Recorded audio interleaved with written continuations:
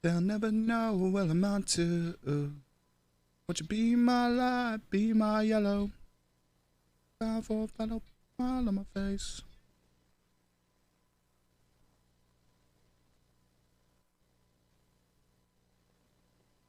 Get your towel, get your towel, get your towel.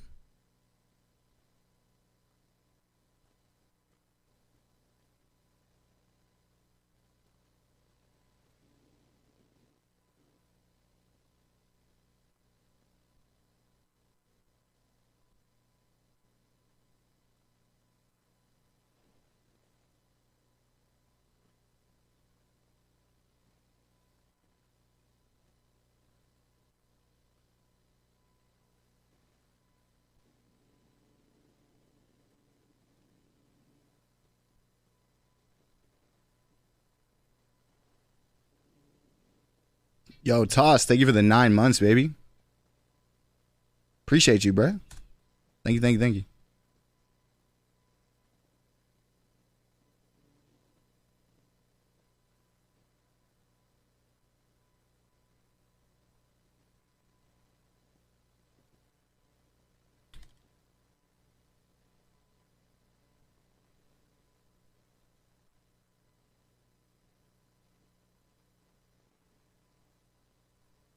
Won't you be my girl? Won't you tell where my head was at when you found me? Me and you went to hell and back just to find peace. Girl, I thought I had everything, I was lonely. Man, you're my everything, I was lonely.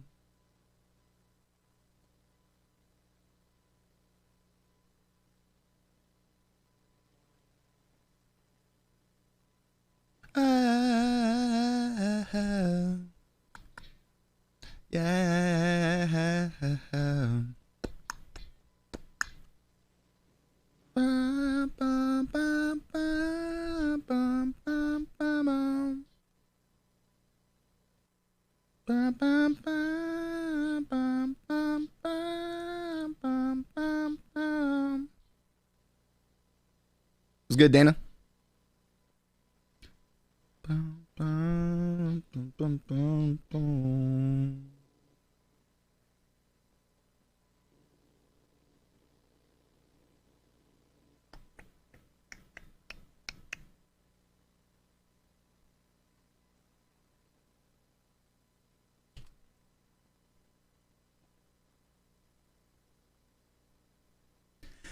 This is something I gotta get off of my chest.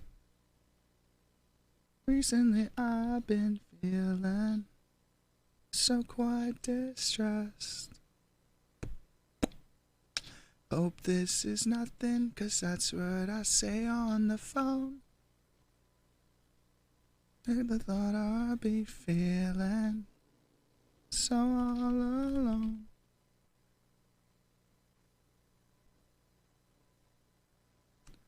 Miss those summer days, oh the good old days, oh the good old days.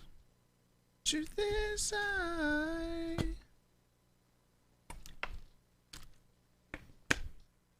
oh the good old days, oh the good old days.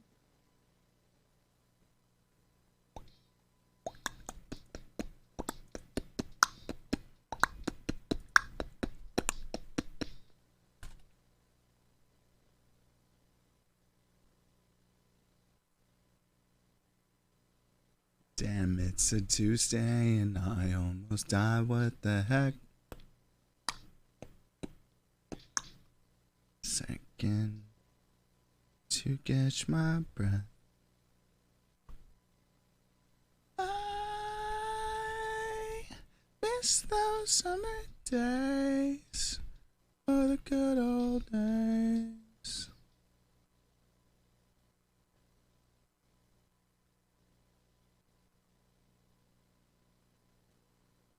Miss those summer days.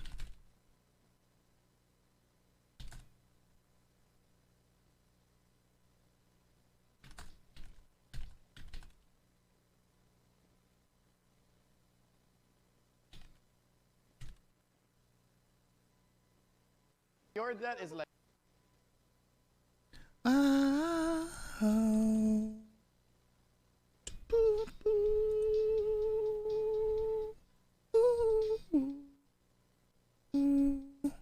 Oh. Oh. Do, do, do. It's the summer days. Oh, the good old days. Oh, the good old days. All right, one more song.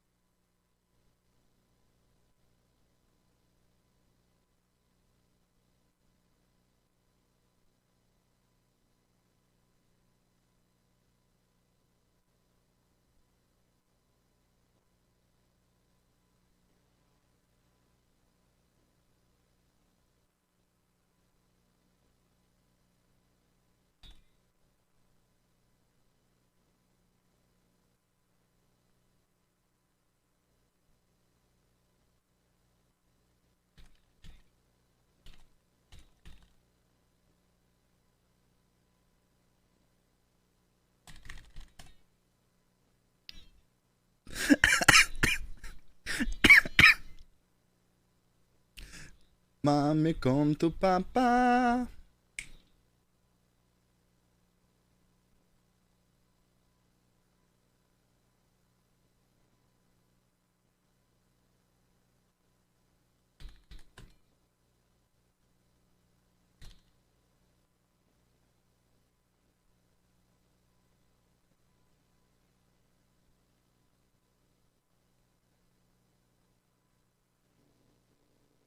Vuelve mami con tu papá, vuelve moreno con tu papá.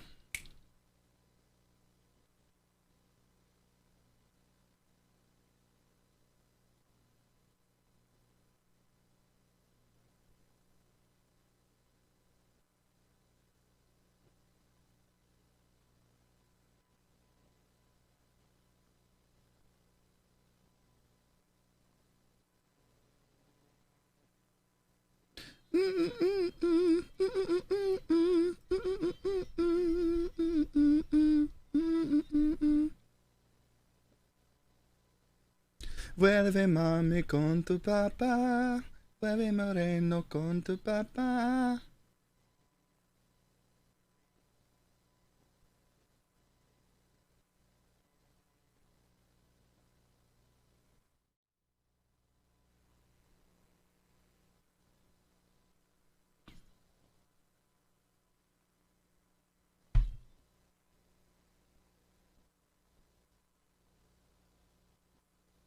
Vuelve mami con tu papá.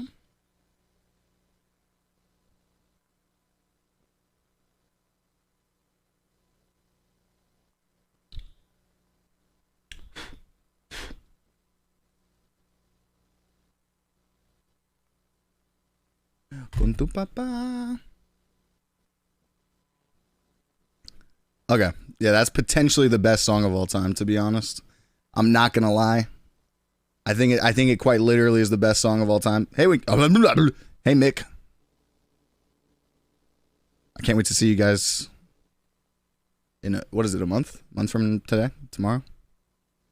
Raise a hand if you were there for Xavier's Kingdom Hearts streams. Bro, Kingdom Hearts may be the worst game of all time. I'm gonna go ahead and say it, to be honest.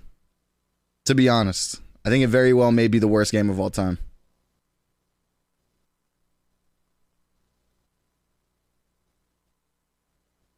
Chat, y'all got me live streaming at Xavier's bachelor party?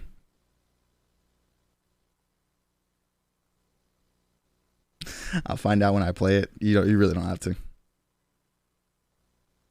Don't do that. Thanks. I love when Xavier, he knows I'm fucking with him. But now, what's your opinion on the Stan Lee stuff? Oh, it's a good question.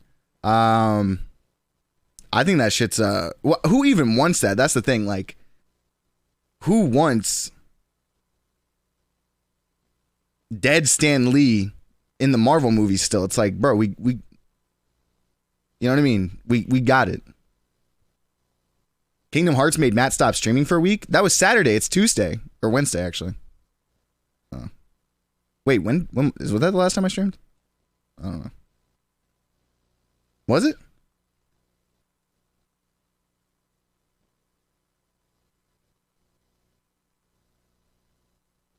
I think it was. So, okay, this is what happened. More than a day is a week. That's fair. So basically, here's the new deal, chat. Okay. Here's the new deal. So today, I think, was like the 6th day in a row I went to the gym. Hold on, let me check.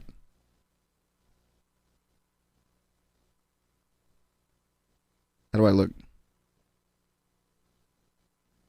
Okay, so 6 days ago would be the 11th.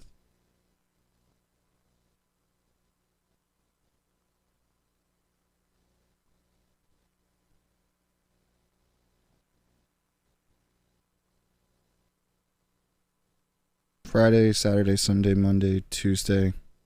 What did it say? Wednesday? Yes, so today's the 6th day in a row that I went to the gym. Don't forget to take rest days, Mr. Stream. Well, I'm not like doing like weightlifting yet. So I don't know if that's actually like a thing or not. Like, do you need a rest day just to walk? I feel like you should be able to walk every day. Matt about to be boxing? Shit. Maybe. Let me, you know what I mean? Just know. Okay, so exclamation point YouTube, first of all. We got a new YouTube video out. It's some of y'all were probably there, maybe most of y'all, I don't know.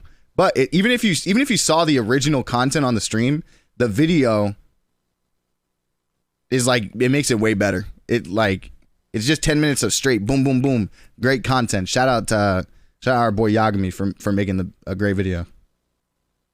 D-Rod versus Omega.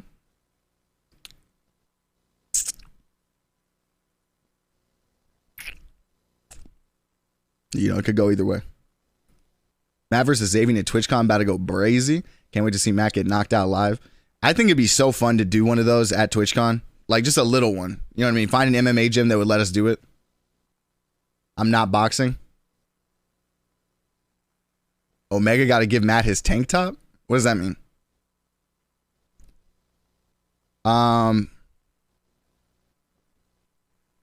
Matt versus Mike Engel. Bro, I'd beat his ass. I would beat his ass in boxing. In boxing, I would beat his ass, is what I'm saying. Matt versus Mike Engel would go insane. I would, first of all, I'm pretty sure I'm pretty sure he was extremely short. I would body his ass. I'm pretty sure I would jump up, like, I would take a slight hop and I would Goomba stomp him, bro.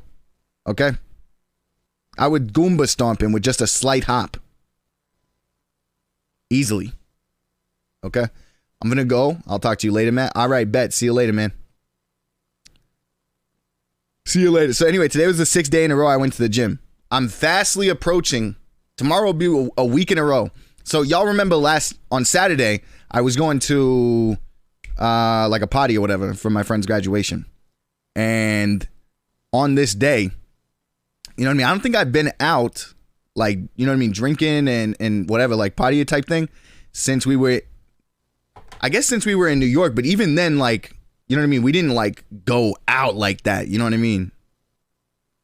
Maybe one of the nights we went, like, I don't know, it was like so many of us, we were just kind of like enjoying our own company. Like, we didn't really like go to a club. Matt versus Wings. Wings might piece me up, bro. I'm not gonna lie. Imagine how many punches I'd have to get through. You know what I mean? Just to get through to him. You know what I mean? I think he bodied me, actually, to be honest. But yeah, so I got absolutely sloshed, like real drunk. The drunk streams are coming back? Nah. Cause, bro, here's my thing. So my calorie goal every day is 1,640. Okay. In order for me to lose 2 pounds a week, it'd be 1,640 calories a day for me to lose 2 pounds a week. And then I'm exercising like roughly 700 calories a day on top of that. So like there's not even that much calories to be able to drink. You know what I mean? Like one shot of even like straight vodka is like 100 calories. It's like, bro, that adds up. Wings with body mat with one he literally plopped one on me, I'd be dead. I'd be dead right there. So that's dead. But yeah, anyway, we're gonna be hot by TwitchCon, boys. What is that? It's like 8 pounds a month or something. For 5 months. What is that? 40 pounds or something? 50 pounds? Something like that. I honestly don't even like originally when I lost weight, like, I don't know, 7 years ago or whatever it was, like the worst thing I can do, I think, honestly, is like look at a scale. Cause the scale will be like, you know what I mean? You could literally be doing everything right and then go up like 2 pounds on a morning for no reason or whatever. You go up a pound, like whatever it is, your body just fluctuates. So like that should be demoralizing and shit. You know what I mean? You'd be like, damn, you'd be wanting to jump out of a window off of that. So yeah, honestly, I think like what I did earlier or today, whatever, when I got back from the gym, I picked out like a pair of pants that I wanted to be able to wear. Cause like over the last year, I bought like 800 pairs of like denim and shit like that. Some of them just didn't fit. You know what I mean? Cause they would be like vintage and I didn't have like a tape measure when I bought them. So like I didn't know for sure like what size they were and shit like that. So anyway, I wanted to be able to like fit in those. So I put them on. I was like, okay, I can see I'm probably like an inch from being able to wear them. You know what I mean? So I'm like using that as my goal instead of like looking at because I'm going to lose weight regardless. Like it's like mathematically impossible to not lose weight. So, you know, it's not worth looking at it, to be honest. But yeah. Anyway, so I went out on Saturday night. I got absolutely sloshed, completely obliterated drunk. I literally like, this is honestly probably the worst like I've ever gotten drunk in my life, if I'm being honest, because I got so drunk that like I was like, you know what I mean? I was like far away from home. I couldn't like, you know what I mean? I couldn't get an Uber or something like that. So my friend was like, oh, come like just stay at my house. But he was the one who was celebrating his graduation and shit like that. And his girl was over. So I was like, damn, I don't want to like intrude. Like, you know, my man's trying to get some pussy. You know what I mean? So I was like, you know, let him do his thing. So I was like, I actually didn't even feel like that drunk. So I was like, let me just go like sit in the passenger seat of my car and I'll just wait until I'm good. And then whatever, I'll be fine in like a few hours or something like that.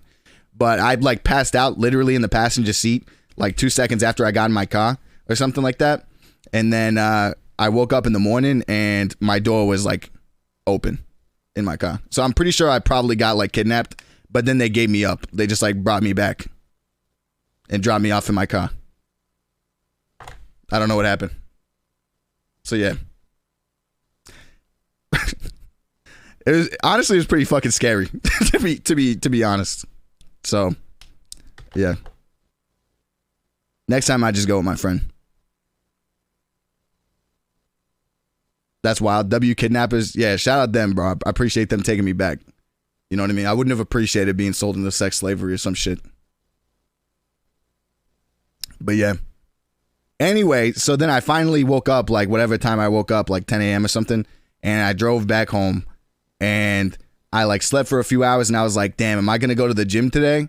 You know what I mean? But like that, at that point, I was only 2 or 3 days into my, you know what I mean? My trying to build going to the gym as like trying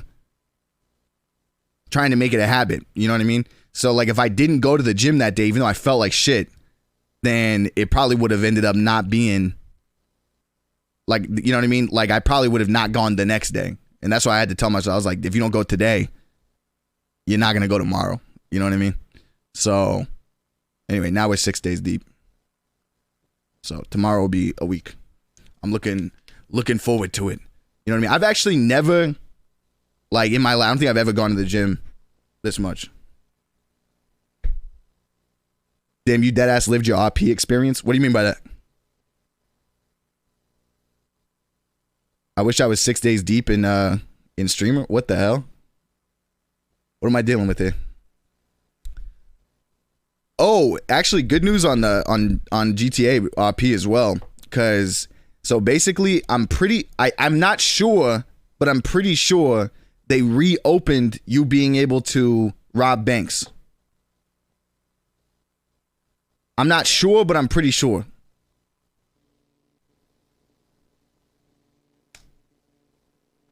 Oh, when I got kidnapped by Mike Block. True. Yeah, literally. I think they did. Because here's what happened.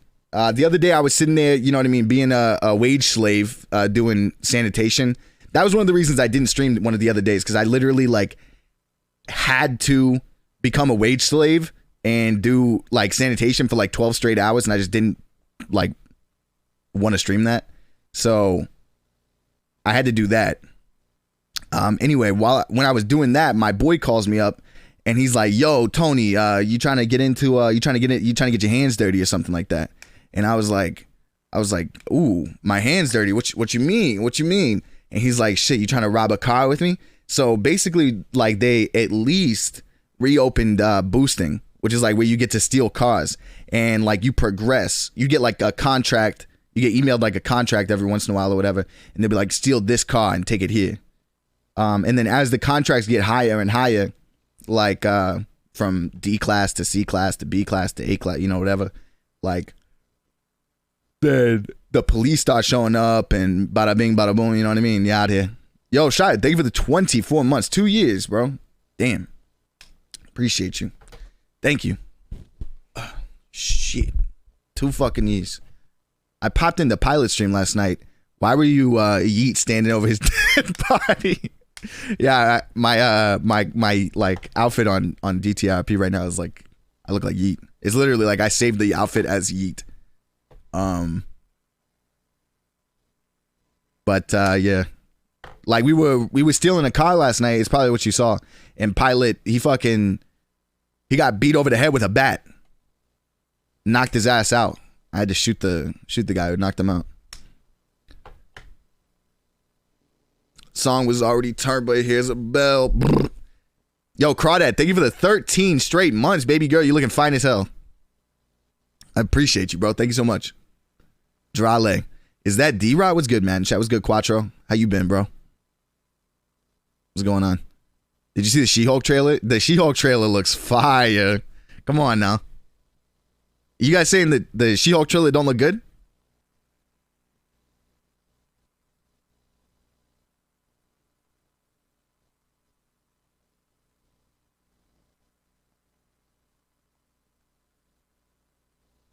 My cat's going crazy right now.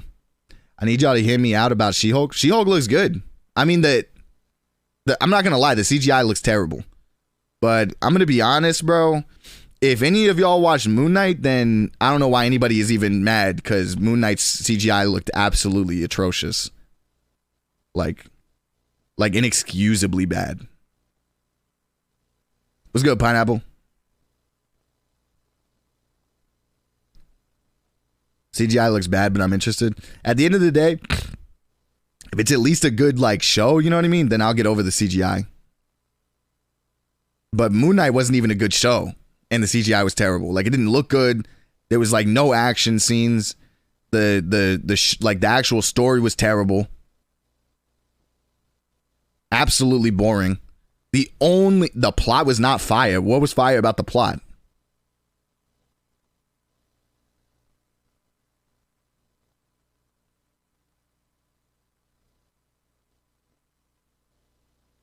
I need She-Hulk to pop my eyes out of my skull with her thighs. On me. On me. Oh, and this is what I was going to say. So, here's the new plan. You get me? So, we're hard at work on the YouTube channel now. Me, Yagami, Xavian, Richie, all 4 of us working on the YouTube channel. You get me? So, yeah. We're going to be doing that. We're going to be making the YouTube channel happen this year for sure. So because of that, I can't, I mean, not that I have been the last couple months anyway, but I can't be a 400-hour Andy or whatever. So this is my plan. Basically, I'll probably, like, so I'm going to go to the gym in the mornings, right? Go to the gym in the morning, like, whatever, 8, 8 to 9 a.m. or whatever. Come back. Yo, what's good, Lonnie? We'll come back and then we'll stream from like 11 a.m. to either 5 or 6 or something like that. You know what I mean? I think that's the plan. And the idea will be that... are you doing an accent? No, what accent do you think I'm doing?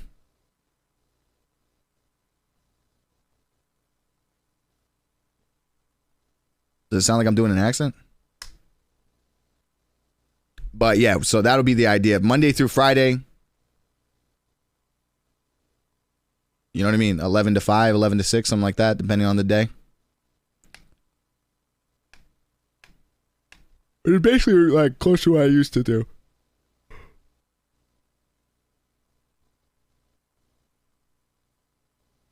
I honestly think I might get rid of this phone. My phone that I've had since I was like 17 or 16 or something like that, this phone number. I mean, from the day that I got this phone, I've been getting spam calls. But I just got that new phone, what, like a month or two ago, right? I got that. I have 2 phones, right? And I literally have gotten 1 or 2 phone calls, and they were just from the 2 or 3 people that I gave that phone number to. Like, it's like that phone number doesn't exist, or it's like they gave that number to me and it never existed before. You know, because it's not like I'm getting spam calls and they're saying, yo, what's good, Matthew? Like, how you doing? They're like calling me and they're like, Jennifer, did you know that your repo? Like, I'm like, damn, bro, come on now. Just sign up for the spam call registry? Nah, you know what? I don't even care. Like, I shouldn't have to sign up for that. It should just, like, it should literally be illegal.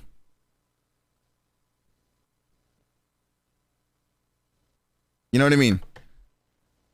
Like, the FBI should be busting down these fucking spam calling, robocall bullshit fucking factories, and they should be just like dismantling them. Summarily dismantling them. Exploding their factories. I signed up and I never get any more. Maybe I'll sign up. I don't know.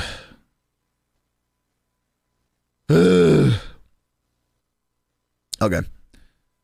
All right, we got a couple. Ooh. Okay, guys, I actually started watching these videos from this dude. His name's Troyo Boyo. To be honest, not gonna lie. Pretty good videos. We might watch one of those. Fanboy rewrites the DC extended universe. Oh, that's actually interesting. Yeah. Okay. Okay. I got a couple of videos queued up. Hold on. Let me pull up one more. What's that shit called? I have my cousin's phone number now, so I get a million spam. Shit is ridiculous. Nah, bro.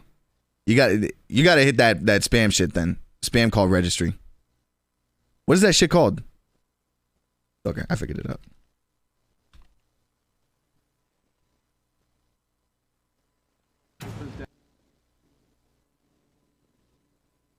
Figured it out.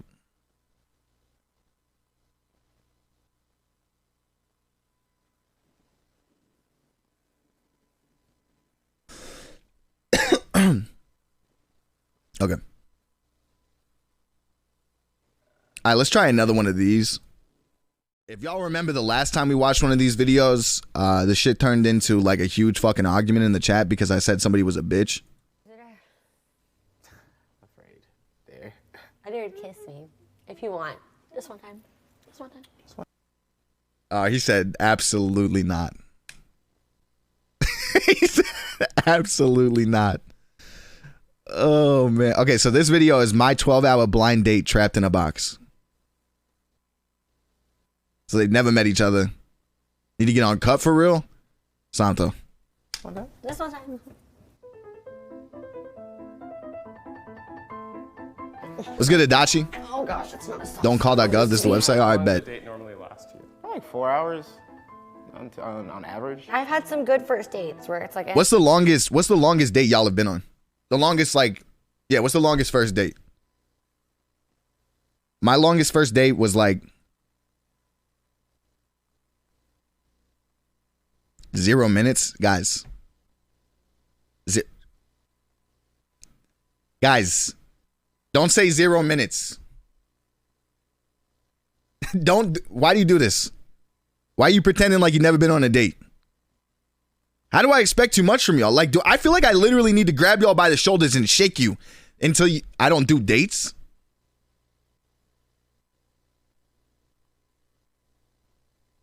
Zero minutes? 3 hours? Only 3 hours? 3 hours for first date, if I'm being honest. I'm not saying what's the longest you would do. I'm saying what's the longest that's ever happened.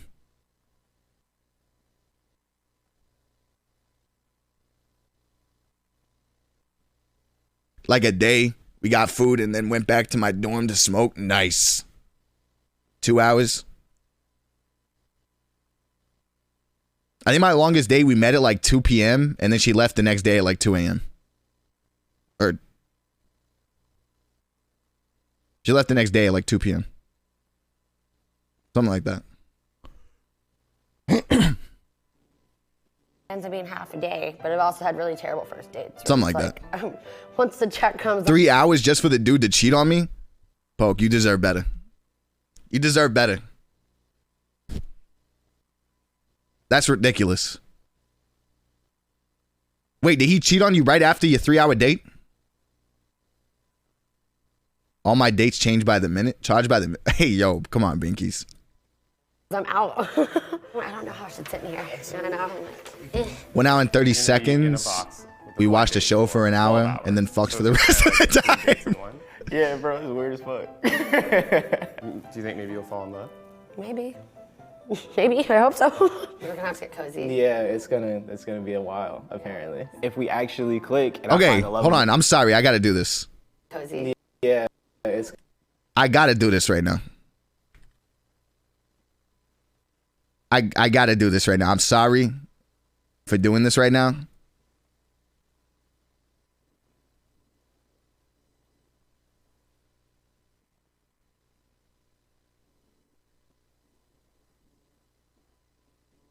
It's okay. gonna be a while. My bad. Apparently. My bad. I didn't mean actually click. And I find the love of my to do life that today. That's a really tight ass story. I got trapped in a box with you for 12 hours. So what's your name? Trey. Nice to meet you. Nice to meet you. Christina? Yes, with a K. With a K. What do you do? Well, I work at. You're just trying to be different. You named Christina with a K. I also do like. Dude is pretty good looking.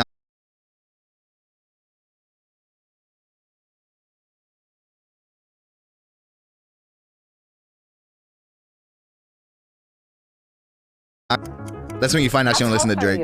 I'm like 6'1". Oh, dope. Okay. Yeah. I'm 5'7", but I feel like I would have been taller. I have scoliosis, so like I have an S curve to my spine. Do you typically go for like taller people in terms of like dating? Or, Yeah. like, I don't think I've ever dated anyone shorter than me. would you? Probably not. Sorry, short. Damn, I wonder what that like. That I guess that's just an evolutionary thing, right? The being taller than you thing, right? Dude, the other day, okay, when I was at this party, right? It was mostly, I think it was actually like almost all like people who are Latino, right? I think I was like the tallest dude there. Like no meme shit. I didn't even like recognize that until I left like the next day. But I think I was the tallest dude there, and it actually like it changed my life. I kind of have an idea of what you tall folk deal with. Kings. But no, for real, like, what are you looking for? Nice. Like, what kind of relationship? Or, nice. This point in my life, I've been like pretty non-monogamous for like a couple years now. In terms of right now, I think I've been the most ready I've been in terms of like a relationship and all those things. That's awesome. Yeah. What are you looking for right now? I would love to have a partner, you know. I've really felt that, you know, life brings me the people I need when I need them. So if she sounds like she's developing a smoker's cough. Mm-hmm. Yeah, she do sound like she would smoke cough a few times in a movie theater and make everybody think she got COVID. You never know who you're gonna meet. That's a fact. How many major relationships have you had? Oh, 4 relationships. It's a good number. I've been in like, What do you guys count as a major relationship? I'm curious. What does that look like to you? I actually like how she dresses. Really? You love this, what is this? Fuck. What's that British brand? Where's my British people at? Somebody knows what I'm talking about.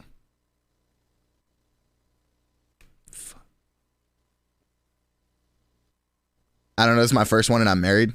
Well, good for you, Lonnie. None of us can be so lucky. Nah, I'm actually really happy for you. That's dope. I'd say like a year to 2 years. Okay. A real relationship got to be like 1 to 2 years. Okay, okay. So like, have you guys ever called somebody your girlfriend, but now you wouldn't count them as like a real relationship?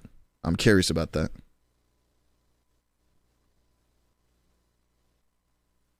$100%. Like if you went on a date with a new girl and she was like, how many relationships have you been in? Would you count all the girls you ever called your girlfriend? Or would you only count the ones that you feel like were major? I mean, we in talking face until we say otherwise. Okay, yeah, but like, I wish she wasn't a real relationship. Nope, never had one. Come on, Quattro, you know what you need to do? Wait, how?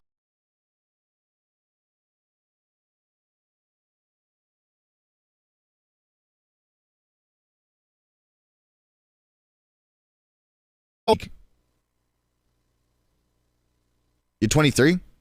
All right, Quattro, me and you, we're going to go out one day. We're going to go to a bar or something. Oh, 2 weeks ago? Hey, happy birthday, bro. We'll go to a bar and I'll put you on, bro. I'll be your wingman. Wait, I'm not even being funny. If you'll do that, let me stream it. Not a tramp stamp. Not a tramp stamp. I'm good. Just peeped your Hot Ones video. Oh, shit. Hell yeah. Did you enjoy it? Shout out Yagami. Fucking killed that edit. Why not? Because it's not a tramp stamp. It's like, it's going to be take up like almost my whole back. Matt joining the Yakuza. I'm not going to lie. It was like, I didn't know if I wanted to get my back tattooed right now. I kind of wanted to get a chest tattoo or something, but. Yo, that's actually kind of heat. But this time, Quattro, you can't do that shit you did the last time I streamed with you. You got me. Really like 3 major relationships, I guess. And the first one was actually like my childhood crush. I know, right? He kind of sucked though.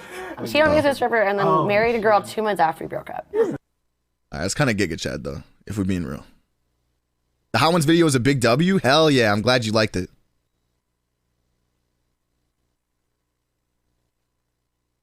They go, wow, that sounds like a midlife crisis. My head's like out of the box. Try to get your elbow to the ground. To the ground. That's the goal. That's where you should pull. Don't pull anything now. It's been 3 hours. Wow. Yay! Trey, close your eyes. Dude, he looks so fucking tired, bro. How's the date going so far? How are you feeling? Nice. Can you close your eyes and then Trey will...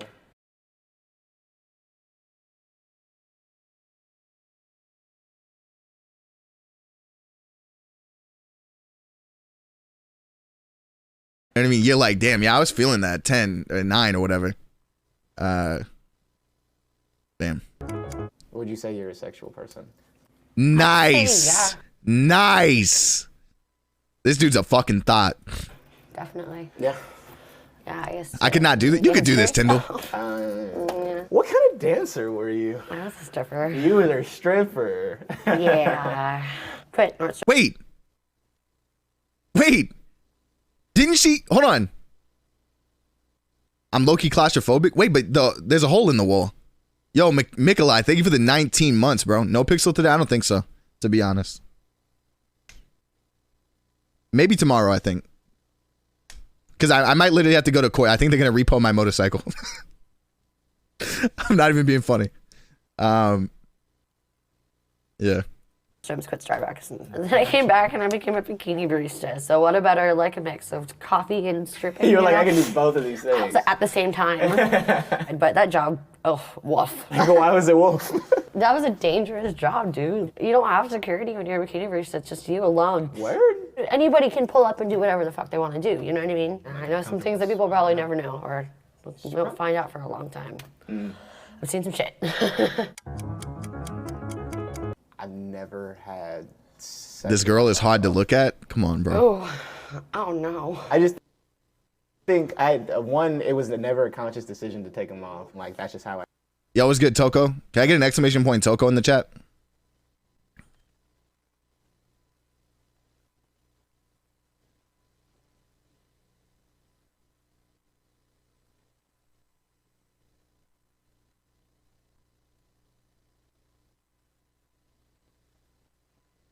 I've progressed throughout my sexual history, and also I think feet are weird. Yeah, feet are kind of fucking weird. Feet are fire, bro. It's time for people to fucking grow up. Ooh. Can I pee first? Yeah, if you gotta go. Actually, I need to pee too, so that would be great. Pee break. Yay. She can't hear you right now. How are things going? Is this someone you would be interested in? He's gonna say, nah. I definitely think as like right now, platonically, yes. I'm romantically still in the air. But it's been interesting so far. I've learned a lot. She's an interesting person. Just imagine how much you're gonna learn by the 11th hour. I don't know. We might be annoyed as shit with each other. How's this going? Please say she I think beat. it's going well. You thought he was gonna say she's beat? Oh, I like him. He's really nice. Could you see yourself being romantic with him? Yeah. Yeah, I could. Ah, man, that's rough. See, they actually dogging this girl because, you know what I mean? The other guy, like, oh man, that's just rough. Could you see the potential of like a lifelong partner? I don't know about that yet, but I mean, you know, I'd have to see how he is around other people. That's kind of my thing. But off the bat, it's been good. Would you sleep with him? Yeah. Nice. Cairo, thank you for the 17 months, brother. How you doing, bro? I was like, I said, I'm literally deaf. Holy shit. You will face each other, stare into each other's eyes, Okay. not say anything for 5 minutes. For 5 minutes is nuts. Okay, I'll start timing. Oh my gosh, yeah, just complete silence. So stare into each other's eyes. Zagold, thank you for the 22 months. Appreciate you. How fitting since I turned 22 in 9 days. Truly fated. Appreciate that, bro. I will be sure to stream in 9 days so that I can sing hello or happy birthday to you. Wait, so is he into her? He's not so much into her. If I'm gonna be honest, I'm gonna say it's probably because she looks like Joan Rivers. What's good, Bear? How you doing, bro? You're looking great, and congrats to Matt for being consistent with the gym. Thank you, man. I appreciate that. And we're gonna be hot by TwitchCon, bro.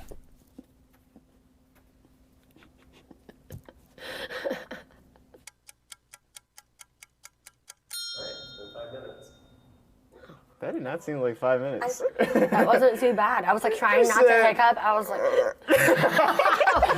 like, oh my god. Y'all dodging her, but her performance on Hereditary. Yo!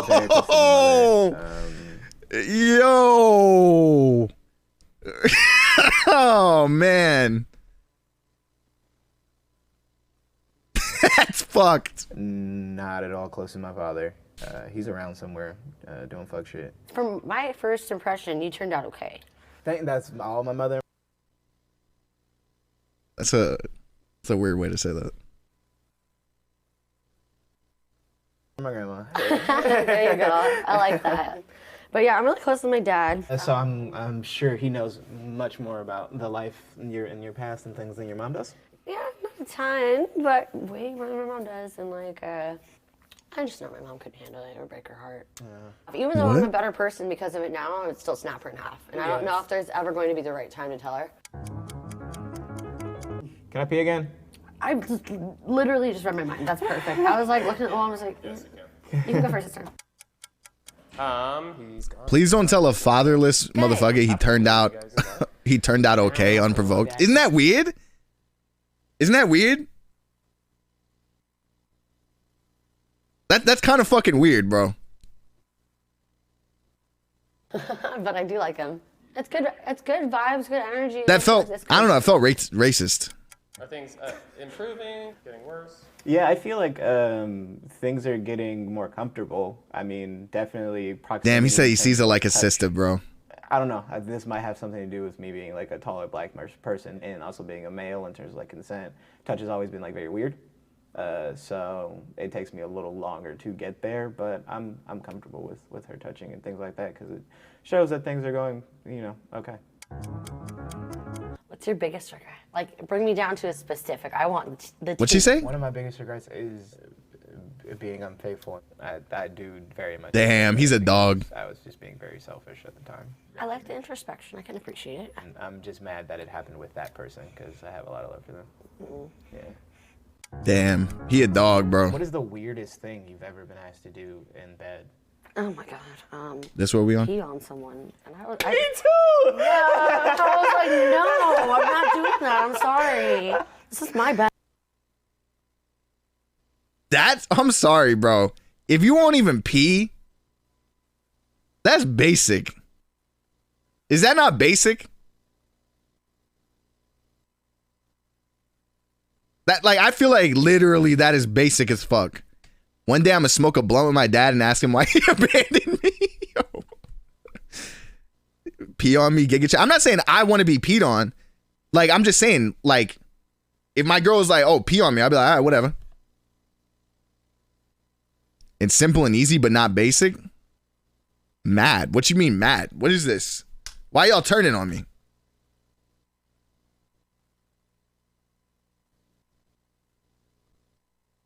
Piss play is fire?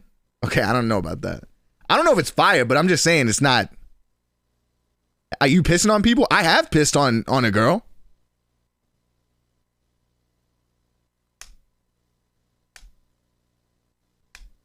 I wouldn't. The only close thing I'd get to that is holding my man's dick while he pees. Wait, I feel like that's so much weirder, bro. I feel like that's so much weirder. I think if you ask a decent amount of people, they wouldn't find it basic. I disagree with that. I feel like a lot of people have pissed on someone, even if it's just in the shower or something like that. Yo, Toko. M. Kelly? What the hell? Like in the shower on you? No, I'm not saying on the bed, but I'm saying most people have at least, like, because people, if you're showering with your partner, you know what I mean? Sometimes, like, you start going to town type. Like, if you're showering together and then somebody might be like, oh, piss on me. I just want, you know what I mean? I wonder what it's not that big of a deal. My girlfriend wants to hold my dick while she pees. What? What's good, monkey? And she watches your stream in the morning, so I hope she saw that. Well, shit, okay. Yeah, I hope she did see that, because I think that's weird. I think that's weird. It's not weird. It's always been a dream of mine to hold my man's dick while he pees. Okay, I'm sorry, but just because something is a dream of yours, don't make it not weird, bro. Just so you know. It literally seems so fire. Bro, literally just, can't girls get one of those, like, it's like a dildo thing that, like, attaches to your vagina, and then you can pee out of it. Like, you know what I mean? Like, if you, it's not the same. I feel like that's what you're looking for. You want to know what it's like to hold a dick while you pee. My meat ain't big enough for that. Yeah, on me, bro. What you gonna get? Tweezers out and fucking hold my cock while I pee, bro? No thanks. Ew, no. They asked in your bed. Yeah, I was like, no. It's got to be one of those pees where you're like, you wake up in the morning bricked up having to pee, where you got to like do geometry just to like find an angle where you can pee in the morning. Nuts. Absolutely not. Okay, choose a dare. Dare. All right, I dare you to give me a massage. Rub my shoulders. There you go. So, anyway. If you are okay with that. Hey, come on. Just face the wall. That actually feels really nice. Oh my gosh. He's not even doing anything. You know, it's a nice time. Right? I'm like, nice. I'm looking for that S. I'm like, nice. No, I'd be nervous as fuck, because what if my stream splits? True, actually. I got one of those and my man sucks that thing. What is happening? Nande did not waste a minute of being untimed out. So hard, man. So get it out of me, bro. Like, please. Pause. Can I pee again? Perfect timing because your lunch is here. Yay! Hell yeah. Oh my gosh, it's the worst. I broke a tooth, so I have to take a tooth out to eat. Oh, does he know about Fuck. No, that's gonna be a little surprise for him. that? Nice. Yeah, right? Okay, so this is embarrassing, but my tooth is attached to a flipper. So I have to take out my fucking tooth. Yeah, on camera, of course. The one fucking time in my life is that. The one fucking time. Hey, It's cool. It's gonna be rough. I took out my grill. It's like kind of the same thing. Yeah, can't lose this bad boy. This is like part of my face I'm taking off. That is rough. Halfway there. Woo! That is rough. If the stream splits, that's low-key fire because you get to hit multiple targets at once if you think about it. Bro, we're talking about your girl holding your dick while you pee.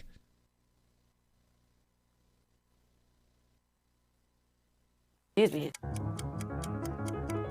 What's your favorite position? Bro. Sexually? Like missionary with like legs up in the air. Some of my best work. Okay, all right. Nice. All depending too, though. Because if I'm like on a slippery floor and I got my socks on. Oh my God. Fucking socks. I'm never gonna let that one. Like that one will never leave. Like. Have you thought about kissing me? Sometimes your stream of piss splits. Like imagine.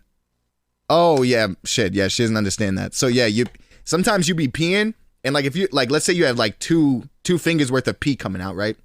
Like sometimes like I don't know like how it happens. Maybe your dick like gets like closed partially or something like that. Because then your pee like splits and goes. It starts going like two different directions. You'll say no. It's okay if you're not. No. So you kind of have to like jack yourself off for a second or whatever to like not literally, but like you know what I mean. You gotta like fix your shit. And then I was like, what would it be like kissing her without the tooth? What the fuck did I join into? Oh, it was good, Tom. I haven't actually tried that yet, so it's like this too. So Yo, Nande, what is good with you? If you want to try a new game, it would be swap clothes. Pause? We could. Why not? This will kill an hour. I mean, don't do anything you don't want. I don't really care. I was a fucking stripper. It's fine. All right, here we go. Okay.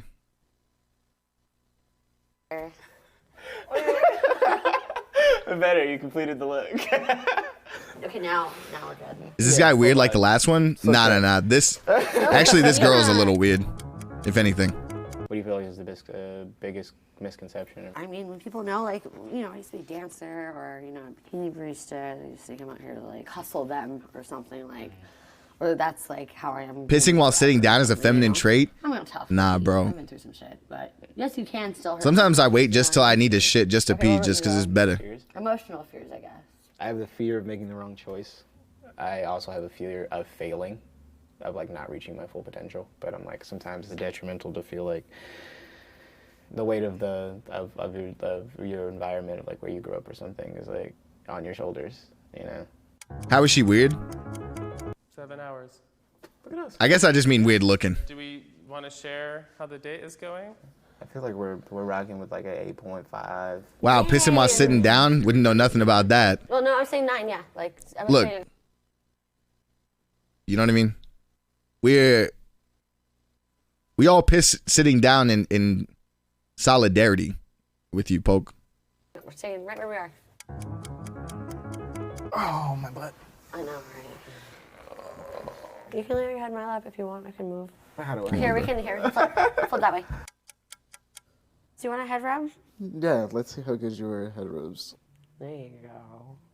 What are you insecure about? I was a fat kid, so my relationship to my body is so much in flux. In what way? I walked through a lot of life feeling very undesirable. So I think Retweet. that's transferred into just how I move through life in general.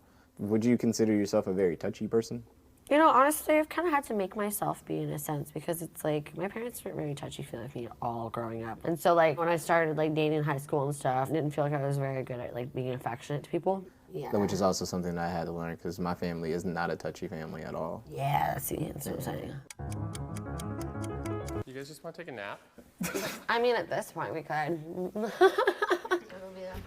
Oh, we're snuggling. Yeah, we're snuggling. It's happening. Yeah. She forcing it, bro. She forcing it, bro. Oh my God. Really?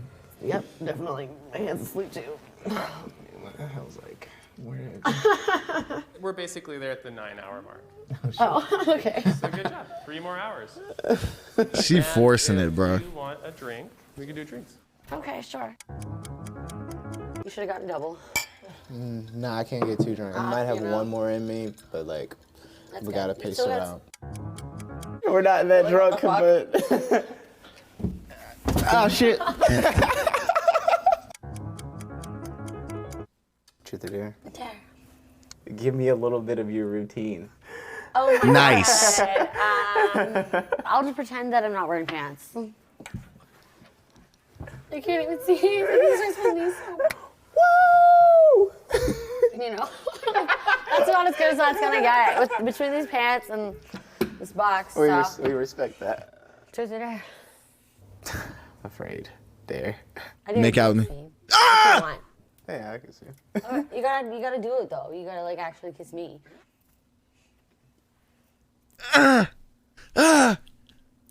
It's That wasn't wait. half Oh my God! Look at his face.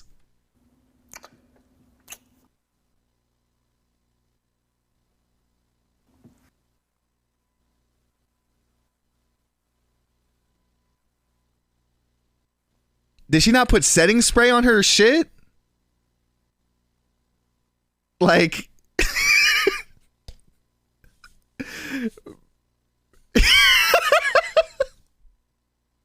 he went in to kiss her and went, ah, shit. That wasn't half bad. You're a good kisser. Oh, we alright. We do our thing. You feel me? Bruh.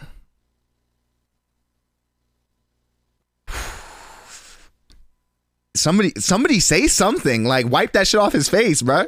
God's like, hey. This is exactly what God wants. Yeah. Tell him to wipe his nose. What? What's wrong with my nose? Oh my God, and she's gonna act like she don't see it. Oh no. There's nothing in his nose. It's a white makeup. That was my Because fault. you're a white woman. I'm sorry. I didn't even see that. I was like, what are you looking at?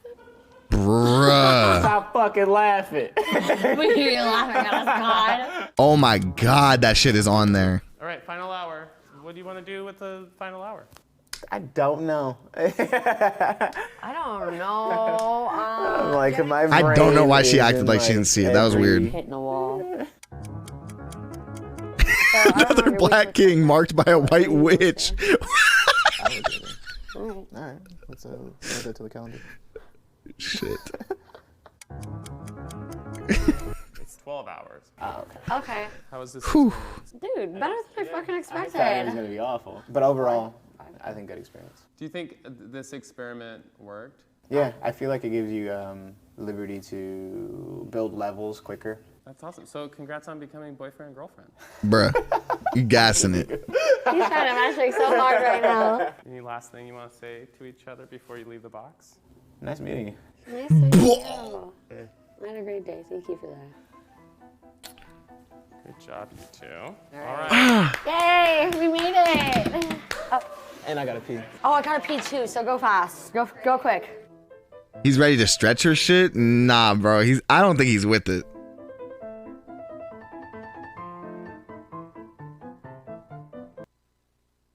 I don't think he's with it. I'd love to do something like this. It seems so fun yet so awkward. I need an update. Let me see what the comments say. Okay, I'm only halfway through this one, but this one is way better than the last. Doesn't seem as awkward. They both seem to become more comfortable over time, unlike the last where the girl was uncomfy the entire time. Okay, but I feel like that's kind of downplaying how uncomfortable the guy was making her in that video. It's dope that they brought this back. Hopefully this continues a new series of video. Did they make another one after this? Oh.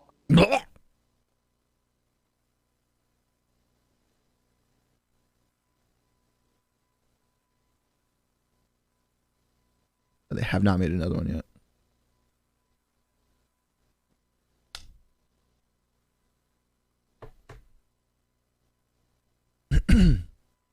Let me see if their social media. They did not link these people's social media. That's rude. He gives the I'm going along with it, but I'm not into it really energy. Yeah, for sure. I think he was actually like pretty like I think there's like cuz okay. You guys can let me know if you disagree with this, but I think it'd be like it is like way more socially acceptable for a girl to turn down a guy than it is for a guy to turn down a girl. You know what I mean? Like if the guy in this instance, when she was like, I want you to kiss me, if he was like, yikes, we'd all be like, wow. Like you'd feel so much more bad for her and like maybe even that he was a dick than if it were the other way. I'm not truing. This isn't even truing. This is just like legit. This just wait. I guess I am truing. But it's not like a bad thing. Like I feel like that's just it's just true. Okay, that's what we on. Okay. All right, Woobalee here with another video. Who has the most debt? Like lavish. Listen. All I said was that I have expensive things. That doesn't mean I live a lap of luxury. If you had to rank yourself against others based on a specific trait, what would it say about how you see them? Reverse the and how they roles. see you? To find out, we brought together 5 strangers and had them rank themselves based on their perceived debt. Then, we rearranged them based on their actual debt. This How are we supposed to... is ranking. My name is Dominic, and I'm 29 years old, and I'm a content creator. My name is Eric, and I'm in nursing school. I'm Della. I'm gonna graduate school in 2 weeks. Oh, wow. Congrats. Hi everyone, my name is Atavia. I'm a digital creator / social media manager / whatever I feel like doing, honestly. I'm Lola, and With the girl in the I green work type in fi. healthcare. Okay, I got an idea of Quattro's. You know what I mean?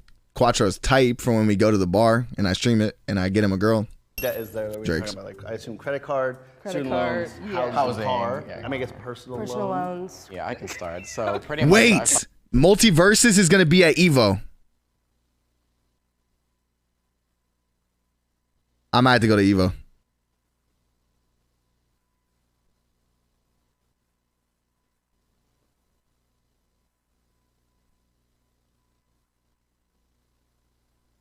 I'll body y'all in Multiverses, just so you know. The Multiverses prize pool is it really?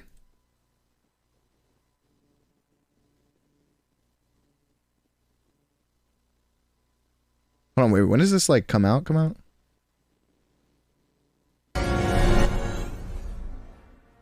Computer, what's my location? Computer. Hey, dude, what's going on here?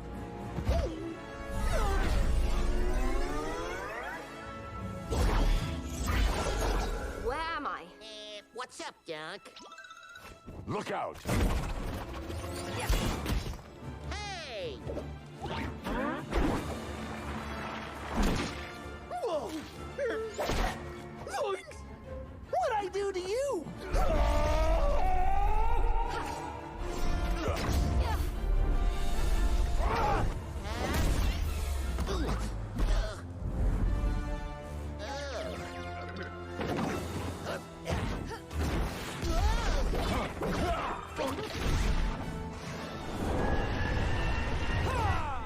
This is gonna be the best game ever made.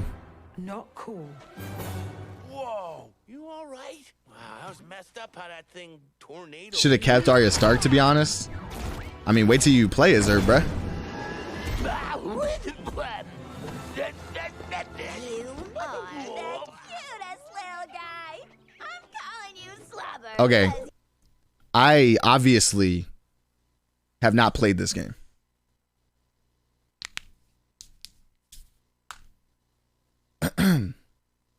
But if I had, I would only play Harley Quinn. You look like your name might be Slobber. You're gonna pay for attacking Slobber. Have you seen the gameplay? Like I said, I have not played this game.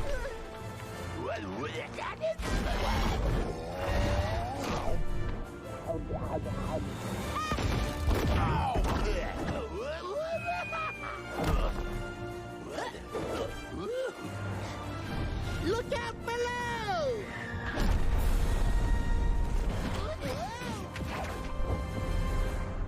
I don't know what's happening here, but this looks And the game is free? Pretty sure the game is free to play and cross-platform at launch. all right then. You're with me. Godlike. Wait, what did it say? Open beta July 22? Damn. From what I heard,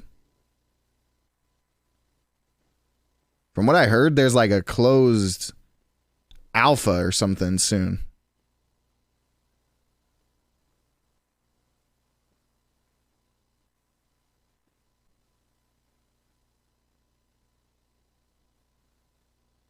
From what I heard.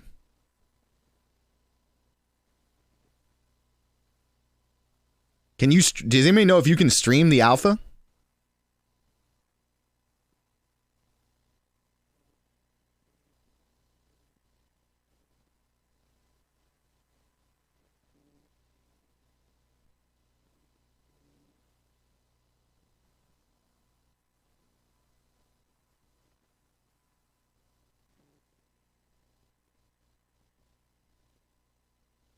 Talk to Rymus this weekend, I think. He has keys.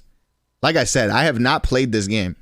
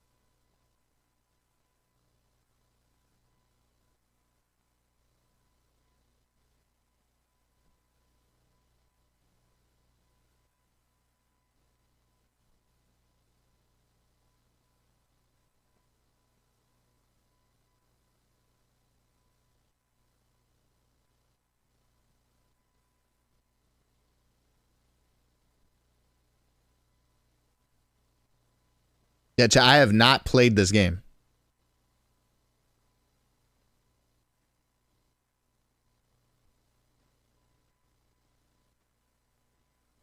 Found myself in debt. I'm in nursing What's school. good, Kat? Kind of just had to get student loans. What about you guys? Car, some student debt, and then credit cards.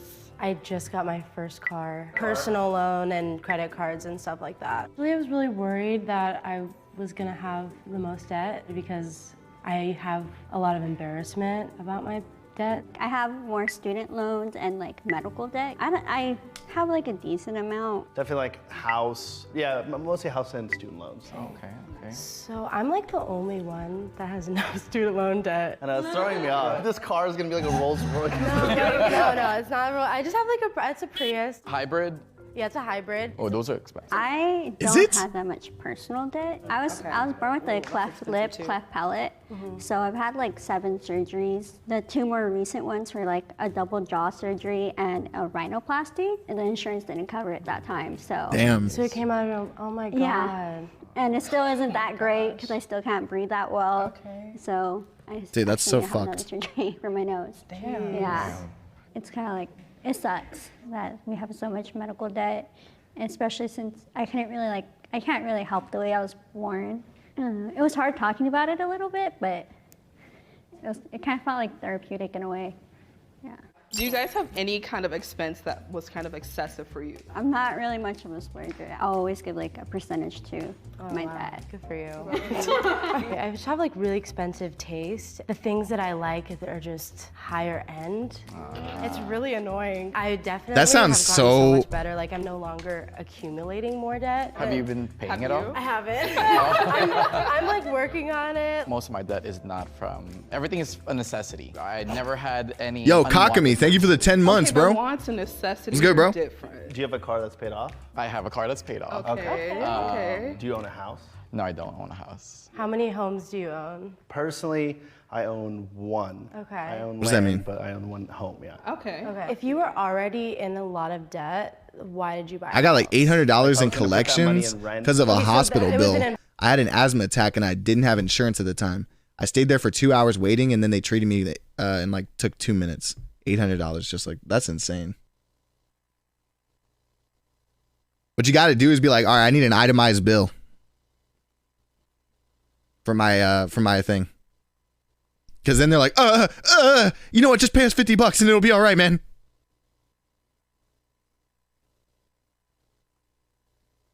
Our bad. It wasn't $800. We weren't trying to scam you. Investment, like you're not living in that house that you own? I bought that house cash.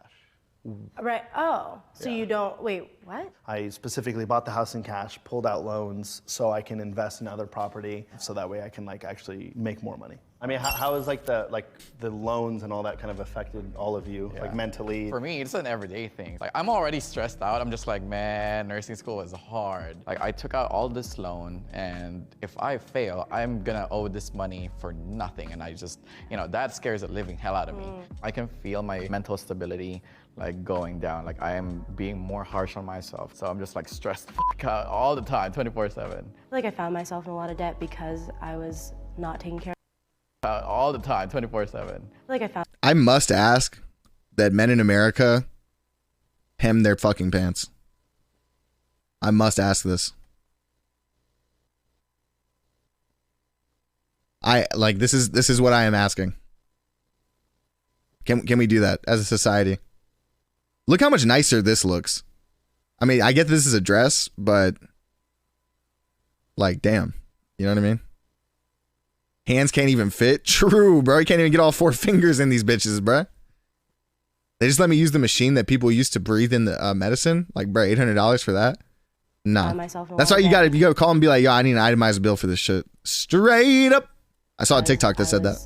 not taking care of my mental health. So like I was really relying on like retail therapy. It made my mental health even worse. You know, you hear that, you think, oh, they have like a terrible spending habit or something. I was just like buying food for myself and trying to pay for my rent and stuff. It was just like trying to live a normal life. I'm just like, damn, I want to move on, but I still have debt. So what can I do? And it's hard to get out of relying on it is. I'm also someone who has anxiety with a lot of jobs. So like, people are always like, you have to work and work your butt off, and then you can spend that money, but that's not realistic for everyone. My debt is, so for school, I have like bad anxiety. I couldn't at that time drive far from my house. I still can't really go in elevators. So I had to pick the closest college. I mean, you can get it itemized and still have it not change. No, because, so what this TikTok was saying, I don't know how true this is obviously, but like a lot of times like they'll just be like, oh, it's 10 grand. And then you're like, okay, give me an itemized bill for this shit. And they're like, oh, my bad. It was only 4 grand. You know what I mean? Like once they actually have to like show like where that money is, like, you know what I mean? I'm not saying that's like 100% true, but it's worth trying. I think like my anxiety was just so bad that like I look at debt or anything money related as just like such a non-issue. I mean, I definitely though have like a thing where like my girlfriend's always upset. She's like, oh, you're always working. Because of my anxiety, I can't really work a normal job. I get that. Me too, actually. Like I work as much overtime as I can. I started building my credit this summer, but I'll only use that shit for emergencies. To be honest, if you really want to build your credit, you should use it on things that you have to buy anyway, that you have the money to buy, like for example, gas or like groceries, and yeah, help you build your credit. People sometimes can't do ambulance pickup because if they take them to a hospital outside of their insurance coverage, they get basically a student loan debt worth of bills. Wow. Anxiety, like thinking I can't pay it off. I don't know what to do at half the time. My family, we don't really come from money, and so even now they kind of have like that mentality where they get scared about not being able to pay something, and sometimes you do need to go into debt, and it sucks, but sometimes that's just how it is. I feel like you're in a lot of debt just because medical expenses are really expensive. Actually, I'm mainly student. Okay. Yeah. That's throwing me off. But then also like house stuff is really expensive as well. So I feel like you too. Yeah. No, I definitely think, okay, I'll move. I went to community college. Like it's not that bad. I feel like you guys should I think you should be in the third. Yeah, I think so. Nursing school is pretty expensive. And why are you in the front? I don't know. But your debt is like lavish. It's not. Right. Listen. All I said was that I have expensive things. That doesn't mean I live in a lap of luxury. Where do you guys shop for groceries? Stater Bros. That's expensive. Stater Bros? Yes. Okay. Trader Joe's. Trader Joe's. Trader Joe's is more They're all expensive than rich. Stater Bros. No. I didn't say Whole Foods, guys. Bonds or Ralph's? Bronzer. They're all rich. I shop at Walmart for my. Yeah, what the fuck? feel like you should be at the end. I think you should be And at the end. then I agree. you seem like pretty well off, to be honest. Like, well, not too not too It's a compliment. It's a I'm compliment. okay with that, guys. Do we agree that he would be the most then? Because he did go to nursing school. And keep in mind, this is just the second year. So you're gonna be in the most, like Yeah, eventually. catch me in 4 years, then I'll be here. I'm just kidding. I thought yours would be more, but when you said that, yeah, your I get groceries at Piggly Wiggly. The fuck is that? Piggly Wiggly. Oh, this is a Southeast thing. Okay. I've never seen one of these. Huh.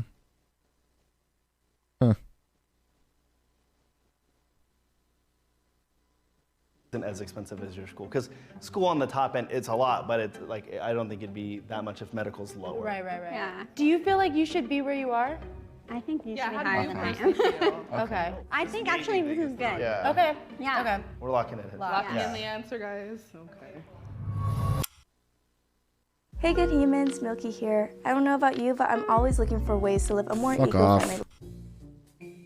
So in fifth, we have Piggly Wiggly's in Alabama? That's a Southeast thing. I don't see any in Alabama though. Oh, never mind. They're okay.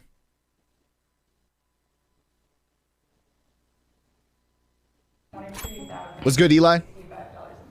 Ooh, we got that right. I was expecting the person at the bottom to be like 2K. We're here for a reason, guys. Wait, how much was it? We got that right. I was expecting the person. 23K. Ooh. Oh, guys, big news. My car's paid off.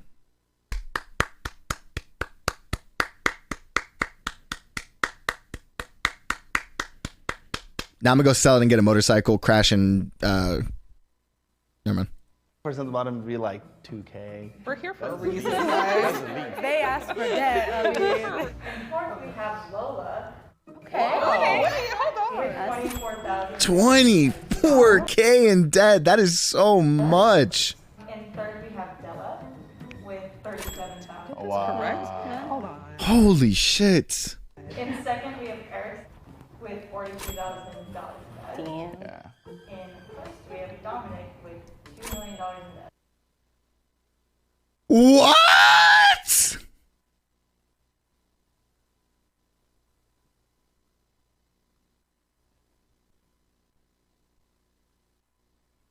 Oh. I just got chills along my entire. Bro, I thought like you okay? 2 minutes.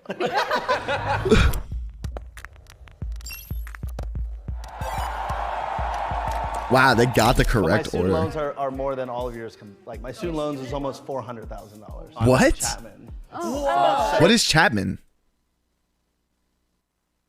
Says that shit like anybody knows what it is. A private university?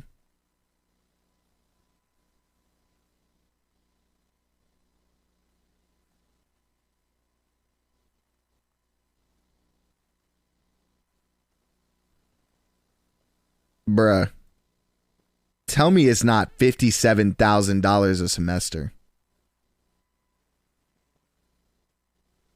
Tell me it's not $57,000 a semester, bro.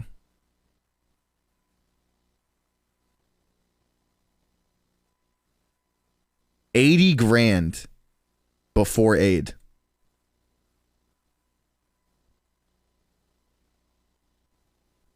Why would you ever go here?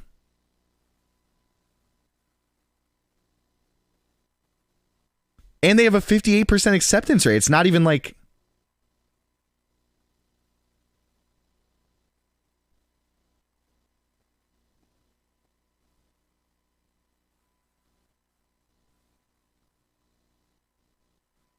What's the perks? You get ass fucked into $400,000 in debt?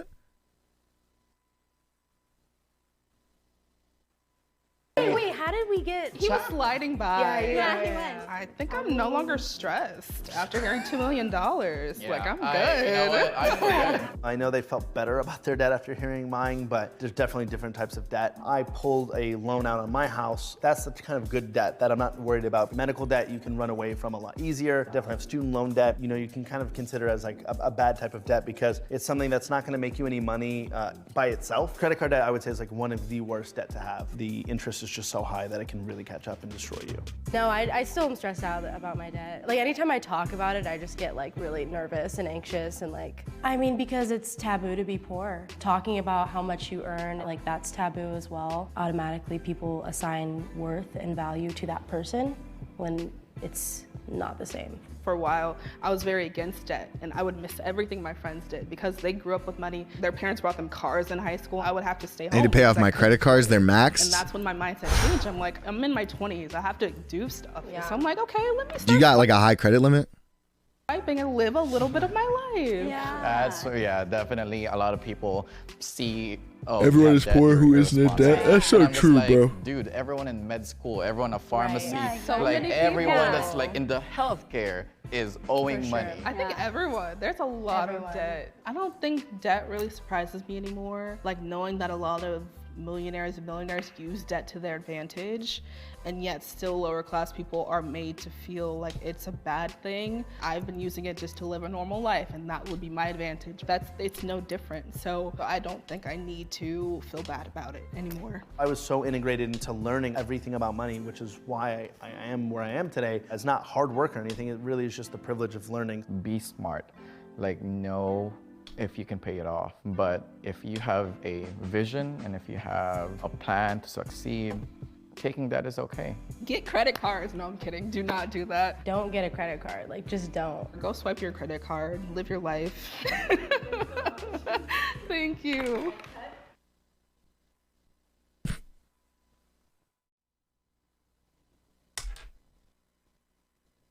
Why did I?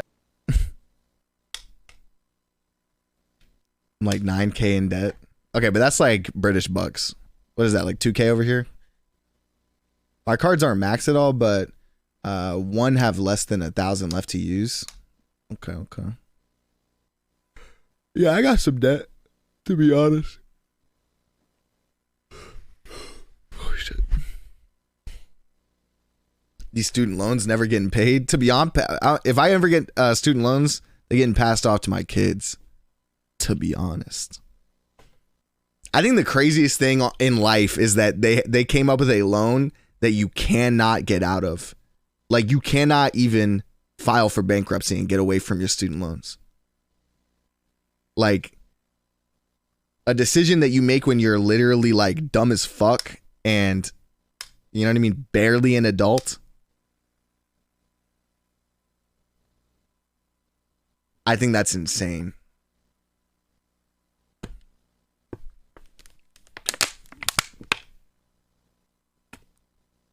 Oh, 15K from tech school when I went. So far due to student loan debt or loans, I'm looking at 20K once I graduate, but none of it is private and it's from financial aid. Okay. In debt to these rodent streams? Shit, I don't see a little gift button next to your name. Shit, you about to drop some subs real quick. You get me? Student loans are paying, and I'm gonna still have to get some more. Hey, but at the end of the day, you know, you're gonna get where you're gonna go. Matt, since no GTA today, we're booting Kingdom Hearts back up, right? So anyway, y'all got 10 minutes until he joins Q. You know what else is 10 minutes? The new D-Rod video. So true. I don't know if I'm playing No Pixel, bro, to be honest. I don't know about that.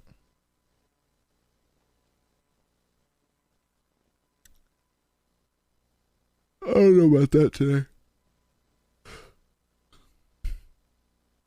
Stranglehold stream? Come on, bro. That's one, Dev.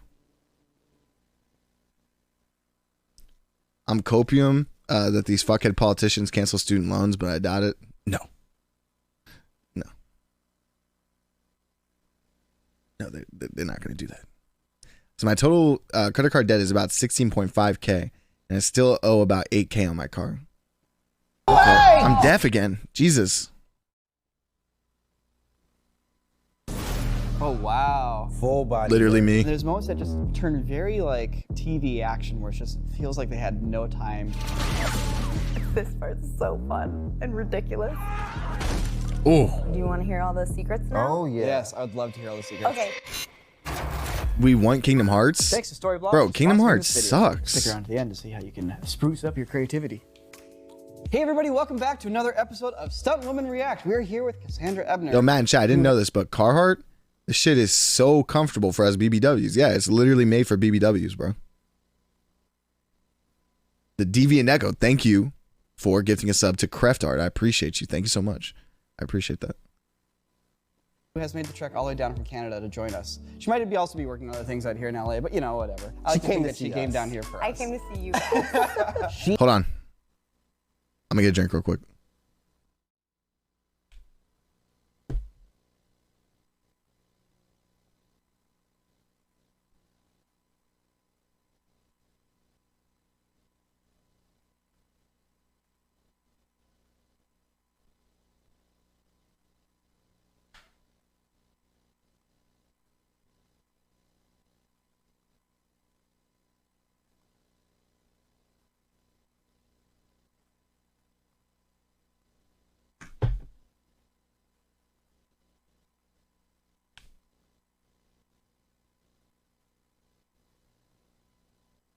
Oh yeah, I forgot about that. Forgot about the ads. Not gonna lie. She has worked on Game of Thrones, Shazam, Flash, all you guys that love CW shows, the heroes, she's probably working with them. I used to make my own films when I was 13 years old and then continued on and used to be a YouTuber. And then I wanted to be a stunt woman because I watched YouTube videos and saw these amazing stunt women like Zoe Bell and Dana Grant from New Zealand. And I was like, they are the coolest people I know. I want to be like them one day. And yeah, I've just been bouncing around. I was just on All right, Tyndall, bro. Enjoy your workout. Yo, Tyndall, don't forget to post in the gym life section on Discord. That's super cool. Hell yeah. We need our accountability buddies. Sounds like a pretty solid career. Thank you. Well, Cassandra's got a bunch of really cool stuff, so let's jump into This shit is crazy. So we can break down what. Let me see. My little sister has been struggling with a health condition lately, and I finally got to see a doctor. They charged her $40 for crying.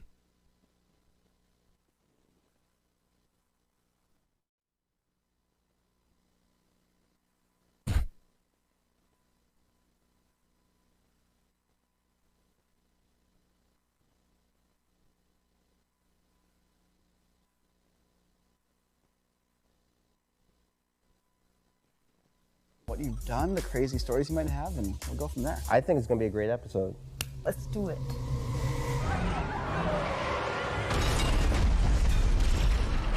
I remember when I made this movie. I'm in the bus. I'm a passenger right now. I'm like way at the back. Did you guys actually have a set turned vertically? Yeah.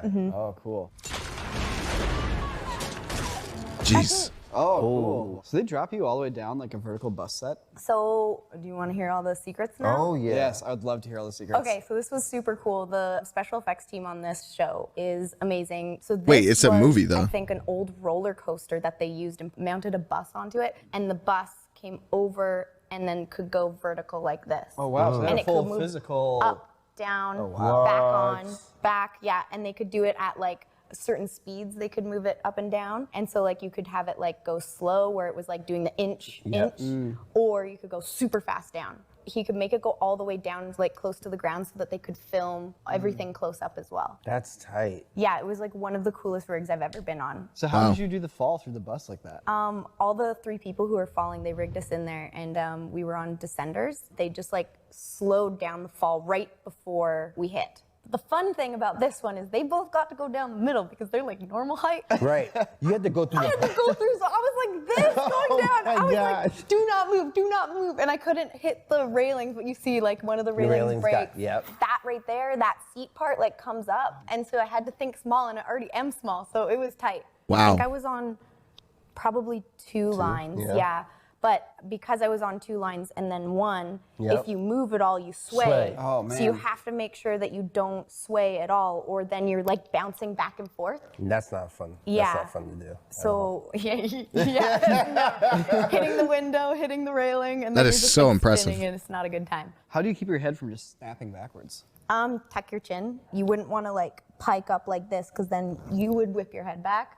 So like you kind of want to try and leave your back flat, but tuck your chin, and then you would hit with your shoulders first and then bring your head back. Someone else might tell you something different, but that's how I would. That's how I would do it too, I think. Yeah? Yeah, I Cool. agree. Thank you. I like having you here so you can like. Can't wait for Avatar 2.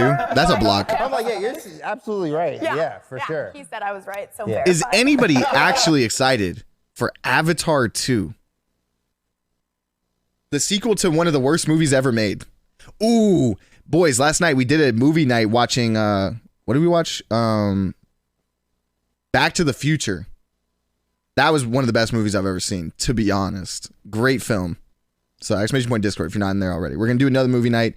Not tonight because I'm going somewhere tonight, and then but Thursday we're going to do another movie night. Drake's.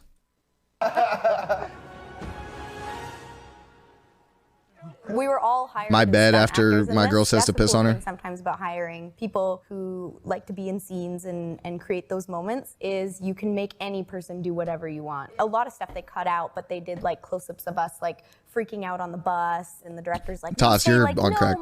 I need to see my daughter or something, and so they would just like make us say a bunch of stuff so they Yeah, I could look forward to plug seeing it the second in one, too. wherever they wanted if they needed it. Not the second Really Avatar, the good second Back acting to the Future. moments from stunt performers in these situations because you're already immersed in it. You don't really have to act all the time. You can just be like, ah! And it's like, that was very natural. How did you get there? It's like, well, I was falling.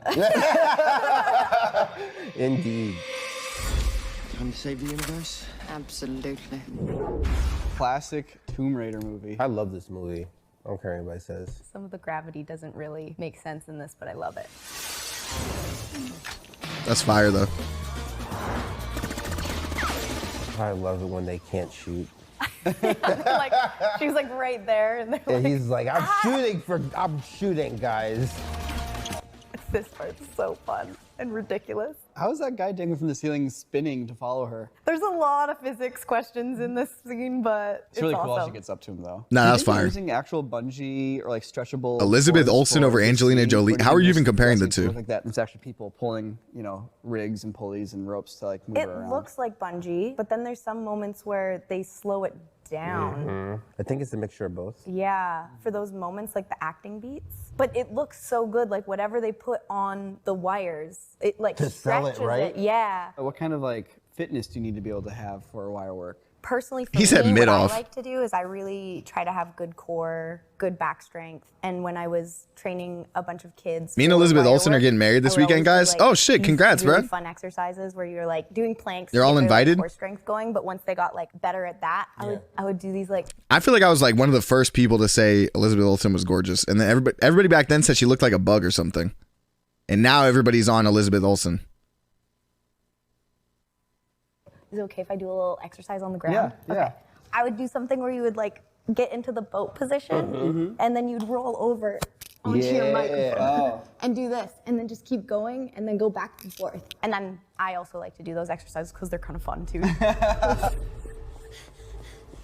Croft fan film. So I loved Lara Croft so much that I wanted to make Lara. a Lara Croft Lara. thing. We filmed it, I think it was in total 11 days and we didn't have much light. We shot it in Vancouver. Bodied. And doing fight scenes around rocks is always scary. Yes. The tackle on the rock's pretty impressive too. I think I accidentally kneed him in the balls. Oh, man. I'm so sorry. I remember him being like, oh, I was like, I'm so sorry, but I had to use his body. That was all practical. Oh. You just got slammed there. This is scary because you're like, there's rocks all around and there's roots all around. I mean, you have a tank top on. Did that hurt? So actually, the director of this is also a stunt coordinator, so he knew what he needed. So we looked around the forest for like a flat spot that looked great with a bunch of rocks around. We took a shovel to the ground and chopped it up a bit so that the fall wouldn't be as bad. And then I could put hip pads in, probably a little bit of a tailbone, and then you just commit. And then they film like a little bit down to up, and then it looks like a bigger. Yep. But he's 6 feet, so it is also It's a big ride. Yeah, it's a big ride. Does he try to slow you down at all right before you hit, or is it just say, here you go, have fun? Usually, like all the performers, when you're working with them, it's a dance together. So they'll try to help save you if they can, but sometimes it's just commit because you just want to get the shot done. Yep. You don't want to do it 7,000 times. His job was like, That looks I'm just gonna make sure you CGI don't better land on 100 rocks, you emoji. don't land on your Literally, head. I'm just gonna make sure bro. you land flat. This is what I've been trying to say. Every movie should just be completely CGI. We should just have a bunch of Pixar movies every year. Exactly. How'd you not get all scratched up from the rocks? I did. Yeah, There's a leading question. Yeah, Okay, wait, what?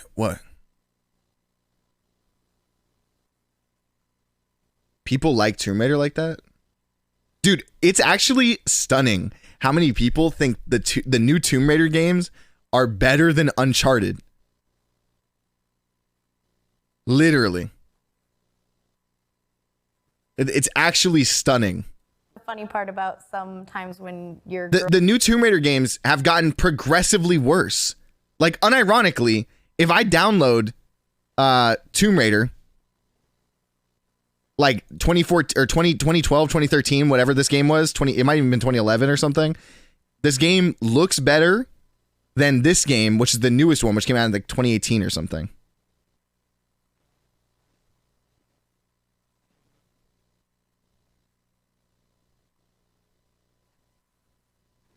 I almost literally want to do it just because it's like impressive how bad this game looks as opposed to this one.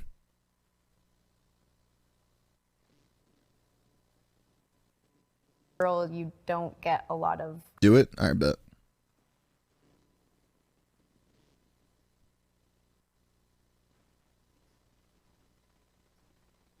great outfits. This was based off the video game, so thanks for that, guys, who made the video game in her costume. It literally just looks worse. Like sometimes it looks really cool. Like This is no meme shit.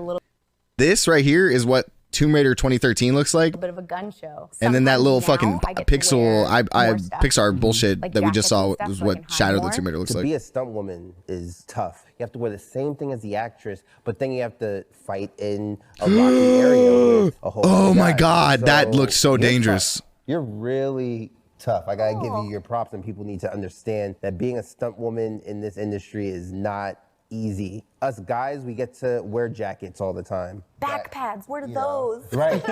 You don't get to wear elbows. You don't get to wear a back pad. Sometimes you don't even get to wear knees if they put you in a skirt or a I'm not a dress. huge Star Wars fan, but I'm playing KOTOR and it kind of slapped. Which one's that? That guy was like, damn. You want to dance? Damn. Oh, man. All of that was practical and real. When you're getting hit by a car, fun facts, you want to try and be on your toes so that the car lifts you up. If you don't, then you are going to be punted to the ground and then go under the car. I'm already on my toes because I'm in massive heels that were so hard to walk in. My friends all made fun of me for it. So I'm on my toes, but I want to be light on my feet so that when the car comes, I'm ready. But as you can see, I had to do a car hit from behind. And then as I feel the car coming, I know it's like, I think we counted out the cars that would go beside me and then when the person was behind me. So if there was like 1, 2, 3, I knew they were coming. So then I could peek over my shoulder to see the hood so I could get up onto it. So when it comes to pads, as you can Yo, see, Togo, thank you for not giving a sub to very Dryden. much, but the stunt coordinator was awesome. He made sure that my elbows Appreciate you, bro. Thank you so were much. covered so that I could put elbows on. I also did it twice. Oh, wow. Yeah, so Wow. the first time they said the car didn't look Man, like did it you was see going people saying fast Gotham enough Knights looks for better it to than kill Arkham me. Knight? So How? they Like, wanted I feel like people are literally trolling me at this point. It's like impressive that games are they're looking worse every year. They are literally looking worse every year. I don't know how, I don't know why, but they are looking worse all the time. a second time, and the second time they did it, my shoe flew Like off. Arkham Knight, yeah, literally what Eli just said. That game came out in 2014 or 2015. It is to this day one of the best looking games ever made. Like, period. 60 feet behind camera. It looks better than Suicide Squad and Gotham Knights. Believed it then. By a long shot. After that. But I think on the second take, my head actually hits the window and it cracks the window a little bit. Oh, wow. But I was okay because what I was wearing was like a hair piece, and then the coordinator asked to slip a little Pad? not a pad. It was actually like a hard Yeah. shell that was like shaped to my skull. That's cool. So he put it underneath, and I'm really grateful for that because it could have gone really badly if I didn't have that. Jesus. Shout out to the stunt coordinator. Yeah. Don't be a fool. Will you? Okay, hold on. Voided. The Last of Us does not look better than The Last of Us 2. Is that you? Yeah, it's me again. I do a lot of acting. You have a lot of different looks. Yeah. That's dope. I'm a chameleon. For the glory and the grace of the primes. Oh, wow. Completely different Full person. body burn. Wow. Standing still. So when you run with a full body burn, the flames can get out of your face or like Right. away from you. But with standing still, the flames just kind of burn in one They do spot. what they want to do, baby. One of the cool things was they considered that, and they had like a tiny little fan kind of blowing on Oh, me cool. so that at least it could try to relieve some of the flames Right. in the one same spot all the time. And I'm doused in a bunch of gel. That's why I look so wet. I had a really great fire team walk us all through it, and it was really great, super safe. You know all the procedures of what you need to do. If the flame starts licking you, is the term that they use.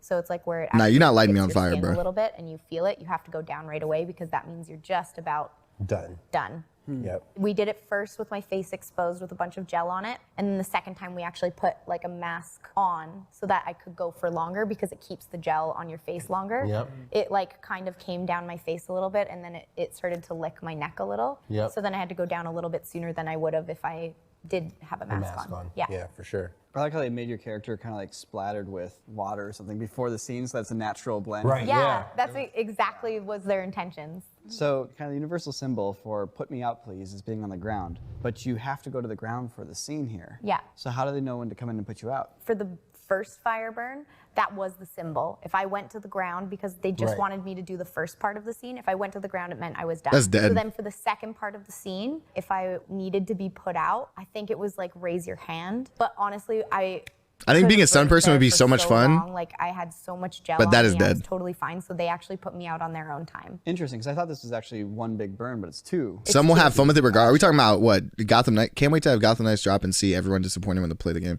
Some people have fun with it regard. I mean, it might be that people have fun with it. That But makes sense now, because when you're on the ground, they can just do your back. you know what I mean? And now it's a lot less of a big deal. Exactly. Okay. Right. Yeah. Movie magic. Yeah. Yeah, baby. End of civilian zone. This is my wild card here. I would like us to watch it and take a look at it and maybe constructively critique it. Okay. Let's go. Like being burnt alive sounds terrible, Wait, but being burnt alive and living, Oh, she has, like surviving hands, it, right? Yeah. I remember now. that is just, Whoa. it's just, She crawls so fast. Man, the hand. why? Hand feet thing. No. Ah, that hurts. Should have had gloves. Gloves made for your feet. Okay, this is horrific. They just had tumble tracks and just hired gymnasts. Yeah. Oh, but that is amazing. Fucking that what? he was able to do that. Yeah. The thing about Aeon Flux is like there's cool ideas in there, and there's cool style in there, and there's moments that are cool, and there's moments that just turn very like TV action, where it just feels like they had no time or like a way to glue their moments together. Yeah. And I don't mean this in like a I'm trying to shit on people kind of way. Art deserves critique sometimes. In fact, as an artist myself, getting good analytical critiques is one of my favorite things to get. It's so rare to get that. You know, for me, for example, here, when they're running and they're being shot at, they're just running. Right. There's like head turns, but that's not a Right. dodge, you know? Yeah. Which immediately calls into question, like, are these weapons even effective? Depending on like when you're looking at the script and trying to figure out what kind of action you want to put in there to suit the story, not just as the stunt coordinator, not just as the director, not just as the editor, just everybody in general should be remembering Gotham Knights is what's going to be happening. fun to They're- some people, and maybe the story will be good, but it's disappointing the way the direction is both gameplay and visually wise. Yeah, I dodging. completely What agree. does that mean? Does it mean that they're sliding on the ground and then getting up and then Right. dodging to the right, falling somewhere, getting back up? Like what does that action look like, and making sure everybody's on the same page? Also, it'd been cool to see if you didn't dodge it, what it would do. Yeah, true. Because then it would add a little bit more danger aspect. Because Yeah. you see it hit the tree, and then there's some sort of liquid that goes in. And it's What like, does that okay, mean? You're right. Another weird thing is when Four Hands Lady, there's like a bar right here and she's coming at it kind of with like a front flip spin. Yep. Yeah. And so if her feet were to catch that, the next thing would be bat flipping under it. Yep. Yeah, it changed That was right also there. wrong That too. changed. Yeah, she was doing a flyaway and then turned into her doing a front flip. And it's probably just a shot of her hands. Yeah, Right. it is. Yeah, for sure. But the same thing is like they've removed the context, so they're hiding the actress's body. But now the audience can't immediately tell that these are supposed to be her feet. Yeah. Like you need to see her knees at least to be like, okay, Right. that's her feet that we're looking at. We were focusing in that last shot before this, we're focusing on her upper body. This is where our brains are going, oh, where is she going? We're looking at the top of her. And one of the things is people talk about the action being in the middle of Well, the the thing screen. is, Toko is like, to be honest, I think it's like pretty highly unlikely that that game doesn't end up actually having Batman in it somehow. I know, because they're just being too, like, they're insisting too hard that Batman isn't in it. Like, do you know what I mean? It's like they're forcing it. You know what I mean? I'm just tired of people getting the bottom of the barrel games and hyping it just because it's a DC game. I don't feel like people do that, to be honest. I think people do that in general with anything that they're like fans of, because like fanboy culture is humongous.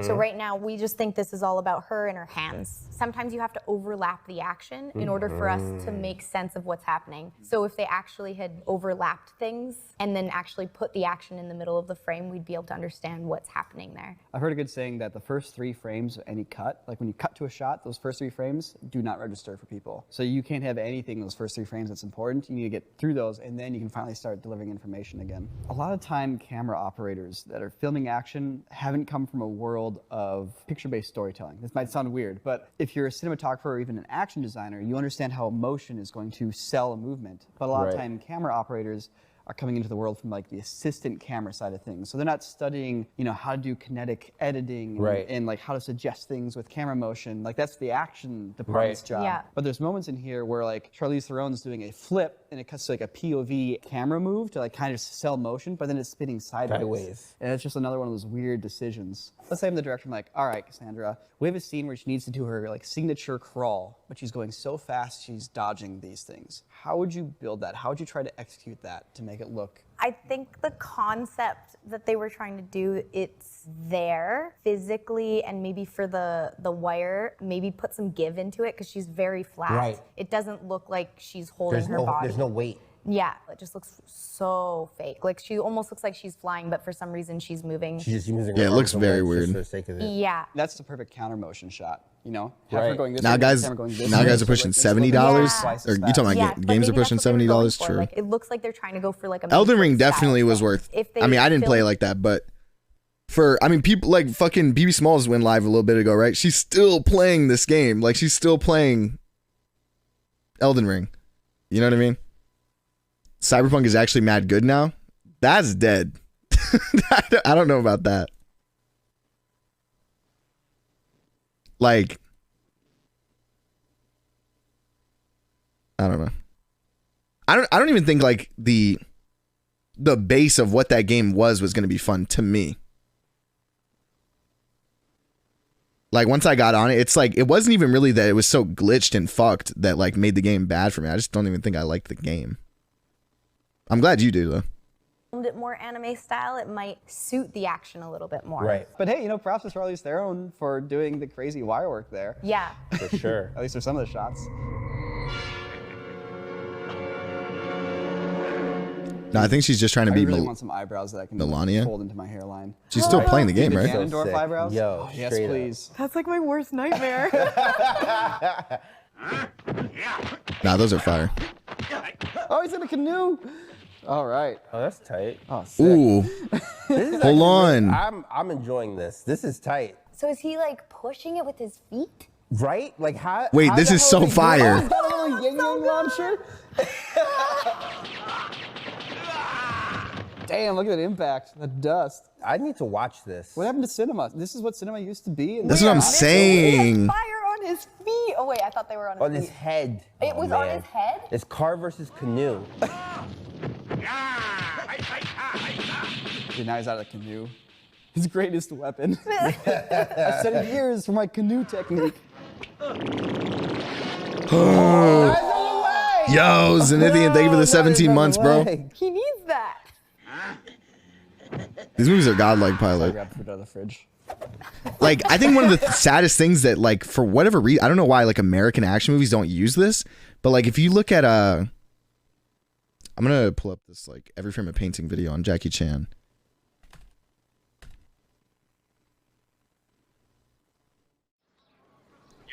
Hello? Yes, this is Jackie speaking. Hi, my name is Tony, and this is Every Frame of Painting. But I don't know why, like, modern, and especially, like, American, well, I shouldn't say modern, action movies in America don't make, don't, like, put dust on people's hands like they used to, or, like, on impact spots and shit like that, because that fucking sells. That sells an impact. That sells a punch in a way that, like, Some you know what I mean? filmmakers can do action, others can do comedy. But for 40 years, the master of combining them has been Jackie Chan.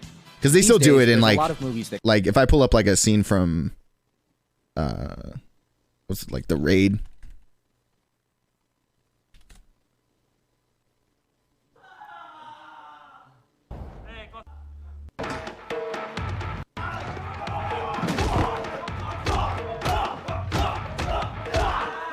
I'm pretty sure there's, like, some of that in this movie.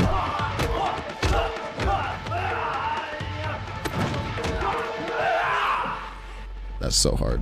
Oh, shit! Look, you saw that? Look at the dust. You saw that? And the dust here. Like, God, that sells a fucking hit, man.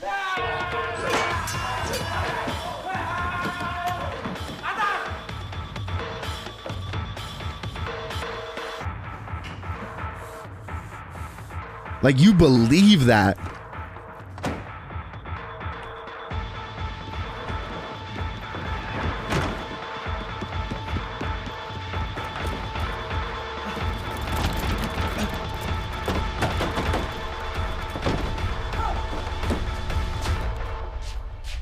Pretty sure the second Raid movie is, like, actually not that good, to be honest.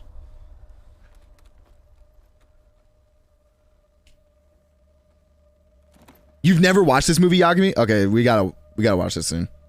This is, like, one of the best action movies ever. At the bare minimum, it's probably the best action movie of the last 20 years.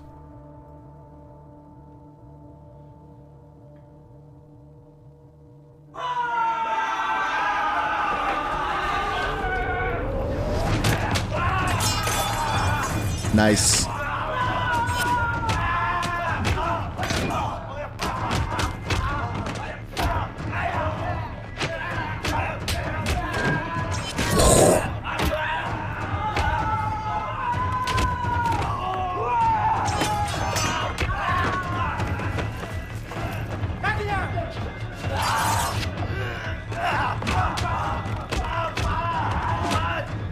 God, it's so good.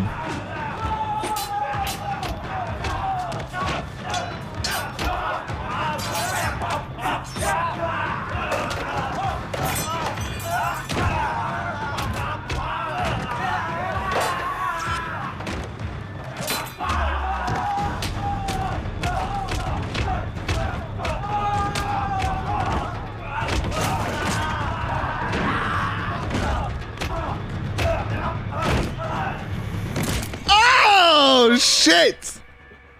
That is insane.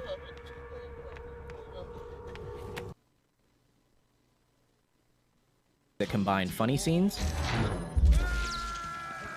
with fight scenes. But even when the movie's good, the comedy and action seem to be two different directors and two different styles. Yep. And that's why Jackie's so interesting. In his style, action is comedy, and his work shows that the same filmmaking principles apply, whether you're trying to be funny or kick ass. So let's dive in. If you'd like to see the names of the films as I'm talking, press the CC button below. Ready? Let's go. So, how does Jackie create action that is also funny? First off, he gives himself a disadvantage. No matter what film, Jackie always starts beneath his opponents. He has no shoes, he's handcuffed, he has a bomb in his mouth. From this point, he has to fight his way back to the top. Each action creates a logical reaction. And by following the logic, we get a joke. In movies, this comedic style goes back to the silent clowns like Chaplin, Lloyd, and Keaton. Is Jackie still But I doing think Jackie movies? has distilled it down I'm pretty to sure one line Jackie Chan made a movie like maybe a year or two ago. I'm sure he's still making movies. Dialogue. Please. I said I don't want trouble. Because he's the underdog, Jackie has to get creative, which brings us to point number 2. Matt, link He to this uses video. anything around him. I want to study action comedy for a comic I'm making right now. Yeah, I got you.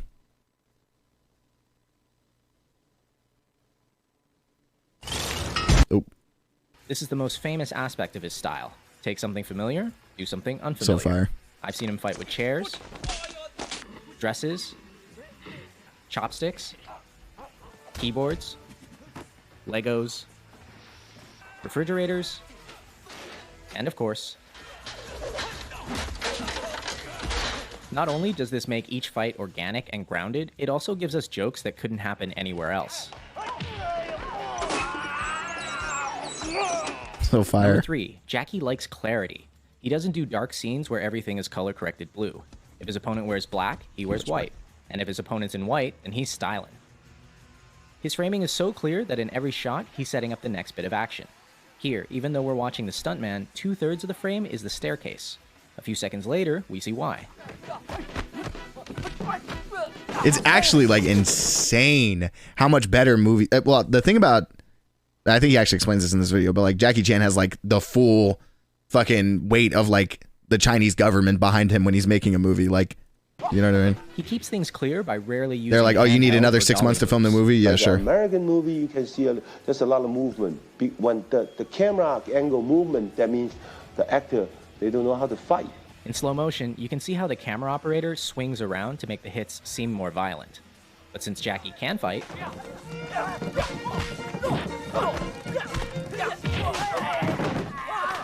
I never move my camera. Always steady, wide angle. Let him see I jumping down, I do the flip, I do the fall. Watch when you this. shoot this way, everything looks more impressive because action and reaction are in the same frame. Notice how you can always see Jackie, the car, and the wall at the same time. But a similar stunt from Rush Hour 3... When did movies peak to you? I don't even really know, to be honest. Like, cause to be honest, I don't have like the widest. Like, I would say like I've seen, according to my Letterboxd, I've seen 1,000 some odd movies or something like that. Most of the movies I've ever seen are from like the last 20 years. So like I've started going back and watching movie. Yeah, like look at this. Like most of the movies I've seen are from the year 2000 on. Like it really goes down like from like, yeah.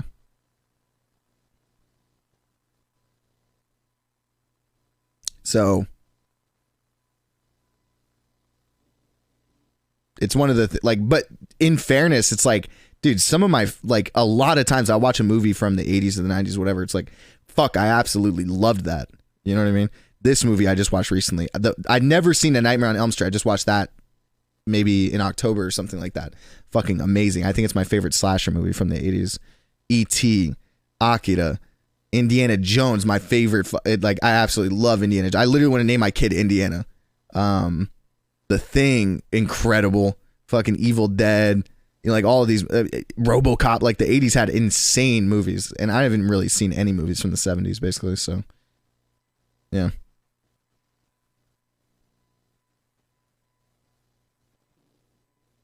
Never includes all of the elements in the same shot, and it doesn't work. The same principle applies to comedy. This shot, directed by Sammo Hung, shows us the punch, the bad guy's face, and Jackie's face all in one. Now check out the same gag in Shanghai Noon. Here, action and reaction are separate shots. Yeah. It kind of works, but not nearly as well. Why don't more directors do this? Because of number 5, they don't have enough time. Jackie is a perfectionist, willing to do as many takes as necessary to get it right. And in Hong Kong, he's supported by a studio, which gives him months to shoot a fight. And the most difficult thing is when I throw the fan and coming back. More than 100. No, yeah, honestly, the last like 12 months of Those movies kind have of actually thing, been really wow, amazing, Jackie to be good. honest. It's not good. You can do it. Except, do you have the patience or not? When I rewatch his work, these little things are the ones I'm most impressed by. He doesn't Look at need that. to That's do so them, and they eat cool. into Like his budget, but he still does them because he wants to. And it's that going above and beyond that I respect and admire. But in America, they don't allow you to do that, you know, because the money just poof. And his American work is missing something else. I love Jackie And there's a Chan. rhythm also into the way that the shots are performed and also the way they're edited. And Jackie said something very interesting that, you know, that the audience don't know the rhythm's there until it's not there. Jackie's fight scenes have a distinct musical rhythm, a timing he works out on set with the performers. Ready, action. Stay where you are. Stay where you are. Don't chase me. Boom, boom. Then, boom. See? Everybody looks good. Even experienced martial artists have trouble with it. In his earliest films, you see him learning the timing from Yuan Heping, and it's very much like Chinese opera. But by the mid-80s, Marvel releasing working 12 with his own projects in a stunt year team, and a half. Lamau, like, come on, man. I mean, but that's just because it just is what it is. This is what it is.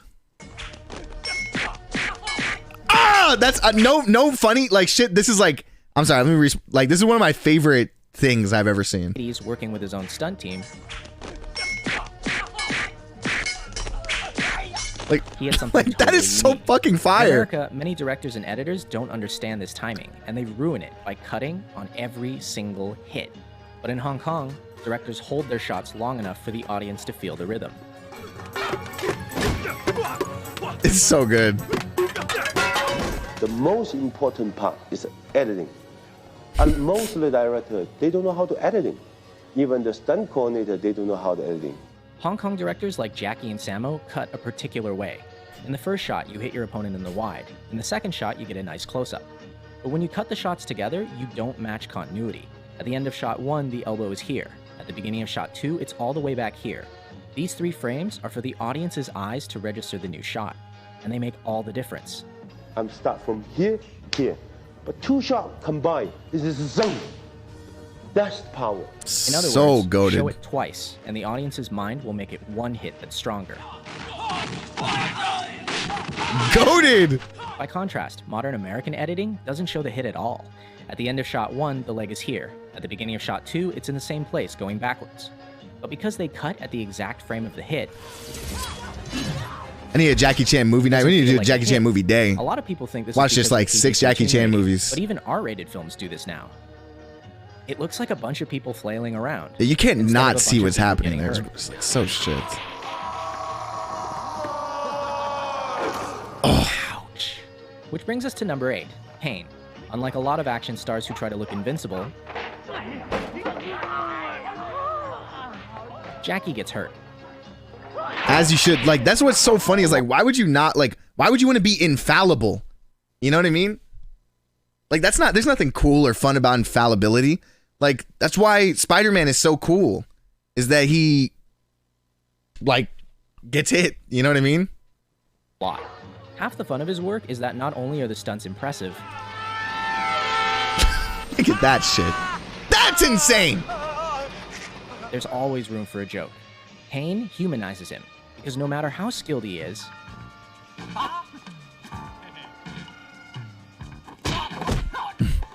he still gets smacked in the face. In fact, Jackie's face may actually be his greatest asset. Many times, the look he gives is all it takes to sell a joke, like when he does an entire fight holding a chicken. Or dressed as Chun-Li. And last, Jackie's style always ends with a real payoff for the audience. By fighting his way from the bottom, he earns the right to a spectacular finish.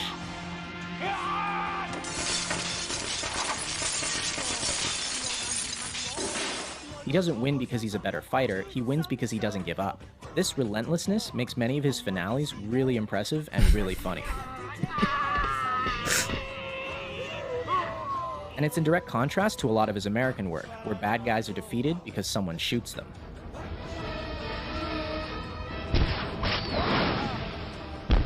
Come on!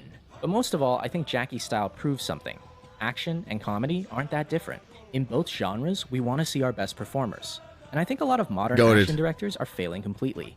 These actors are skilled artists, some of the best in the world. Why are the directors so unskilled? Why am I paying money to not see the action? Literally. Do the best you can because the film live forever. No, because you know that they're raining and the actor don't have time. I said, would you go to every theater to tell the audience? No. The audience see on the theater, good movie, bad movie. That's all. Exactly. This work will last. And on that note, I leave you with the greatest death scene in film history. That's some shit to live by, bro. Honestly. He said, like, damn. Wow.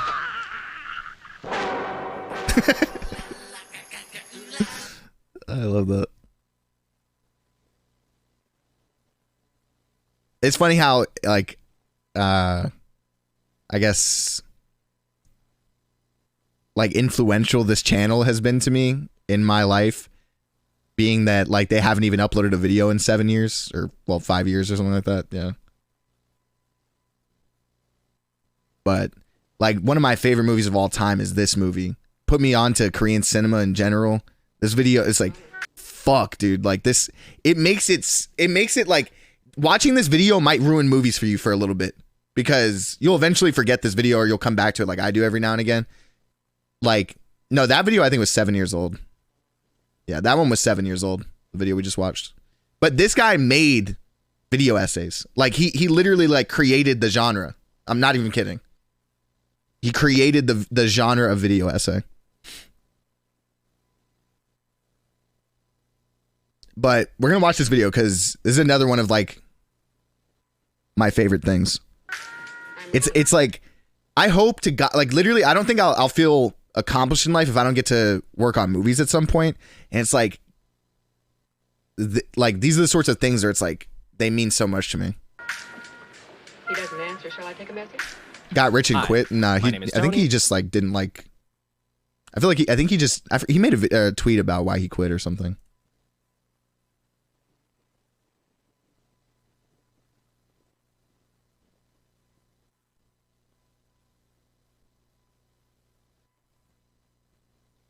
I guess he tweets too often to go back and find it, but he was like, yeah, I'm just kind of quitting. Get over it. And this is Every Frame of Painting.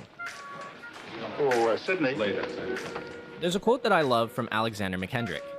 He said, "What a film director really directs is the audience's attention." I don't even think this dude made money from these videos. Like, his money came from, like, his actual editing work. Emphasis.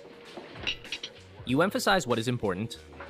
JJ, I need you in for 2 minutes. Mac. Yes? By underemphasizing what is less so. I don't want this man at my table. I've got a message from your sister. These Look at days, that. Most directors create emphasis by cutting from close-up to close-up to close-up. Oh! But too much coverage is exhausting, Yep. especially for the actors.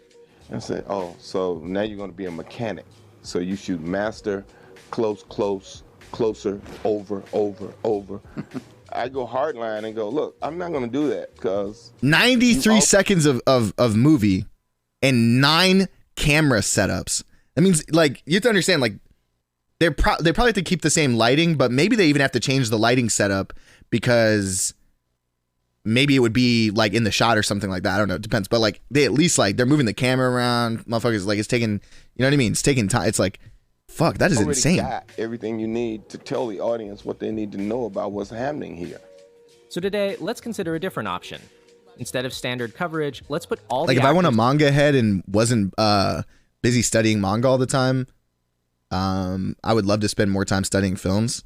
in the same frame. I mean, all of this shit is basically the same, right? At the end of the day, right? You're telling a story visually, so. And let them perform What's good, together. Mako? In other words, let's talk about ensemble staging.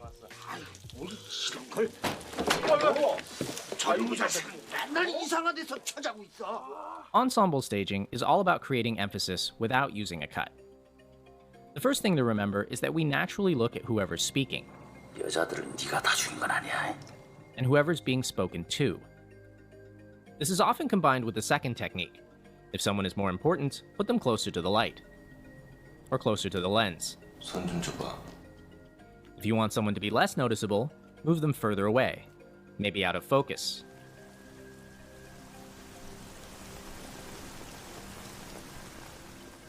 Of course, attention is relative. Yo, Mort, thank you for the 6 months, bro. Or to Code, I guess. Thanks to Code for.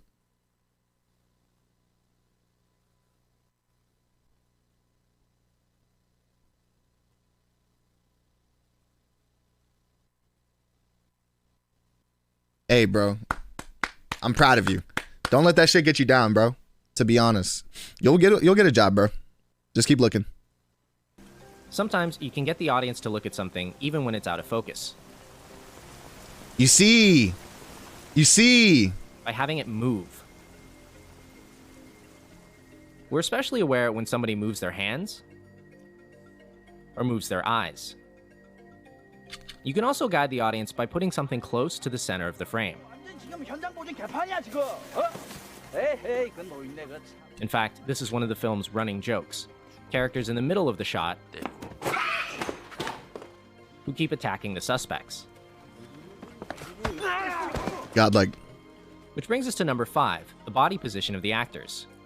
How are the characters turned in If you didn't recognize, this is the dad from Parasite. relation to the lens? Do we see their whole face or 3/4? Is it a profile or another angle where we don't see the face at all? What movie is this? This movie is called Memories of Murder. And it's one of my favorite movies of all time. In a shot, it's important to have some variation. If the audience doesn't need to look at a character right now, turn him around. Look how how absolutely perfect this shot is. It looks like simple or maybe even like not purposeful, but it's actually so brilliant. Notice how by doing this, you're creating contrast.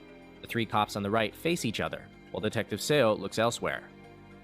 In fact, for the first half hour, he's constantly placed away from the main group, looking at documents that everyone else is ignoring. This brings us to number 7. It's a simple shot, but you can understand the tone and personality of each character. Oh, for sure. Not even just that, but like there's so much to it. Like subtly moving the camera. Here, watch how the shot narrows our focus from 4 characters. Look at this. It's so brilliant. Down to 2. While here, our attention moves from one side of the argument to the other side. Like, that is so godlike. It literally, like, so this dude is arguing for why he thinks that this person or that this is the reason for the murders and this, that, and the other. And then when it, like, so then it cuts the other dude out of, like, the shot completely. Like, that's so fucking brilliant. Before settling on the eventual winner. And last of all, don't forget that human beings are social creatures. We look where other people are looking. 전부 여기서 사건 터진 날이랑 일치해요. So with all that, let's consider why Bong Joon-ho would stage something as an ensemble. Okay. Yeah, this is like one of the best shots of all time, unironically. This is my favorite shot in the entire film. At first, we think it's one story, an argument between 2 cops. And Bong seems to do very little. He just lets our attention move from Detective Park to Detective Seo. But in the center frame, something catches our eye, and we realize another character, Detective Cho, is making out with a hostess in the back. So now we have 2 stories, foreground and background, and Bong plays them against each other to contrast the serious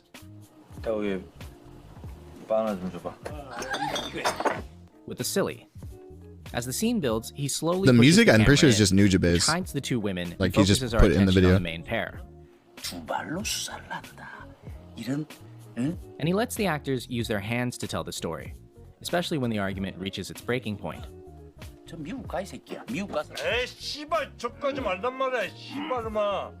But suddenly, the chief enters the scene. This is the moment when all the ensemble staging pays off. We have an unexpected 3rd story, and it interrupts both of the others.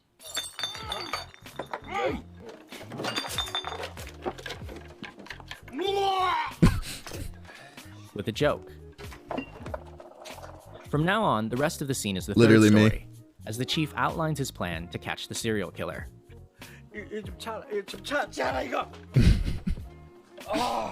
But why do this in one shot? I think it underscores the theme.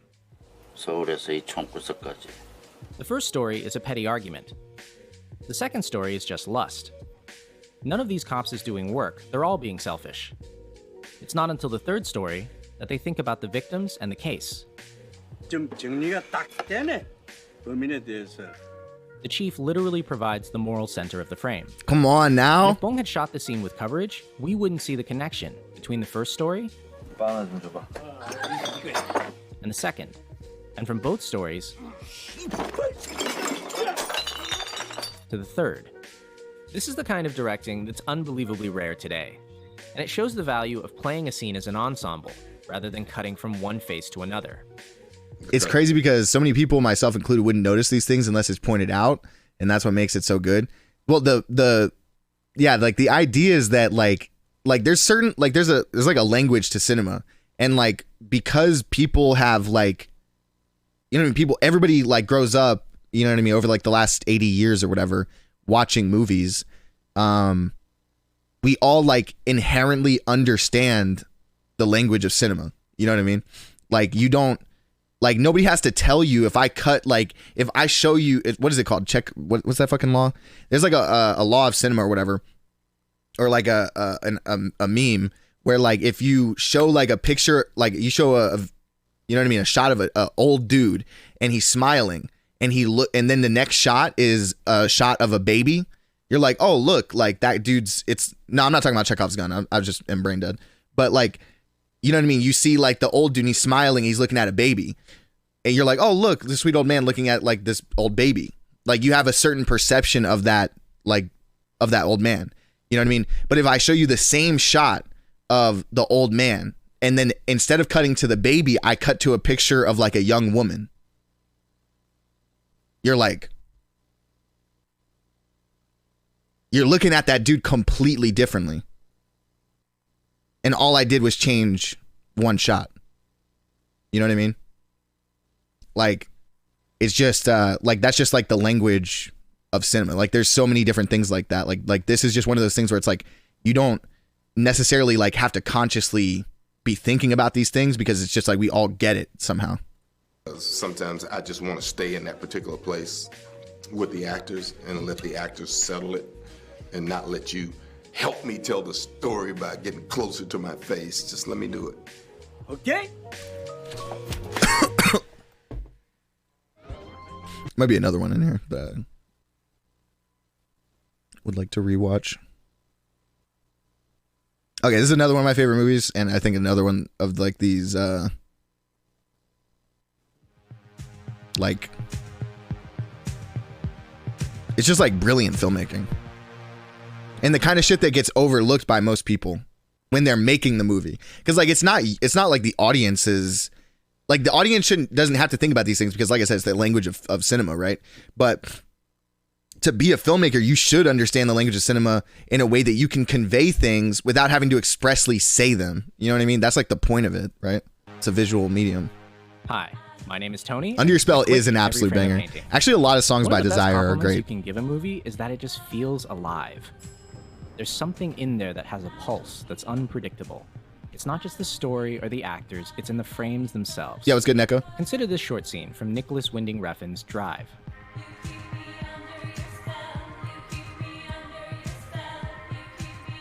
At first glance, it doesn't seem all that special. But check this out. Cover up half the frame. Notice that the telling right side two of different frame stories. tells an entire story about these characters on its own, and the left side tells another complementary story. So a shot that could have told one thing actually tells two, and instead of being bored, our eyes are constantly switching between the two halves of the screen. This time, the dynamic isn't left and right, but top and bottom. Hi. Hi. You two know each other. I want to watch Drive again so here, bad. we have a We're probably going to watch that soon as a movie night because Toasty to this day has not seen Drive due to the fact that I have a list of movies on my letterbox that is called like if Toasty watches them, I'll kill him or something like that. Somewhere in there. Oh, they're there. These are movies that Toasty is not allowed to watch without me. Drive is one of them. What's Drive? One of the best movies ever. If you're a young man in America, you actually have to watch Drive. It's like imperative, especially if you're like terminally online, which you're watching Twitch, so you're terminally online. Beautiful triangle of faces, and a composition full of vertical and diagonal lines. But check out what's happening below. Even though we're not consciously thinking about it, the bottom half of this frame tells an entire story through the hands of the actors. Ah, you two know each other. So. Oh, look at that. We're neighbors. Neighbors. Very good. Well, we'll try to be neighborly too. And when we say a film is alive, this is part of what we mean. Is Juno There are good? subtleties. Juno's amazing. That's another movie you have to watch if you're like a, you know what I mean, young man in America. Some of these movies aren't like, I mean, to be fair, all these movies are not like necessarily like the best movie of all time, but they're movies that I love. Where were we? Storytelling and behavior, not just where we look, but where we don't look. And as you watch Drive, you start to see the pattern. Almost every shot has a compositional balance between left and right, and also top and bottom. A quadrant. At first, this might seem restrictive, but using this basic tool, watch how the director takes a conventional scene and does unconventional things. As the driver enters, he's up in the top Matt, left. new Marvel game? So What do you naturally, mean? we assume the next shot will have the other person in the top right. But instead, once the shots move closer, we get two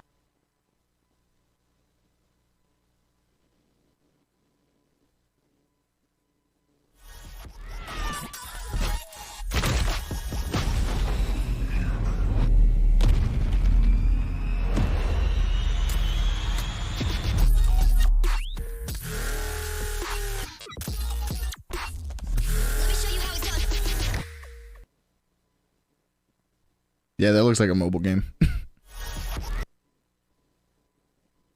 characters short-sighted like this, with tons of space behind them. Even though they want to talk, there are other obligations. Once the two men confront each other, notice that they occupy the same quadrant, with their eyes That in is the actually so fire. same spot, because they're fighting for the same position. Like, okay, you have to think about that for a second. So Oscar Isaac is her husband, I think, in this movie. And the same he just got out of prison. You know what I mean? with their eyes While in the same he was spot, in because prison, they're fighting for the my boy Melty Face, or what's his boy's name? Ryan Gosling, he started trying to fuck homegirl. You get me? So they're they're occupying the same part of the screen. You get me? Because they're literally fighting to be this, like, they're fighting for the same position. That is to be her, like, you know, her man and like the father to that kid. confront each other. It's notice that actually they so occupy fucking the same brilliant. quadrant, with their eyes in the same spot. And look where the center of the frame is. Oh, it's They're insane. fighting for the same position. Meanwhile, Irene is framed top right or dead center, the object of their affections. Even though she's out of focus, watch her performance. That's very nice. That's nice of you. Thank you. The scene finally pays off in this image, balanced between top left and bottom right, letting us visually compare the two men and Come see on, the long man. shadow one casts towards the other. That's Even though we've actually seen this so exit door brilliant. Since the first shot of the scene, the visual payoff is actually unexpected. And the director, by emphasizing different quadrants, can create shots that are both tightly composed and weirdly unpredictable. All these priceless cars. One would think you'd have better locks. If you enjoyed this, feel free to play around with quadrants. They're a very old, simple tool. And you shouldn't copy Refn, just start with the same toolbox and see what you come up with. Remember, you don't need Steadicams or cranes or drones or the latest 4K whatever. You need top, bottom, left, right. And the good sense for how to put them all together.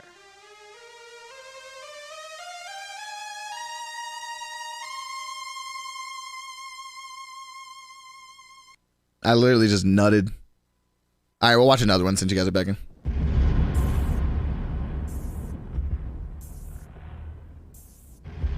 Hi, my name is Tony, and this is Every Frame a Painting. One thing I find interesting about filmmakers is that the more they direct, the more they can express themselves in the smallest details of a scene. What is it you want?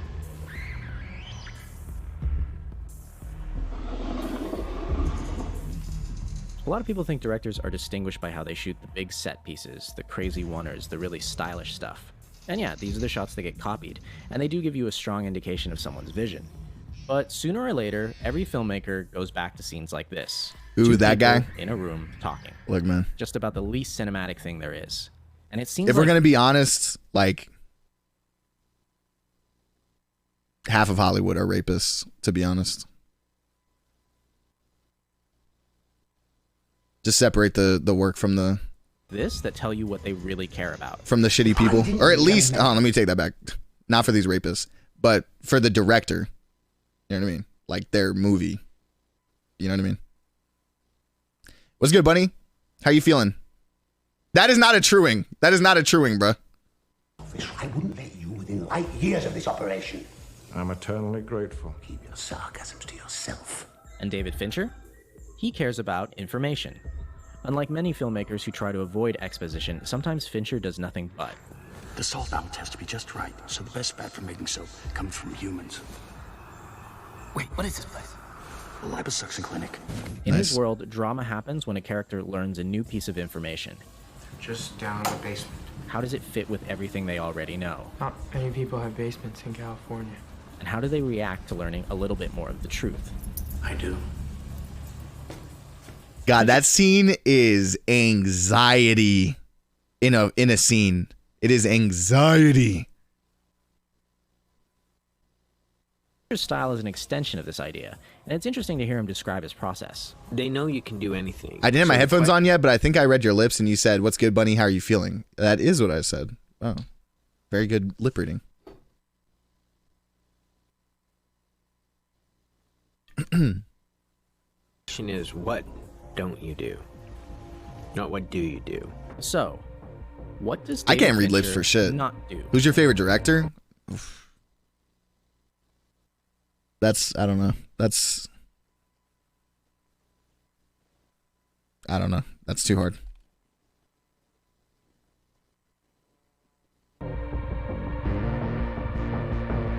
Top 5. That's still. I don't even know. Like, probably, like, off the top of my head, David Fincher, Bong Joon-ho,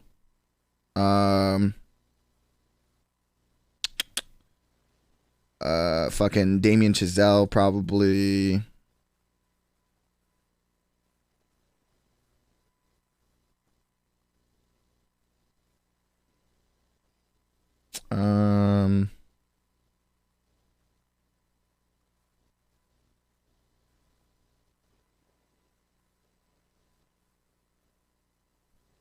I don't know. That's super hard.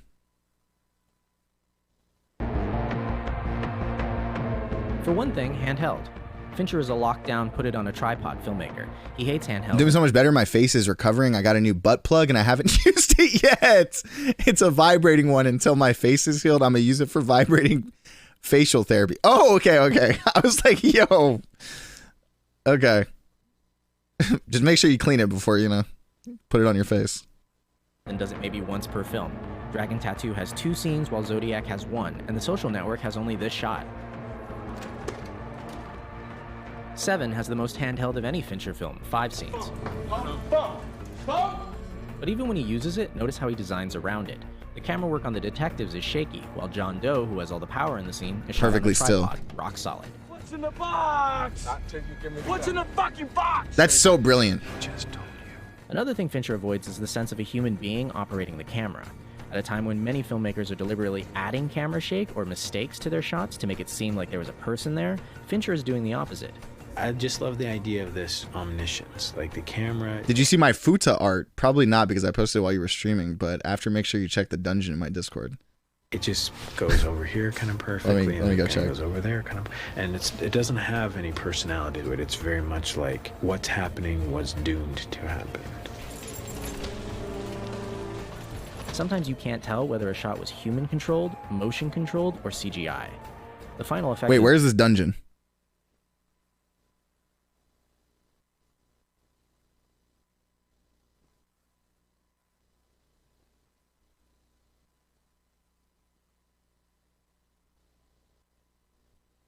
Oh, you have to go to the rules. Okay.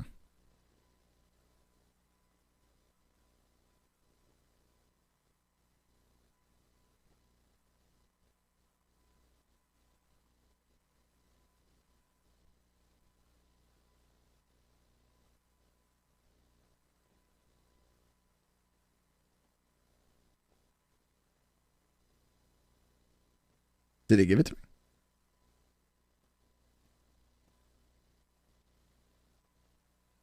Oh, there it is.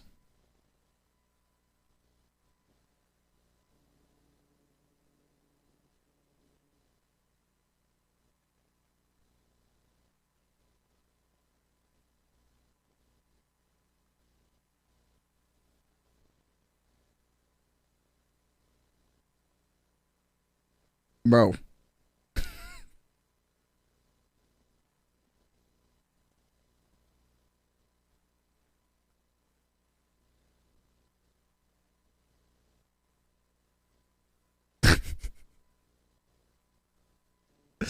Okay.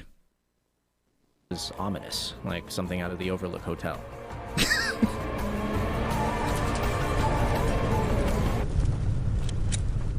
He also doesn't cut to a very nice close-up cock unless bunny. He needs to. Even though Fincher's close-ups and inserts are really distinctive, he rarely cuts in because every time you go to a close-up, the audience knows, look at this, this is important. You have to be very, very cautious and careful about when you choose to do it. in any given scene, he'll only go to the close-up for 1 or 2 moments, and the more he's directed, the less often he's done it. You'd have made a great Secretary of State. These moments gain power precisely God, because I'm he sorry. withholds. That show is so good. The House of Cards is such a good show. If you can get past the fact that the main actor is a rapist. The shot elsewhere. And lastly, he never moves the camera if he can help it. I wanted to present in as wide a frame and in as unloaded a situation as possible, as much of a kind of just simple proscenium way. This is what's going on. This is what this guy sees. You don't pay attention. What is this? So consider all these restrictions he gives himself.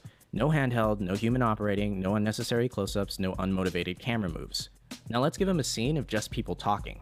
Can he make it cinematic? Killer put a bucket beneath him, kept on serving. Coroner said this could have gone on for more than 12 hours.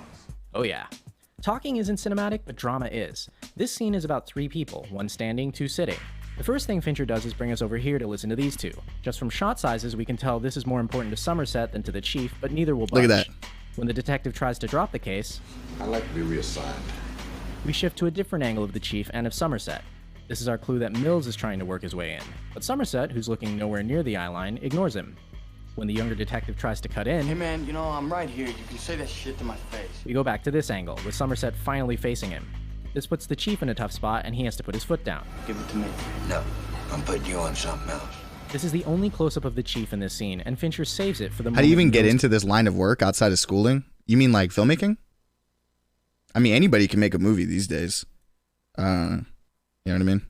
But if you wanted to like actually get into like the studio, like into like whatever, like my friend Joey, if you watch the podcast, like Armored Penguin, he moved to LA like in the middle of the pandemic in like July or August or something like that, 2020, and he's been working in movies like since then. Like you start, you know what I mean? You start at the bottom, like doing like, you know, shit that's not really like, you're not making the movie, you know, but it's all connections and shit like that. You know what I mean? The people you meet, like they're gonna, like if they see that, from what he's told me and shit, like they see that you like have that drive, you have that passion and shit like that, you know, they have, they're gonna be like, they're gonna see that in you. They're gonna try to give you like opportunities when they have them to give. Like, you know what I mean? Like it's hard to find jobs the first, you know, 6 months, maybe even a year, whatever it is. But as you get more and more connections, more and more people will be like, oh, I got this job opportunity, but I can't do it. I got this other thing. Would you like to take it? And you'll be like, yeah, sure, I'll take that. And then you work that. And then you talk to some dude there who's like in lighting or something like that. You talk to him like, you know, what it is about lighting, this, blah, blah, blah, whatever. And then next day or, you know, a couple weeks later, you get a job doing lighting or something like that. You know, you just kind of work your way. You know what I mean? This gets totally dismissed. So even without sound, you understand the purpose of this scene. Fincher has taken your eyes and brought them here to see this drama, here to see this one, and then here for the final shutdown. 3 characters, 3 relationships, all staged for the camera to see. I'm sorry, old buddy. The next time these characters are together, look how far away Mills is sitting. But once Somerset starts to explain his theory, Gluttony. Greed. Fincher brings us over here to show them looking at each other in the same frame. Even though they don't work together for another 10 minutes, it's here that they begin to respect each other. You can actually watch Doctor, 7 and see Doctor, the for progression real, of this for real, relationship in any fucking shot that has autocorrect. the 2 of them together, ending with this one. That is good directing. And as Fincher's gotten older, he's actually gotten more subtle. For instance, now he's really good at using emptiness in the frame, so he'll cut to a chair with no one in it. Eduardo was the president of the Harvard Investors Association, and he He was was also my my best friend. or an empty Bodied. space for an absent husband. It's too bad because we're going to talk about this. That's so good. That's actually so good. He'll build an entire scene. It's actually so good. The lens happy I'm very glad to be here. Thank you for having me. or terrified. Take care of yourself, Sam. And he'll show us the inside of someone's fridge. Sure? No, wait. It's true that Fincher has a reputation for being uncompromising, shooting 50 or 60 or 99 takes of a scene. Double rainbow? Oh my god! What does it mean? At the same time, it's great to watch someone who's actually good at their job. Someone who can show the power relationship change with a single cut. Kill the phones. Someone movie is who's this? willing to let this moment play in full. I'm trying to add all the movies I've ever watched them though. Morgan Freeman is really still alive, my goat. Networking will get you far in job hunts. To be honest, do you still give it a rating based on how you think you felt at the time of watching it? Because I don't know if I trust my kid self. I would probably just go off of like what like my first feeling is when I think about it or something. You know what I mean? That's probably what I would do.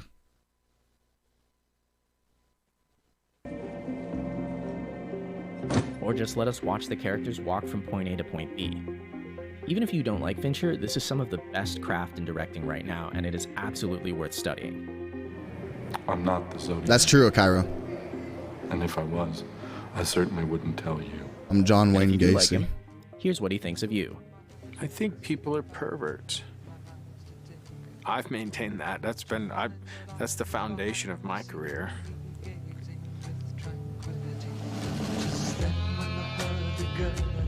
Interestingly, David Fincher was a music video director before he made movies. And the first movie he made was Alien 3, which is universally panned.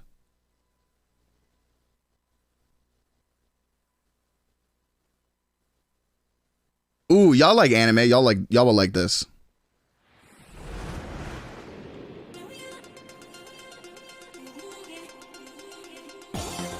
Hi, my name is Tony, and this is Every Frame a Painting.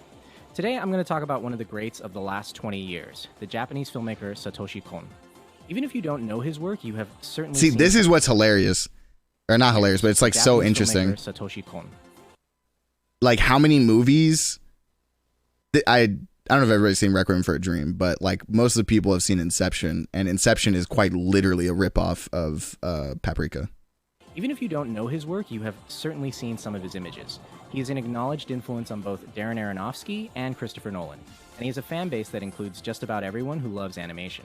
In one decade, he made 4 feature films and 1 TV series, all of them amazingly consistent, all of them about how modern people cope with living multiple lives. Private, public, off-screen, on-screen, waking, dreaming. If you've seen any of his work, you'll recognize this blurring of reality and fantasy. I remember when I first watched Paprika and realized Today, just I'm how only much gonna focus Inception on took one from it. thing, It's insane. Excellent editing. So as an editor, I'm always looking for new ways to cut, especially from outside. Isn't there the somebody who realm of ripped off a live bunch of his stuff? Yeah, Christopher action. Nolan. Was one of the most fascinating. His most But also Darren Aronofsky. noticeable habit was matching scene transitions.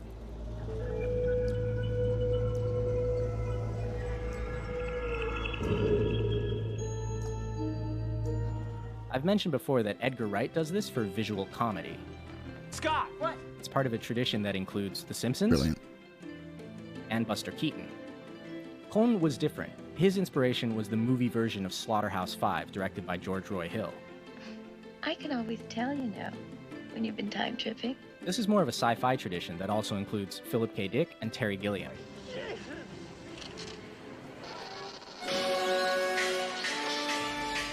But even among peers, Kon pushed this idea pretty far. Slaughterhouse-Five has basically 3 types of scene transitions. A general match cut.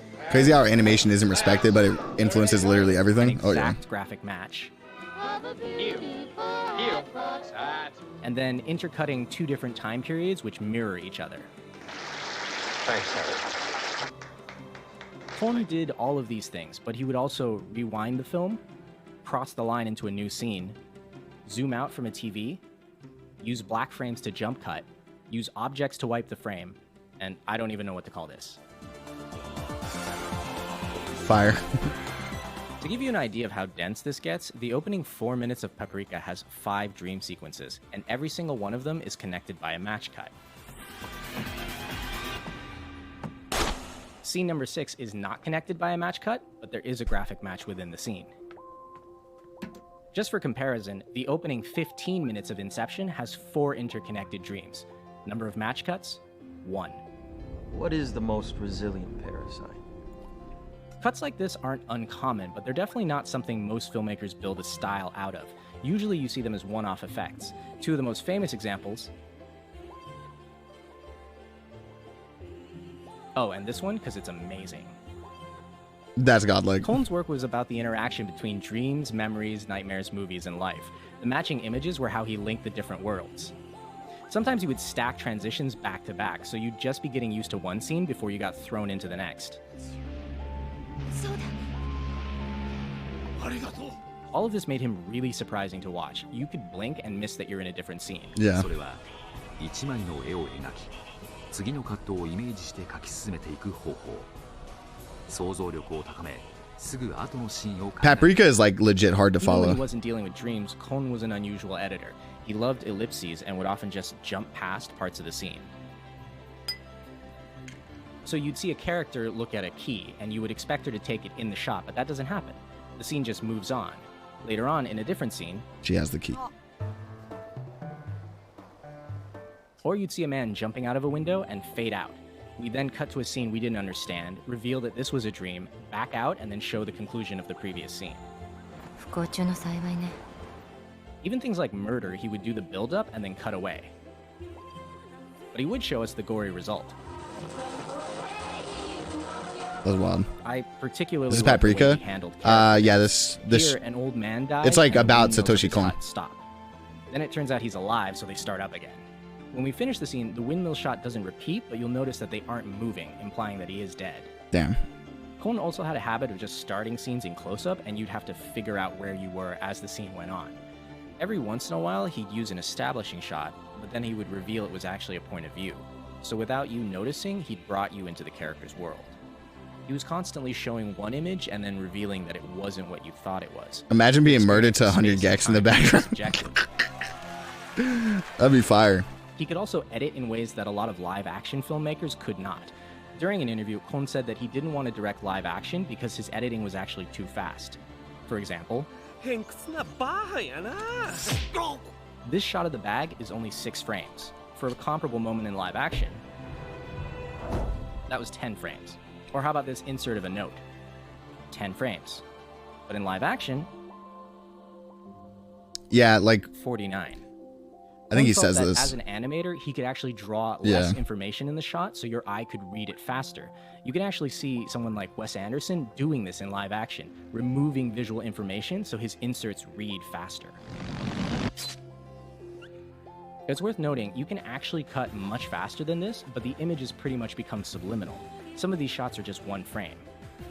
None of this was for cheap effect. Cohn felt that we each experience space, time, reality, and fantasy at the same time as individuals, and also collectively as a society. His style was an attempt to depict this in images and sound. In the course of So 10 years, he godlike. pushed animation in ways that aren't really possible in live action. This is why animation is the superior medium. Elastic. It's the superior medium for stories that should be told in animation, to be honest. Because one of the things like I always wonder is why people want, like I feel like at this point we should understand, and I feel like this way about video games too, but like some things literally just don't need to be live action. Like how could you make Mob Psycho 100 live action? You know what I mean? Like you can't make that live action. Like that's why Akira never needs to be adapted to live action. I actually feel like Akira probably could be adapted.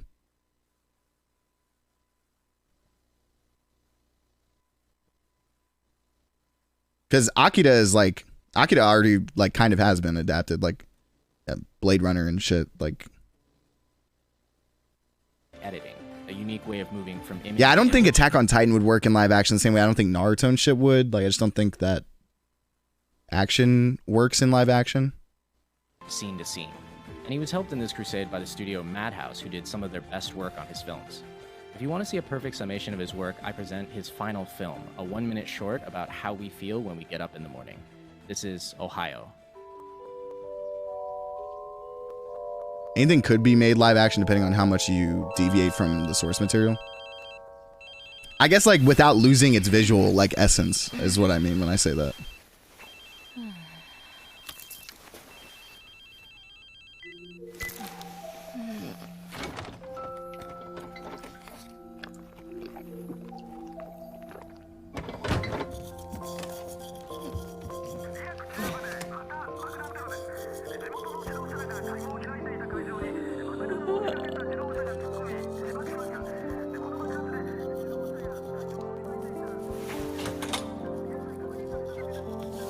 I mean, look at Cowboy Bebop.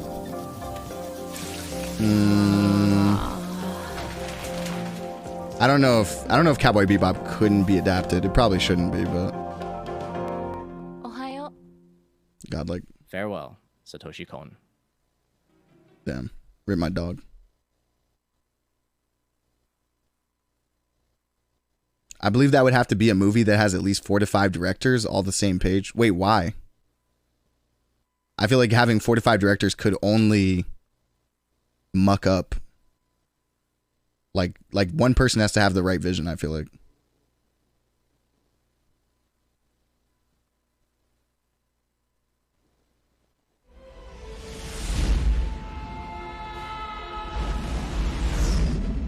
Hi, my name is Tony, and this is Every Frame a Painting.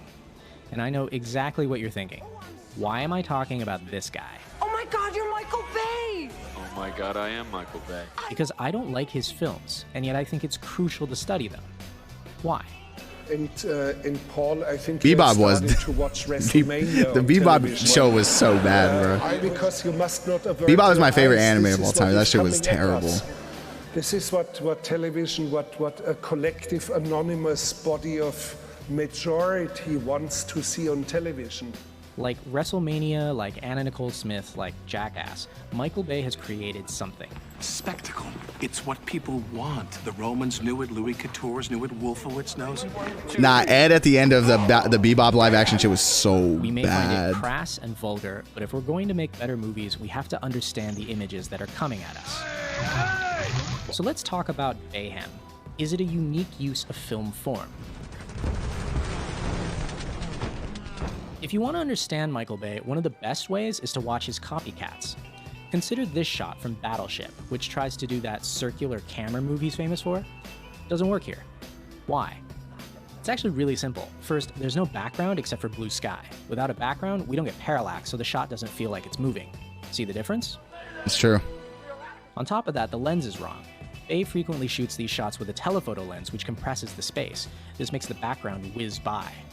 Third, the actor is just staring and turning his head, but the key to the Bay version is that the actors move vertically, like here and here.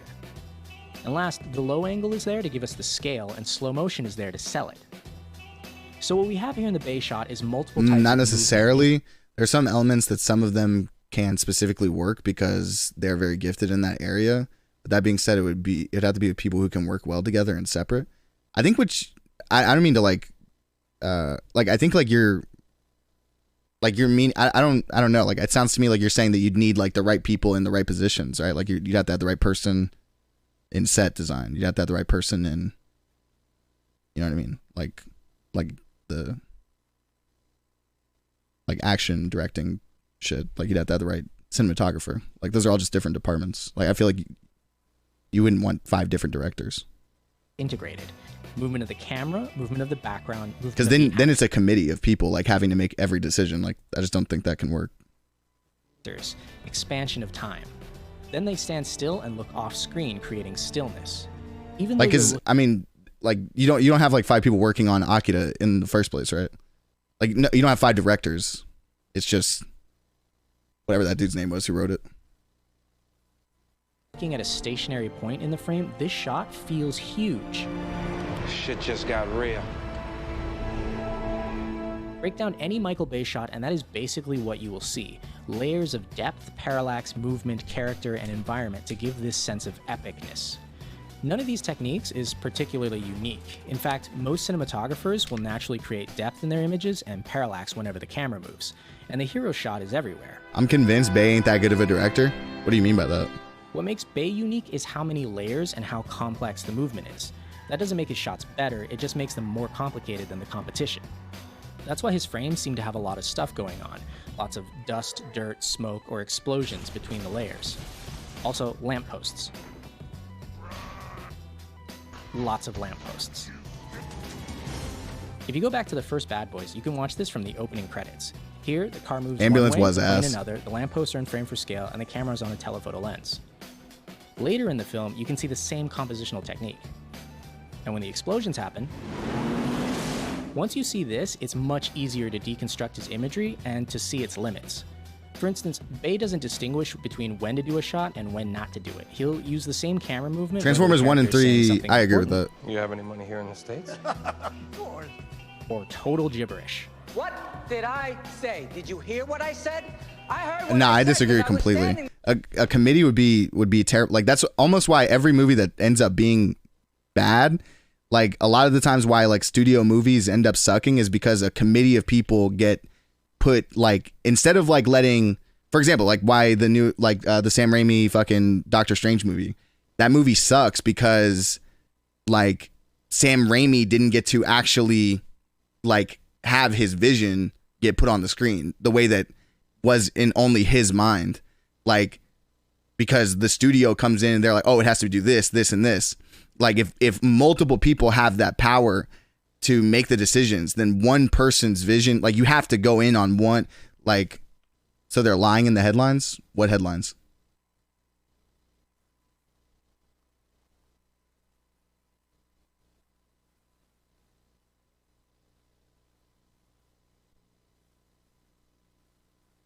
Like, the most you could ever really have, I think, directing one movie is two people, and that's if they're, for example, like the Wachowski twins or the Coen brothers or Dan and Dan or whatever those two dudes' names who just did Everything Everywhere.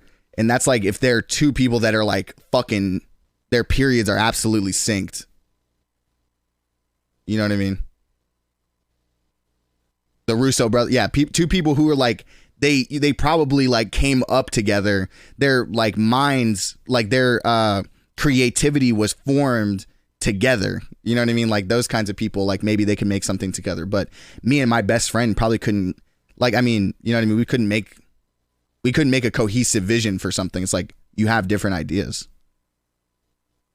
They said he was given freedom to do the movie how he saw fit because, well, news is all like, it doesn't make any sense for like Marvel Studios to go and have an interview with whatever it is, like Variety, and say that they didn't give Sam Raimi his freedom to make the movie that he wanted to make.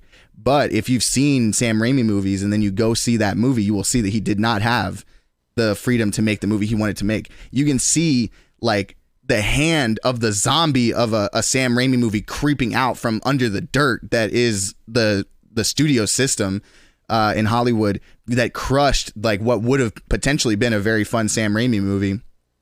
You can see that, but like just because you can see a couple like instances where you kind of see like what Sam Raimi's like shit is, like you never will get a scene in Multiverse of Madness where Spider-Man to Doc Ock Hospital. Like you never will see something like this.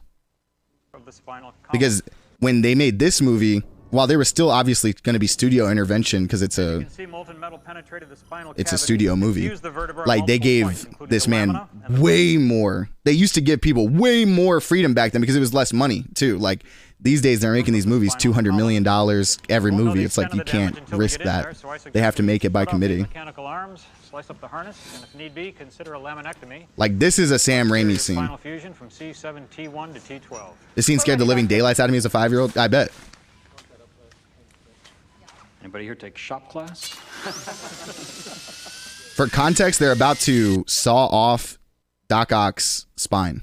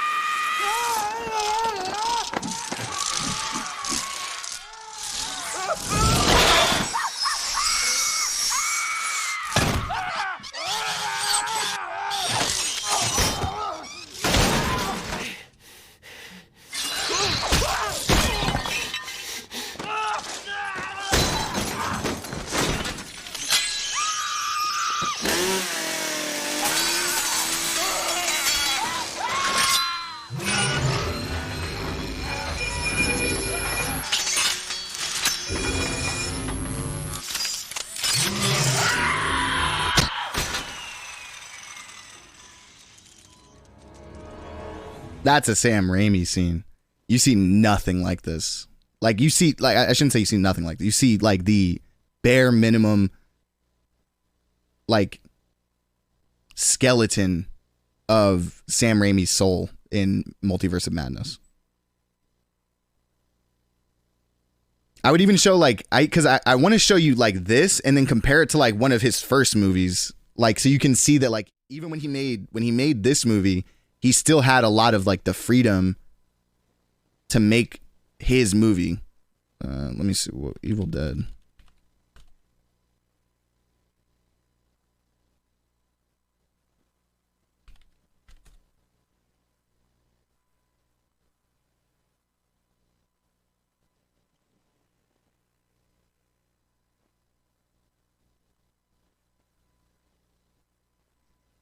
Queen. Okay. Hopefully there's no fucking nudity in this. Spades. I know there's nudity in the original movie. 4 of hearts. 8 of spades. 2 of spades. Jack of diamonds. Jack of clubs. Why have you disturbed our sleep? Hold on, let me check this.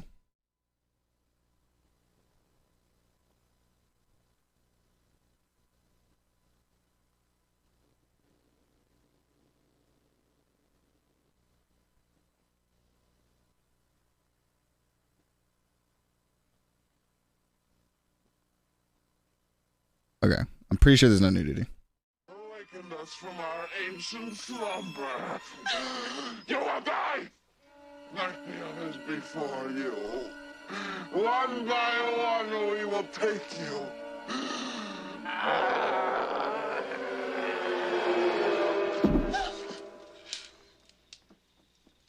Did you see your eyes? Gosh, I'm scared. What's wrong with her?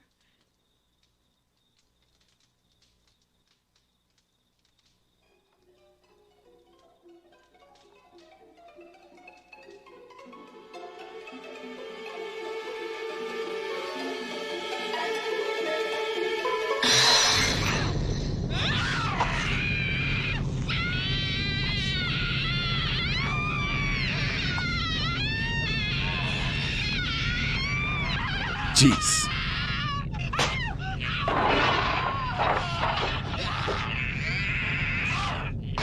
But it's so interesting because you can like literally see the Doc Ock scene in this.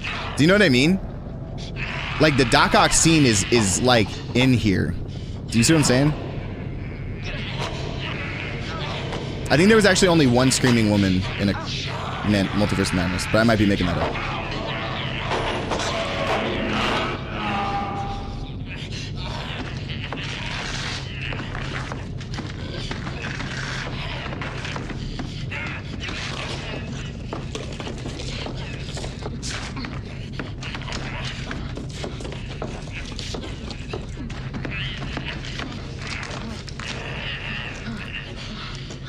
Let me get some water.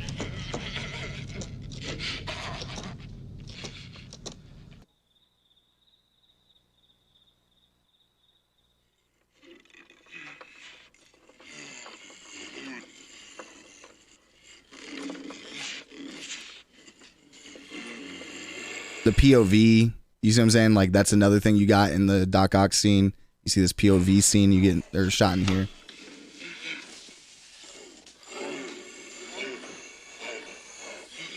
Ash, I think we ought to get out of here. Yeah. Still have a few more hours before morning. Does she keep making those horrible noises? I don't know. Eyes.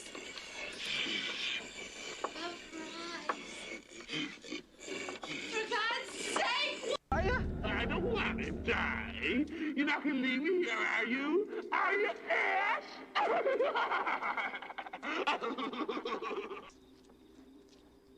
Soon, all of you will be like me. And then who will lock you up in the cellar? Anyway, there's like no soul, and the what's interesting is like the only Marvel movie where I feel like you can kind of see the director's like original vision is probably like Iron Man 1 and Iron Man 3.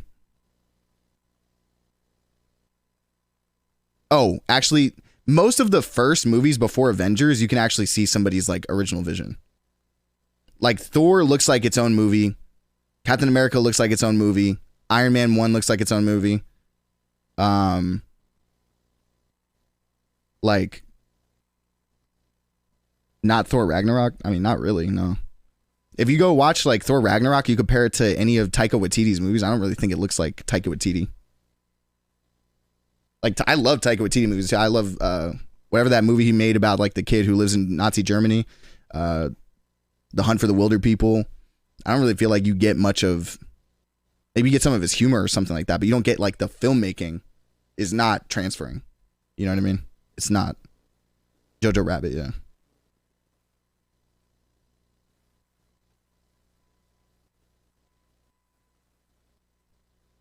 And that's just because like, you know what's funny is like, for example, Iron Man 3 is one of those movies I said that you can, and that's one of the movies that came out like post Avengers, right?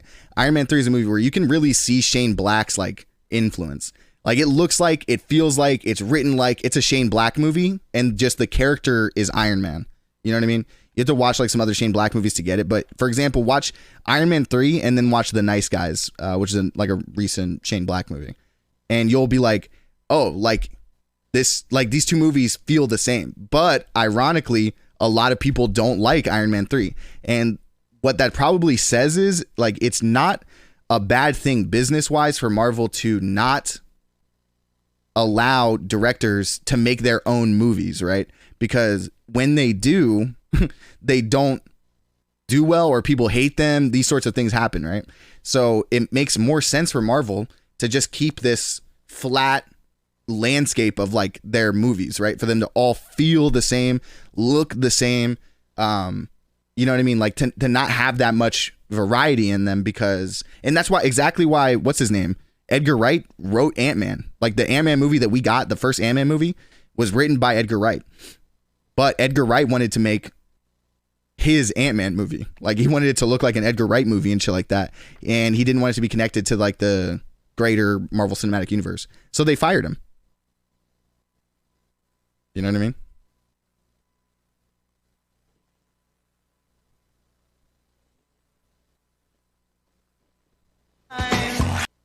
Oh, this is troll. There when I said it. Every shot is designed for maximum visual impact, regardless of whether it fits. But the base style also leads to some fascinating visual ideas. How can you make something feel big? Well, imagine, Quattro, like the fact that we never got the Edgar Wright Ant-Man movie.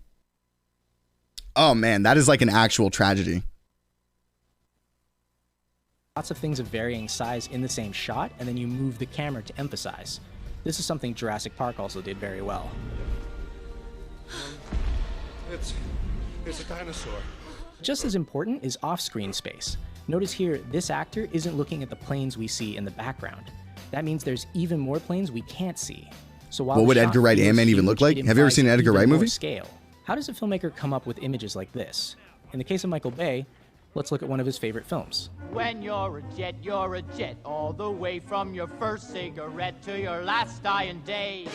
There's a great New York Times interview where he watches West Side I don't think so. Story You've never and seen talks about how this is a great shot and this is a great cut. I'm sorry. You never seen Baby Driver or Scott Pilgrim? They're great other Hot than Fuzz. they're dynamic. But I think that's it. Shaun of the Dead. When you put shots from West Side Story back to back with his work, you can feel the similarities. I think Bay's goal is to create what he thinks are good shots and connect them with what he thinks are good cuts. If Howard Hawks defined a good movie as 3 good scenes and no bad ones, Michael Bay seems to think a good film is 3,000 dynamic shots and no static ones. I've seen Scott Pilgrim. Well, imagine that, but his influence is actually other blockbusters. He frequently borrows the same basic vocabulary as another sequence. So something like this. becomes this. You'll notice the tight shots of the character become tighter, and the wide shots become wider. Everything gets more layers of motion, but the basic vocabulary is the same. Is that Cuba getting G? And it's not just other people he borrows from. Bay cannibalizes himself just as much. So this becomes this. Now, Scott Pilgrim is actually perfect. You'll notice every motion in the original shot, for instance, the camera turning counterclockwise while the bomb turns clockwise, is just cranked up in this version. Autobots, I'm in pursuit. So what is Bayhem? That's godlike. It's the use of movement, composition, and fast editing to create Autobots, an epic roll scale. out. Each individual shot feels huge, but also implies bigger things outside the frame. It stacks multiple layers of movement, shot either on a very long lens or a very wide one. It shows you a lot for just a moment and then takes it away. You feel the overall Kick-Ass motion, does that too, no actually. grasp of anything concrete. Akira. And yeah, it requires a lot of people and integration to do this. But it's basically a variation on the existing vocabulary of the action scene. Individual shots are a little dirtier, a little shakier, more complex, a few more layers. Then you cut it together faster than the brain can register, but not faster than the eye can move. Less on Kick-Ass, you're brain dead. I'm sorry, like you are literally drooling on your keyboard right now. Kick-Ass is literally like shot for shot.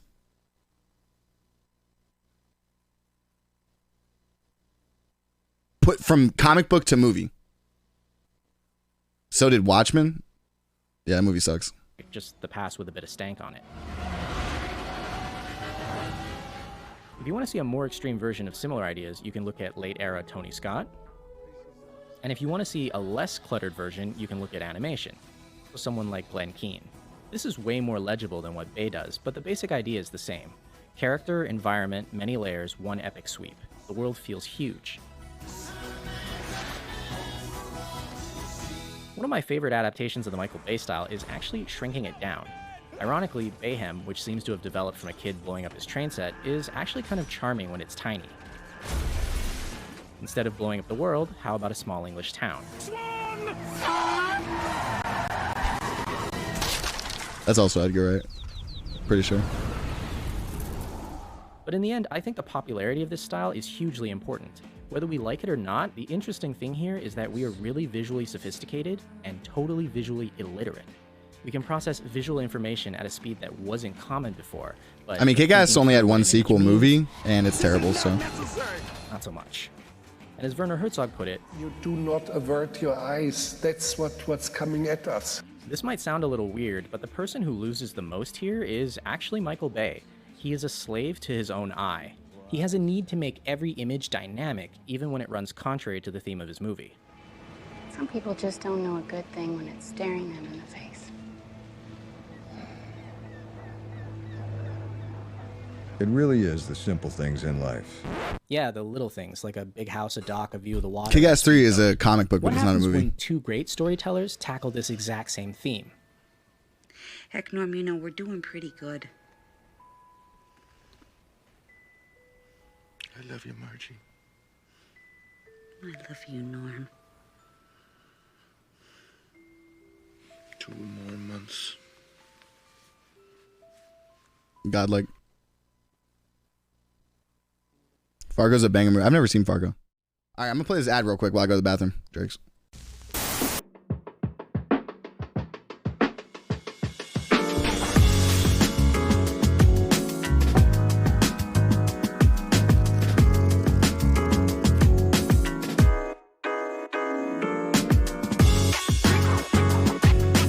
Welcome to the Rat Trap Casino, the only place on Twitch to bet for and against your favorite streamer. Will he lose? Probably. Will he win? Almost never. So get those bets in and spend those channel points in the Rat Trap Casino.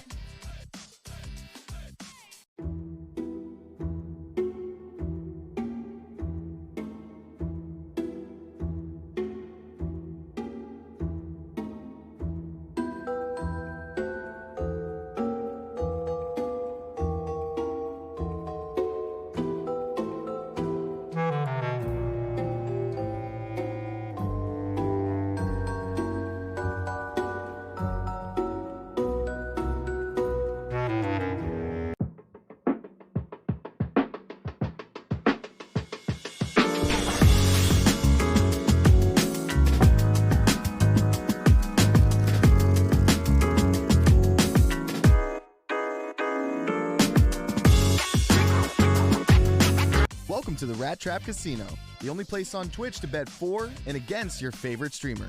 Will he lose? Probably. Will he win? Almost never. So get those bets in and spend those channel points in the Rat Trap Casino.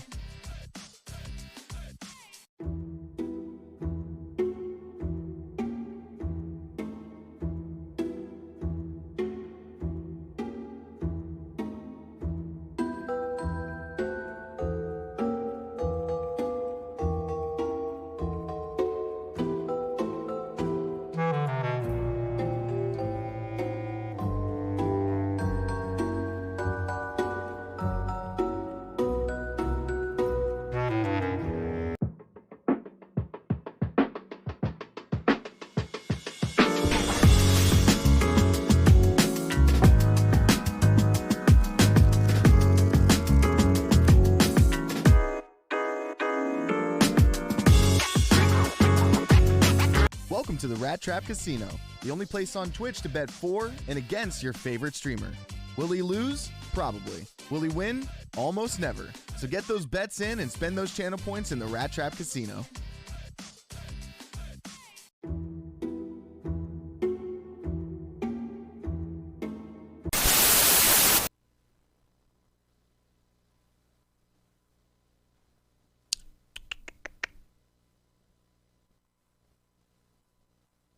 Do we watch this superhero movies of all time? Is this going to actually piss me off?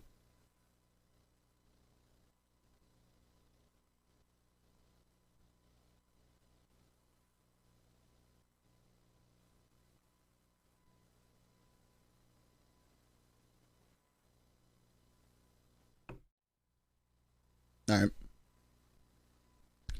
Top 20 superhero movies of all time. Apparently this is going to piss me off.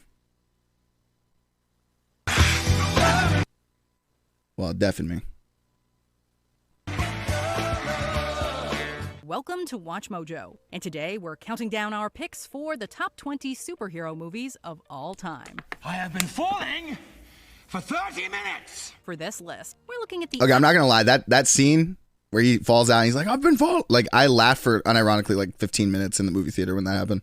Absolute best live-action films centered on the mightiest of heroes and the most super of friends. We're leaving off animated superhero movies for now, because even with 20 entries to fill, this list was not easy to narrow down. What's your favorite superhero movie? Let us know in the comments. Number 20, X-Men First Class. Following a series of highs and lows, First Class breathed new life into the X-Men franchise. No, we'll see what they put above it, but I mean, call him Havoc. That's his name First Class now. should probably be And on we were this list. thinking, you should be Professor X, and you should be Magneto. Exceptional. Of all the X-Men Okay, that was films, cringe. this prequel came the closest to capturing the fun of the 90s cartoon that introduced many of us to the franchise. As vibrant and humorous as the film can be, it never forgets the core theme of X-Men, prejudice, which can be more complicated than good versus evil. Here you have the chance to be part of something much bigger than Chronicle? Yes, You Charles saying Xavier Chronicle is the good, number one movie in this Sebastian list? Shaw Is that what you're saying? Did you but spoil how it for me? Categorize Eric Lyncher. We finally get to see the tragedies, friendships, and disagreements that define Magneto, with Michael Fassbender naturally slipping into the role. They'll fear us. And that fear will turn to hatred. Not if we stop a war. Fuck First Class. They deadass killed an unkillable black man. 0 out of 10 movie. Are you referring to what's his name? With the M on his face? Because that was in the sequel to this movie. Would they do the same for us? We have it. Who's Darwin? The men we already are. James McAvoy is equally convincing as a young Professor X, with their dynamic proving the film's driving force. Number 19, Zack Snyder's Justice League. The theatrical cut of Justice League had many problems, the biggest being that it wasn't one artist's vision. After Remember old dude who could adapt to anything? No, I don't. Warner Media finally released the Snyder Cut, appropriately titled Zack Snyder's Justice League. Okay, what do they have above this? I don't know about Audiences have Justice League. polarizing feelings on Snyder. This director's cut finds him at his best, with an emphasis on visual storytelling, massive set pieces, and the gravitas that was missing from Joss Whedon's cut. The 4-hour runtime might intimidate some, but Snyder earns it with Darkseid's introduction and more development for all our heroes, especially Ray Fisher's Cyborg. He's dead. What? Much needed. My father. I didn't save him. I couldn't. Oh my God. With every frame, you sense Snyder's passion to not only deliver on the insurmountable fan expectations. What's good with like the fact that the costumes in the DCEU are just so, except for Cyborg, but all the physical costumes are so much better than Wonder anything in Woman Marvel. was the superhero movie that audiences had been waiting for in more ways than one.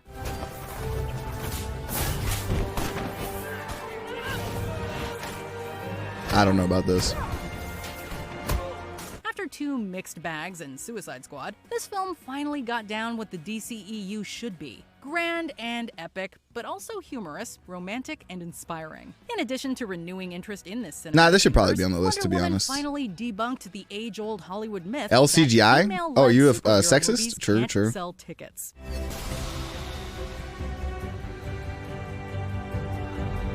All you need is a director and performer who can do the titular heroine justice. Patty Jenkins and Gal Gadot create a Wonder Woman who we want to follow into battle. Man, the Alan third act in this Heinberg's movie is so screenplay bad. delivers a compelling arc for Diana as she witnesses the best and worst humanity has to offer, ultimately choosing to fight for love. It's about what you believe.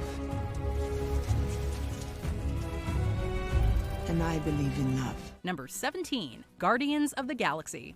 Some have argued that the MCU keeps Guardians of the recycling Galaxy is a boring. proven formula. Although I'm gonna be Marvel honest. has taken more risks than many give them credit for. While Guardians of the Galaxy is an iconic IP now, that was not the case going into 2014. Just stop. I'm being You honest. might know me by Star-Lord.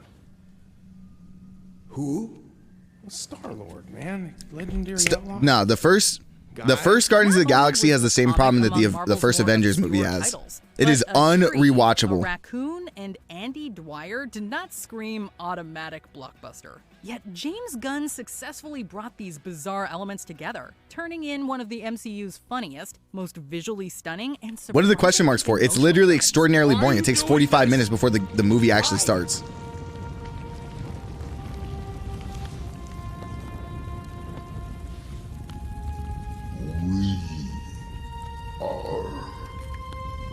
I'm not capping. This is legit. that opens with the heavy-handed death of a parent and ends with Howard the Duck should not work. Somehow, though, Gunn hits every emotional beat he aims for. Like the Guardians themselves, the oddest combinations No are often patience? the best. It's just boring. Like, it's just boring. Seeing the same shit. Like, it's Said it yourself. boring. We're the Guardians of the Galaxy. Number 16, The Batman. What?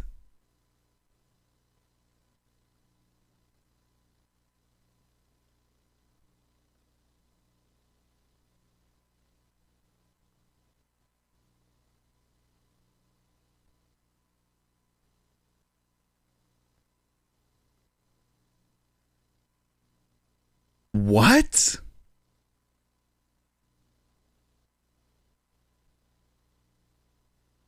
Number 16 on the top 20 superhero movies of all time is The Batman?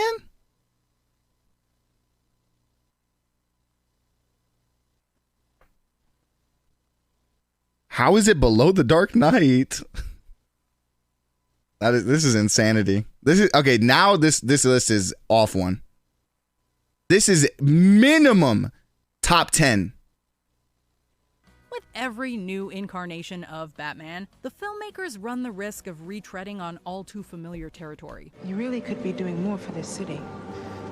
Your family has a history of philanthropy, but as far as I can tell, you're not doing anything. Although Tim Burton and Christopher Nolan paved the way for the Batman, director Matt Reeves makes this version his own. He does so by focusing on a younger, more inexperienced Bruce Wayne, who's rarely seen out of costume. It's Kinsey, narcotics. He's one of the guys that got into it with the iceberg. I need to go see this movie one more time in theaters before it leaves. Kinsey moonlights for the penguins. Saying Kinsey moonlights for the penguin. All right, Mom, let's just go. Reeves not only Such puts a absolute stronger goated emphasis movie. on Number Wayne's one alter easily. ego, but also the character's detective skills. Batman meets his match in Paul Dano's Riddler, who's intimidating and creepy without ever feeling like a Joker wannabe. Zoe Kravitz makes for a feisty yet layered Catwoman, while Colin Farrell transforms into the Penguin. I got you! I got you! Take that, you friggin' psycho! I got you! After you pointed out Gordon's head tilt, it's not just the head tilt, it's the eyebrow. Grounded and otherworldly, You say delivering like it's all of it. It's the whole thing. It's so good. Seen in live action. Number 15, Captain America: The Winter Soldier. Captain America: The First Avenger was an old-school throwback to a forgotten era of Golden Age heroes. The Winter Soldier completely shifts gears, with Cap now in modern. What is above these movies? So helpful. Been reading that a lot, trying to catch up. Marvin Gaye, 1972 Trouble Man soundtrack. Everything you missed, jammed into one album.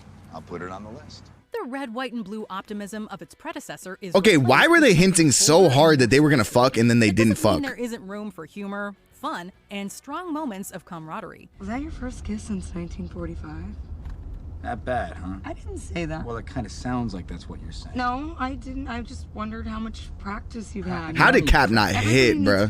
Aside from developing Steve Rogers into a more complex hero, we'd argue that this was the film that elevated Black Widow from being just another Avenger to one of the MCU's best characters. With the addition of Sam Wilson and the Winter Soldier's dark origins, the Russo brothers turn in a conspiracy thriller worthy of comparison to the best espionage films. If you want to stay ahead of She wanted some green meat. All right, you're wildin'.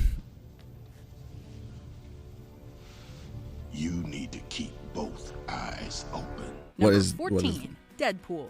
Although far I'm sorry, unless you are a fucking 14-year-old who beats the shit out of your mom, I do not want to hear you talk about Deadpool, bro. This movie is not that good. Whose balls did I have to fondle to get my very own movie? I can't tell you, but it does rhyme with pulverine.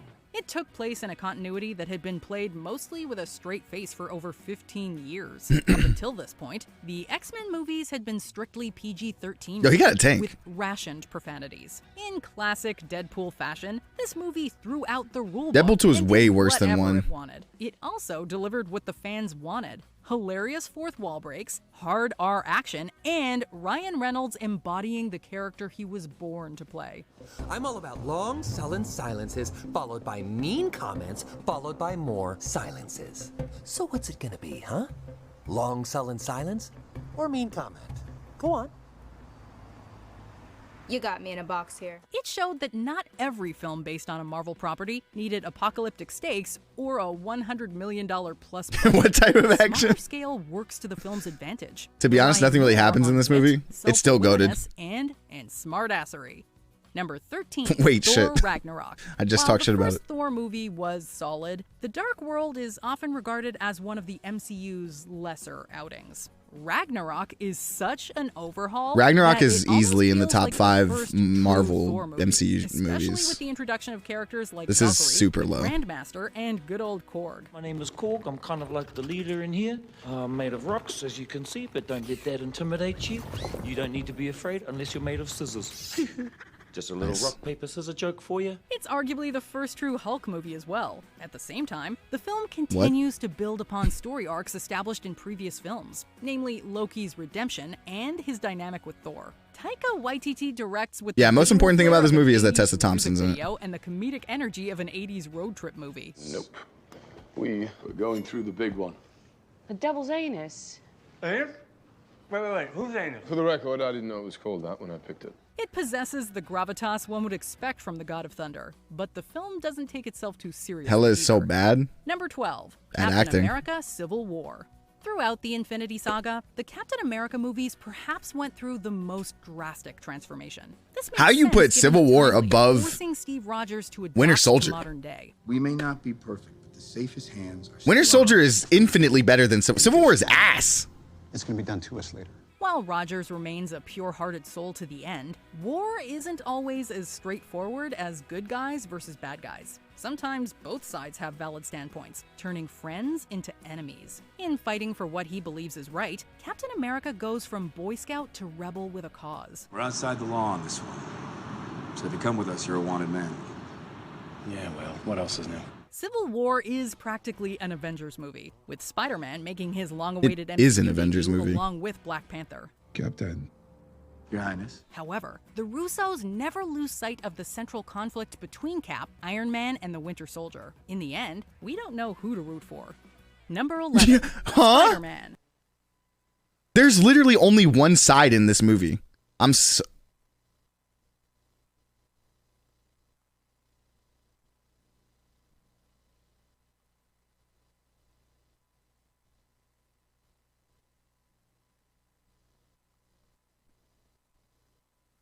Al- 11 for Spider-Man No Way Home. No Way Home. No Way Home is one of those movies that gives the audience everything they asked for and even more. That was it. Wow. That's good. Right? That's better. Yeah. Wow. Tobey Maguire and Andrew Garfield's tenures as the web-slinger had their highs, but ultimately ended with thuds. No Way Home gives Maguire and Garfield the finales they deserve, while bringing back some fan-favorite villains too. As crowded Where would as you the put No film Way Home? is, I don't think No Way Tom Home is on Holland's this Peter list. Parker is still at the heart of this web. To be Can't honest. send him back. Not yet. Why? Or it shouldn't be, is what I mean to say. Some of these guys are gonna die. Parker. It's their fate. Cap? Whereas his No Way past Home is not a Peter good movies were movie. coming It's of age literally stories. just This film fan sees service. Peter thrust into adulthood. For all the good times the movie provides, it leaves us with a loss of innocence that's integral to Peter's growth. She told me that with great power. Like, was that one of the coolest things that like we all went to go see in the movie theater? Yeah, but it's not. It wasn't. It's not like it's the best movie ever of all time. Like what? Oh, Wait, what? How do you know that? Uncle Ben said it. Honestly, it is a masterclass in juggling tones. yeah. I probably won't watch No Way characters, Home and until I have kids and I'm storylines showing them the without Spider-Man losing a movies. beat. Like, Number 10, The Avengers.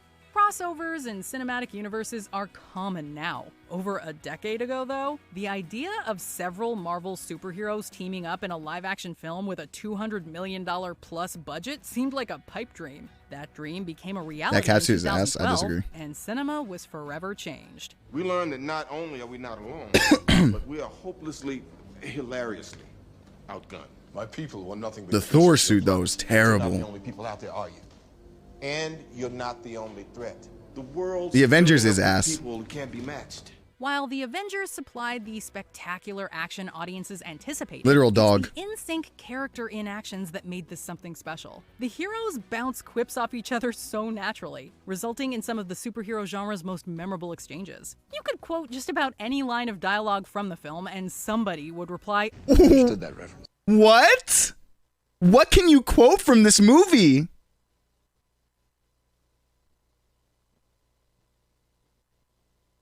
The visuals also worked their way. He said, "Isn't Matt in his 30s?" The climactic This man. group shot becoming the stuff of legend. It's got so many. Literally name one. Literally name one. What is quotable in this movie?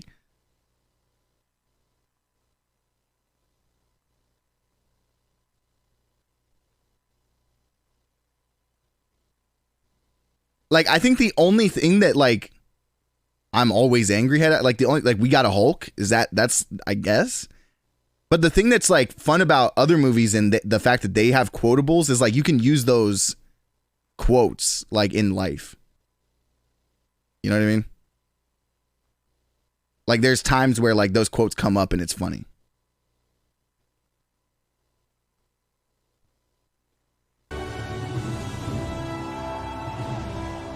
Number 9, Superman. Richard Donner's Superman is generally considered the first great superhero movie. The then unprecedented budget of $55 million reflected the important story the filmmakers were aiming to tell. The money was put to effective use, with effects that made audiences believe that a man could fly. What the hell's that? Easy, miss. I've got you. You've got me! Who's got you? While effects That's have actually come a bar. a long way since then, we've yet to see another actor surpass Christopher Reeve's layered performance as the definitive Superman. Where do you hail from? Well, it's kind of hard to explain, actually. See, I'm from, well, pretty far away. Another galaxy, as a matter of fact. I come from a planet called Krypton. Margot Kidder's Lois Lane, Gene Hackman's Lex Luthor, and John Williams' musical score are equally iconic in a film that gets Superman right in ways no other feature has. I don't even think I've seen this movie, to be honest. Superman 2 came close, but over 40 years later, the original remains the red, yellow, and blue standard. Number 8, Batman. Okay, we're on crack. We're on crack. Movies, Tim Burton's Batman seemed unsurpassable for the longest time. For some, it still is. While there's one other Dark Knight movie we'd rank higher, nobody can deny that Burton's Batman was a game changer.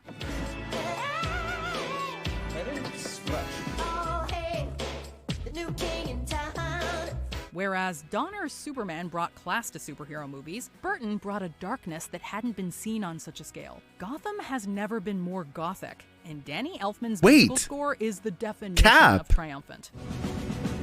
The Batman exists. Although Jack Nicholson is tailor-made to play the Joker, the real surprise was Michael Keaton, who makes us believe that Bruce Wayne is crazy enough to dress as a bat, but reserved enough that people wouldn't immediately catch on. Whoever your favorite Batman is, nobody nailed this line like Keaton. I'm Batman. Number 7. What? That was like, dude, if the dude went, I'm Batman, I'd be like, bro, who's this fool? Give me a gun. Avengers Endgame. When the first Avengers hit theaters, we assumed superhero crossovers would never get more ambitious. As well as the original holds up, no film has made us feel the size of this cinematic universe like Endgame. Are you seriously telling me that your plan to save the universe is based on Back to the Future? Nice. Is it? No. Good, you had me worried there, because that'd be horseshit.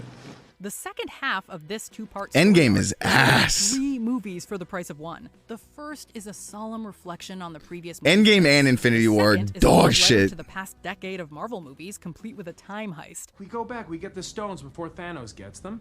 Thanos doesn't have the stones. Problem solved. Bingo. Matt, stop. Okay, look, I'll say this. At least Endgame is ass. Infinity War is not peak, bro. Come on. The third is the ultimate showdown where every character... You have to understand, like, I feel like y'all are, like, you guys are not going back and rewatching these movies, right?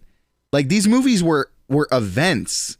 It's like saying that, I don't know, Halloween 2016 was goated. It's like, I don't know, it's Halloween, bro. Like, it was just Halloween. And we do mean every character, gets at least one satisfying moment. Avengers!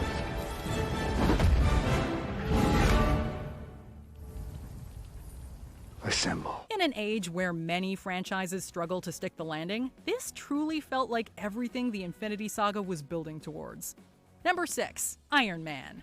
It's the film that didn't just launch a successful trilogy, but an Iron Man's entire goated. cinematic universe. Mr. Stark, you become part of Crazy to put.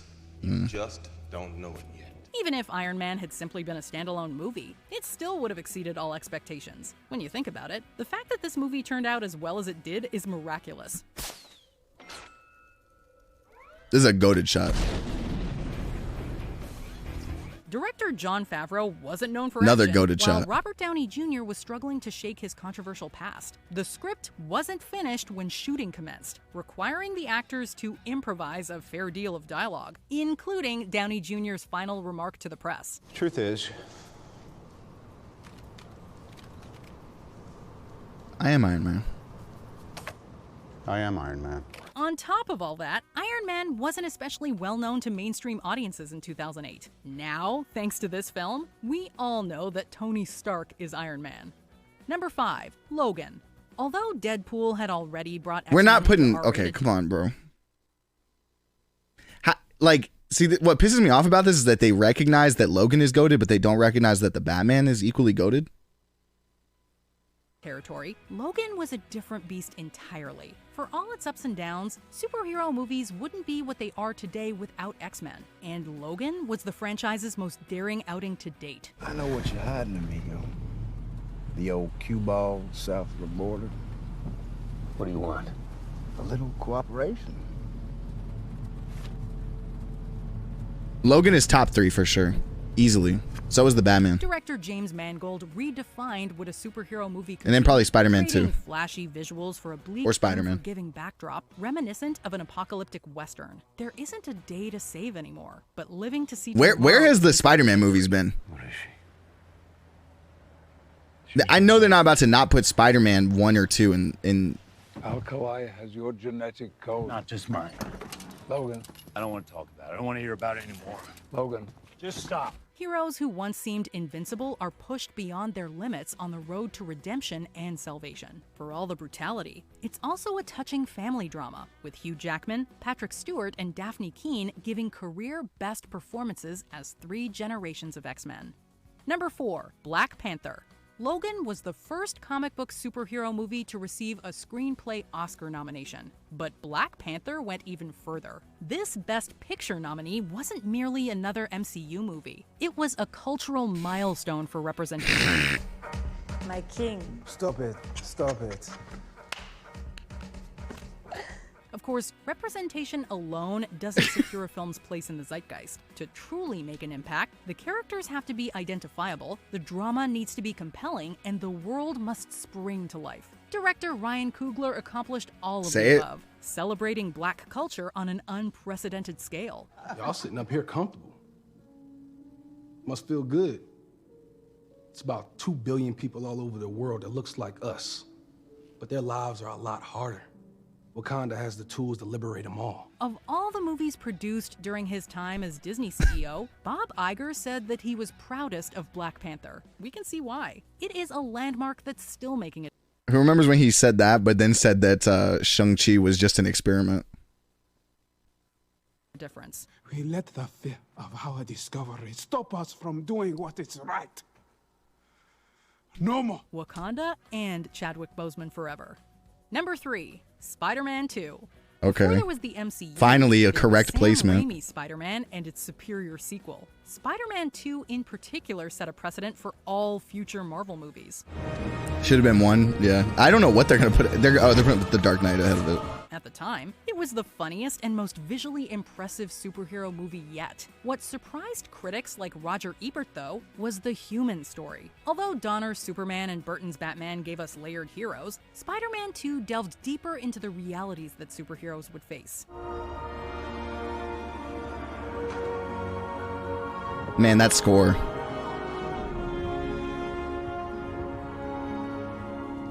And the perfect recreation. Much different from the average college student balancing studies, relationships, and paying the rent. What sets him apart is one enormous responsibility with few rewards. This movie should have been 20, to be honest, if you are actually cooking to get banned. Supervillains, and you have a superhero movie that evolved the genre to new frontiers.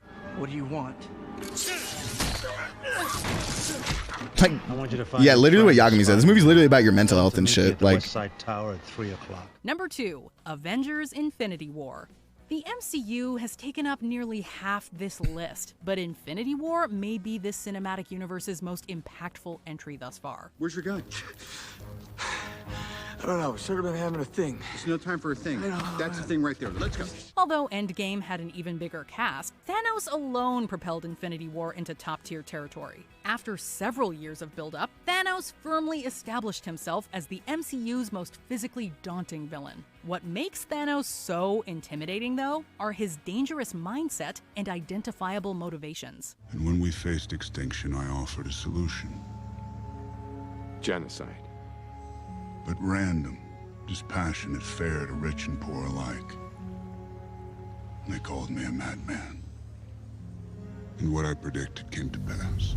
From Thanos' perspective, he's a hero willing to make the ultimate sacrifice for the greater good. Following the trajectory of other heroes' journeys, Thanos emerges victorious. You should have gone for the head. On the other side of the mirror, however, Thanos' triumph is the biggest failure for the real heroes. The grim ending is one for the ages, This movie sucks. reducing the audience to piles of ashes. Before we continue, be sure to subscribe to our channel and ring the bell to get okay, the movie doesn't suck, but I'm just mad that, Have the option to be that's notified just for crazy. occasional videos or all of them. If you're on your phone, make sure you go into your settings and switch on notifications. Number 1, X-Men Origins Wolverine. Finally hearing the public's demands, the studio I almost fell for the bait. I almost fell for the bait, chat. I almost fell for the bait. Movie with obvious CGI I almost fell for the bait. Deadpool's mouth sewn shut, and not as much focus on Wolverine as the title suggests. You get us, Fox. Okay, our real top pick is no joke. Number 1, The Dark Knight. At this point, The Dark Knight's status as the best superhero movie isn't a matter of opinion. It's essentially a fact that few would argue against. You'll hunt me. You'll condemn me. Set the dogs on me. Oh. Because that's what needs to happen. Because sometimes truth isn't good enough.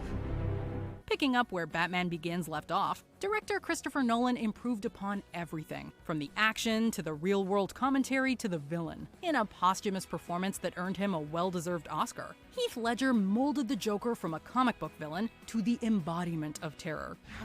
Why are we watching the worst Batman? True. You think they'll save you? Who's in control? I have one rule. Oh, then that's the rule you'll have to break to know the truth. It's often said that Joker is Batman's opposite. Really, though, Joker is the antithesis of Harvey Dent's White Knight. Sometimes, opposites are just...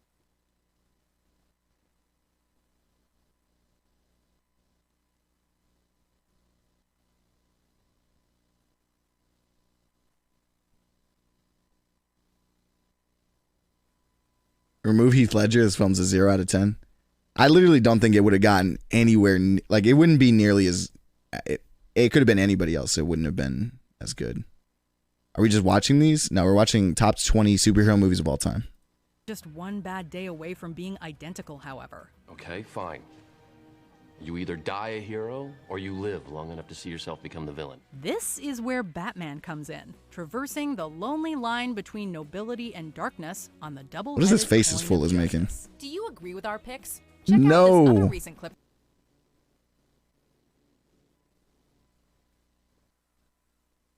Yeah, how do they put Days? They didn't put Days of Future Past on there, but they put First Class.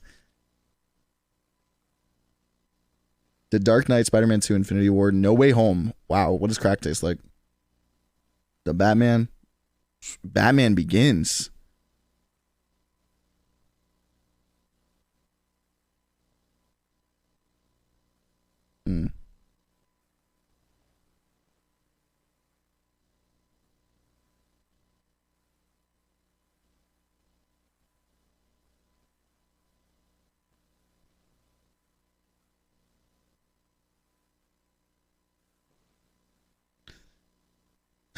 The Dark Knight is the perfect number one choice, with it being the darkest live-action Batman movie. What? Okay, like, this guy is unironically saying that.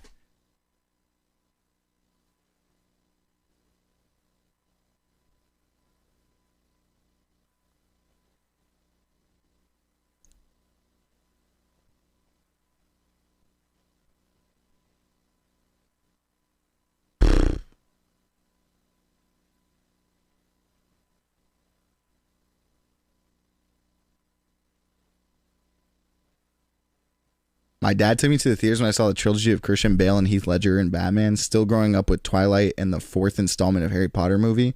I never thought of Robert Pattinson as the Batman, but I liked it. Literally the goated movie of all time.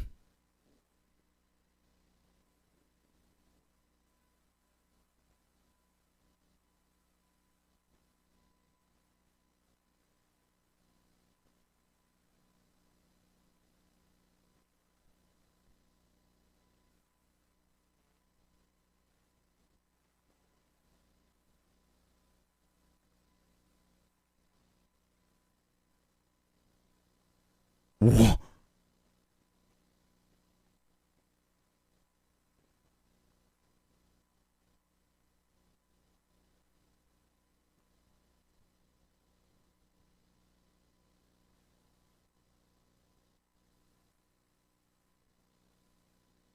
Zack Snyder's Justice League in the top 5 is it's actual insanity.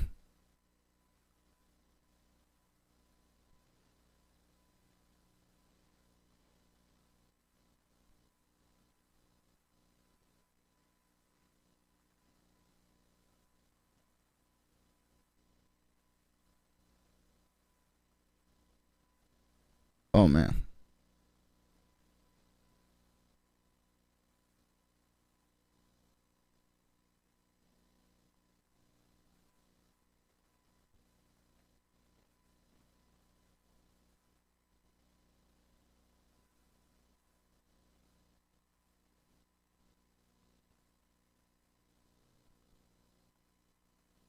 Mm. Snyder Cut was enjoyable, not top. It's not even top 20. Like, Jesus.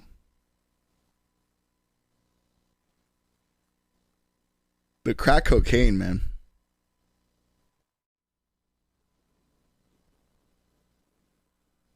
Do it, Matt? Nah. I'll do it another day.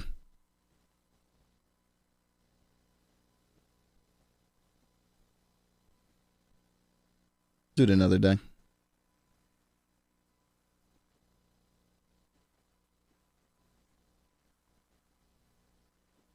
Second is Michael Bay's Ninja Turtles. That's not a superhero movie. Oh, great. A new Top Kek.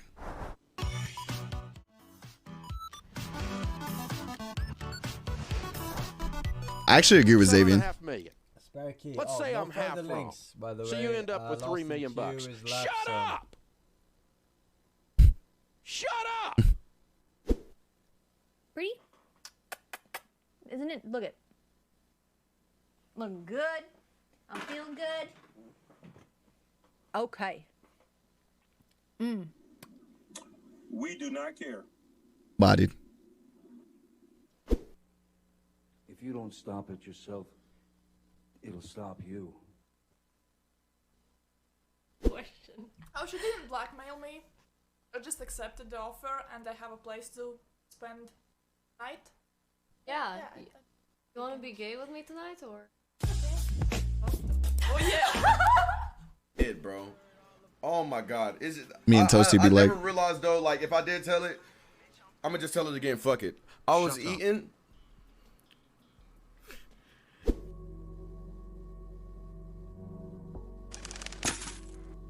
Okay, that was insanely perfectly timed. Whoever did that. Okay, so I've been playing. Oh wait, did somebody? I've Oh, not seen really anything new yet. I literally thought that was in the video.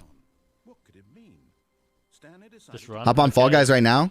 I would get on Fall Guy. I body people in Fall Guys, bro. I hate one of those. Oh, Need that that's what I needed. Okay. content drop been going crazy. Objection, Your Honor. Hearsay. Suppose that's hearsay. Shout out my boy Johnny Depp, bro.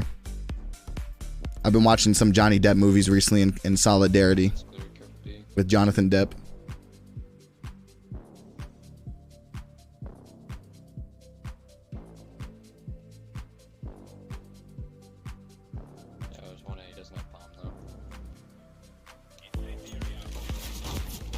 Nice. Okay, look at this. Lopez, stop it! Ban him! Ban him! Okay, right. Look at this. Num num num.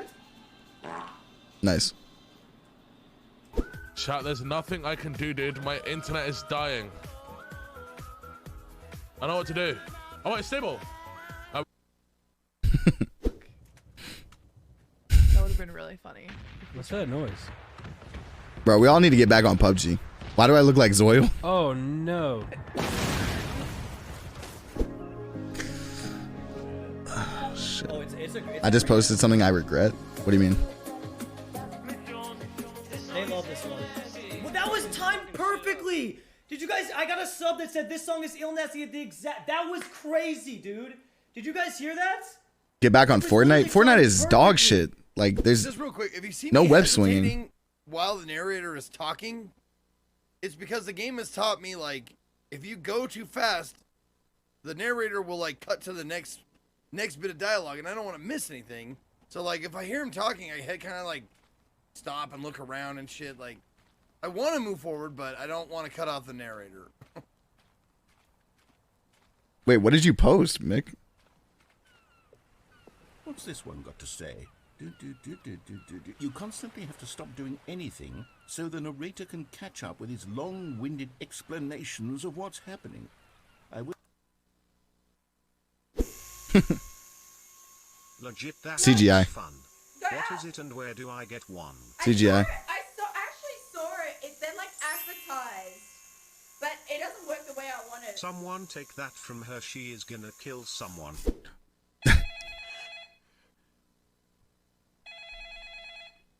Yo, what's good, Strange? Hello. Yo, Lena. Thank you for the raid. Seal. Lena, welcome, Lena watchers. I'm currently a Top Keck viewer. Well, now all of you are. Thank you, Lena. How was your stream? Can I get a shout out for Lena? Do I have any mods? I don't know anymore.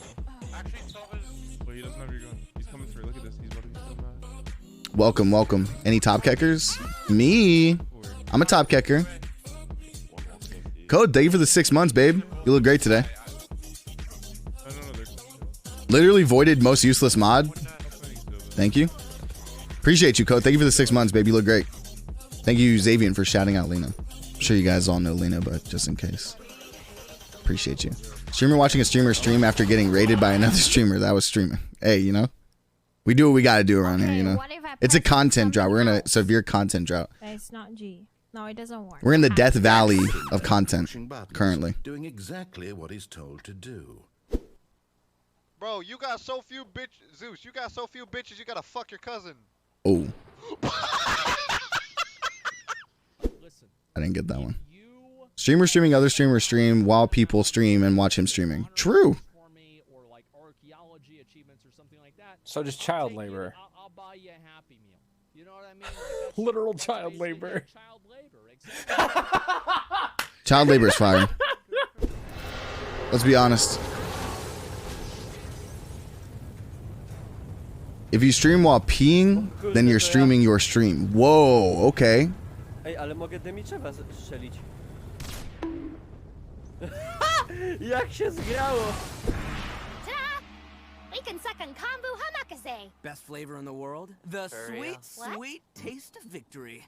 And that's why I've never spent a single more on any of my snacks. I've won them all, Bro, fair and square. You gotta play this game, Matt. It's gonna mindfuck you. Guys, the Stanley Parable came out like 10 years ago. Literally.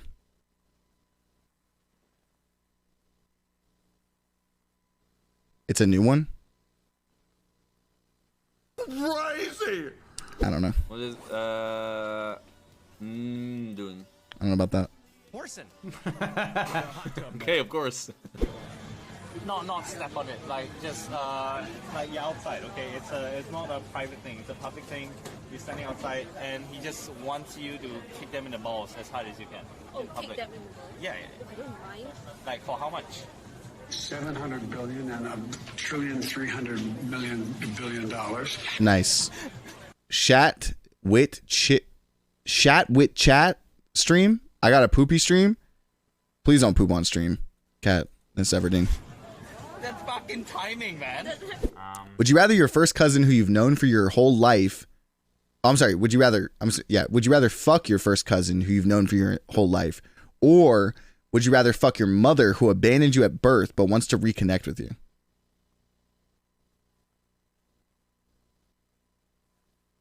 We're gonna go with the cousin. Is that your girlfriend or friend? Friend. Yeah, a sister. Sister.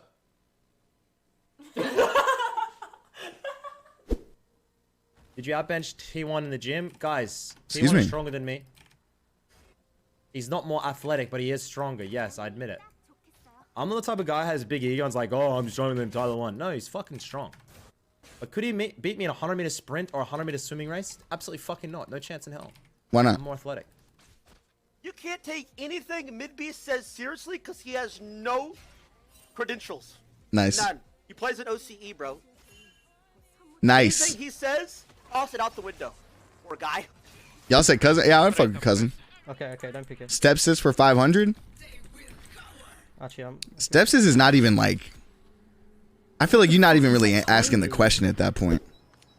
We are going to do mini golf. Stepsis is light, to be come honest. back to my place, and we're just gonna.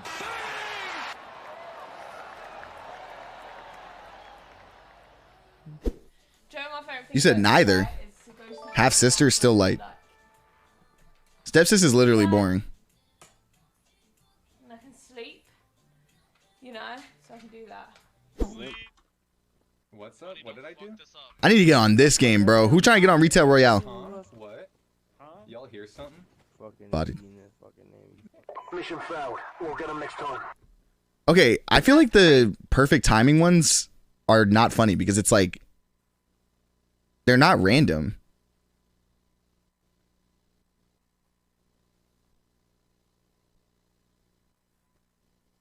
Like it's people like using the sound effects things that the streamers like. I don't know. I just don't think it's that funny. Thank you. You are insane. You are. Just know I'm really grateful. Kinda, because you got to factor in delay, but I mean, like when it's just like mission failed, like the girl died. It's like how many times did she die that day? There's a lot of opportunities, you know. And I feel like you could farm I those. appreciate you guys like. Not. I do not appreciate you guys nutting. Don't nut. Hello. Hi, chat. It's me. Pussy is pussy, bro. It all feels the same. Tell him. Like other stuff.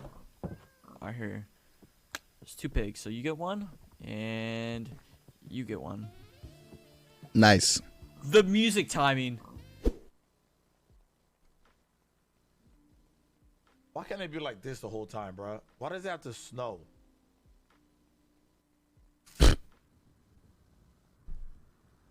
Ancient Funk's cousin.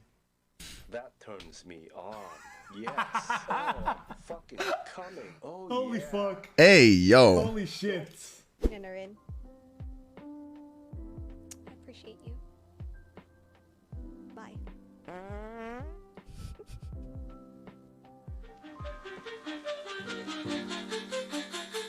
don't know. I still think those are funny.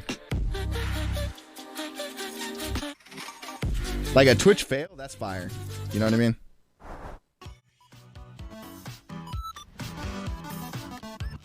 Come.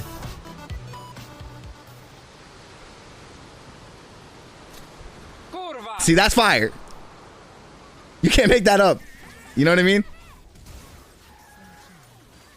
I'm gonna fucking suck the shit out of your cock, bro. Pull your fucking britches down, buddy.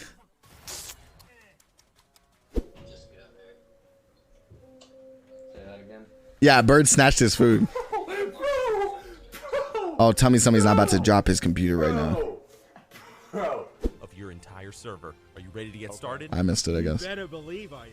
Well, first we have to thank today's sponsor, so you're gonna wait. Okay. Okay. Today's video was sponsored by Latex Cosplay Bald Skull Caps. Are you somebody that just hates having hair, or just wants to look like your favorite streamer over on Twitch? Then look no further than the link in the description. These latex bald caps are sure to give you the satisfaction that you are looking for at last. You're gonna give me that lunch money, baby. You're gonna give it to me. Swirly. Yeah, I'll cop chat, don't worry. Get in the fucking water, go. Flush. No. It's not a race. It's not a marathon. Rome wasn't done in one marathon. It was built. My legs? What happened to your legs, bro? Bro, what's this guy saying, bro? Yo, thank you, JD. I appreciate that, man. And thank you, Lena.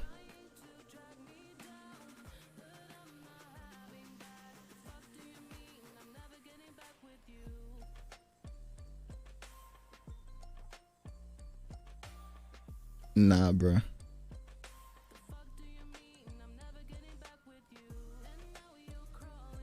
He's so hot. No, take it off. Take it off.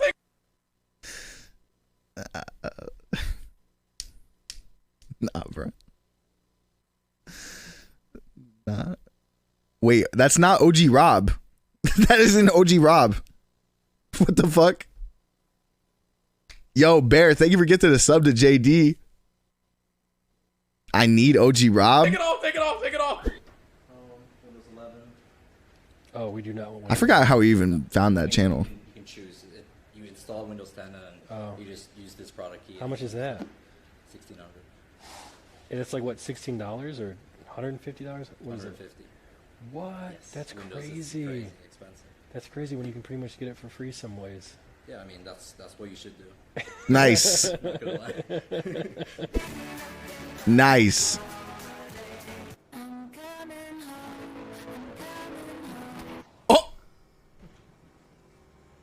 You're playing too fast for no reason. Chris going on Zerka's channel. Oh, right. You right. Wow, I forgot about that. Anybody else being human trafficked right now, or just me? Nice. I'm gonna say we're in. If he gets this right, I'm gonna scream. Hey, yo.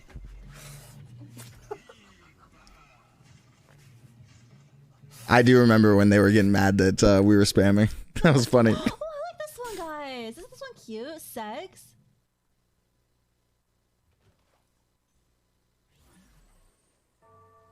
Wait, this one is so cute. Hey, yo. Oh my god! I get it! It's sex! I'm gonna shove my fucking fist down. I'm literally gonna take this. I'm gonna take this little stupid wrist curl thing. It's a little too.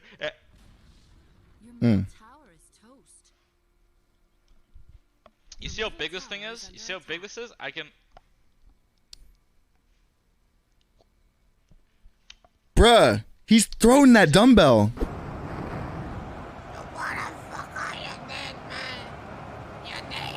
Is that John Wick? I will deal the final blow, and I will become the overlord of all the ducks. You piece of shit. Here I come, asshole. Oh, You died. Yo, AI John Wick's insane.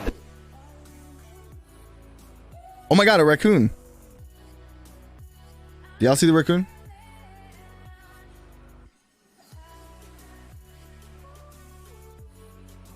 He said, oh my god, a cat. Nice. Who is this? Is this the Amaranth stream? Nah, Xavier, you wildin'.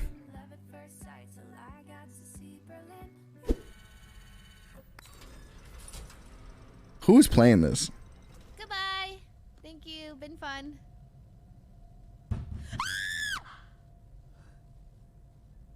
What's wrong with you? Naru? What's wrong Oh. with you? Stop! Alright, I'm going Copenhagen this time. I'll push for run chicken. I'll cover Laredo. So you'll cover what? Man, I miss CS. Real call out, dude.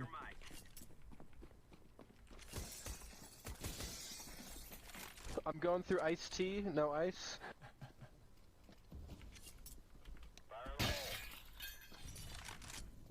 Remember when Xavier gifted you that game?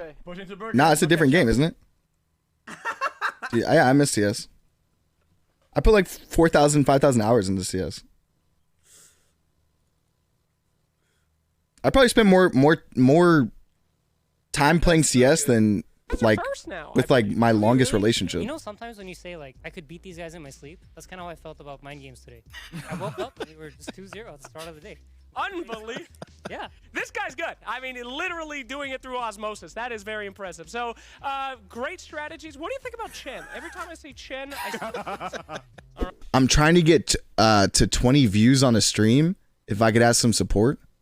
Yeah, I got you. Just make TikToks and YouTube videos and work your ass off. You'll get there, bro. He's crying for his child. There's no discoverability on Twitch, bro. Bid. I can hear that you're American. Do you know what college fund we have? Do you want to see my daughter's college fund?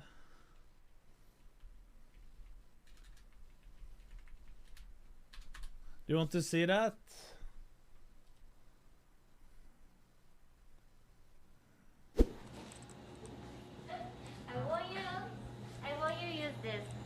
This one? I'm sorry, what is this?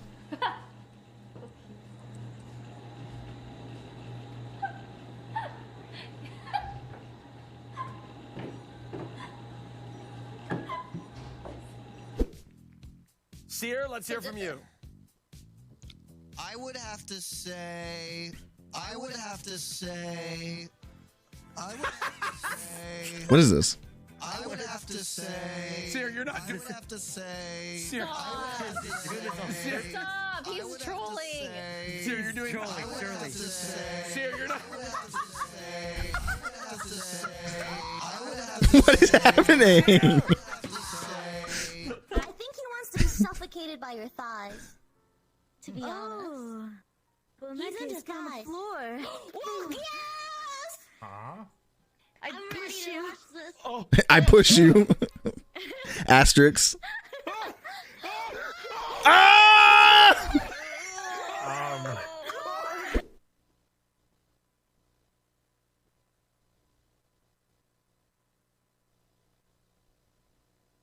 Hello, these are peaceful the monkey family. Huh? Oh,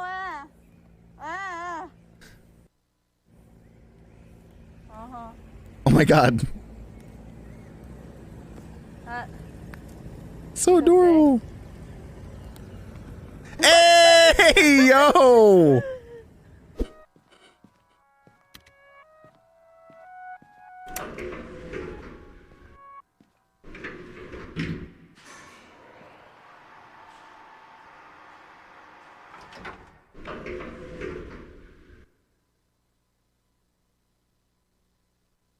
Cool.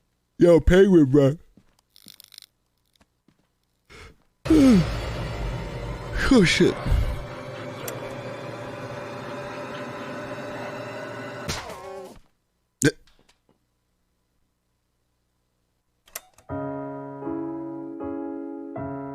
Nayan dropping a solo album next month. Oh, is she really? Giant horse conch weighs over 11 pounds. That's a lot of mollusk. Okay, that makes sense. And he wanted to do a vor role play. What the fuck? And what? Yeah. So like, yeah. And so the role play ended where she was a pregnant night elf, and she ate him, and then he fist bumped her unborn baby. What? 네, 그 놀라지 마. 그 약간 벌칙.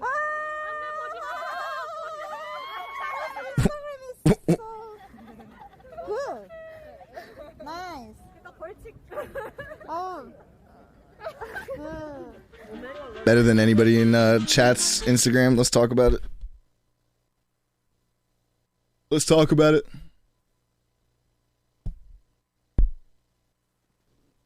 Let's see what comes up next. Bum bum bum bum bum bum. Bum bum bum bum. Bum bum bum bum bum bum. Was that an OTK video? This is Top Keck. I don't know if that was from their thing or not. Two nuns are riding down their bicycles through the back. Turn on that fucking computer! Ma, Jesus Christ, Louis, they don't even know who you are! Those people on the computer! Every day with this fucking shit! I'm tired of this shit! When you gonna get... You were on the computer yesterday till like 5 o'clock in the morning! I'm fucking fed up already! Ma. I'm not even kidding you, Louis. Alright, I'm writing that down as a content idea. Get robbed.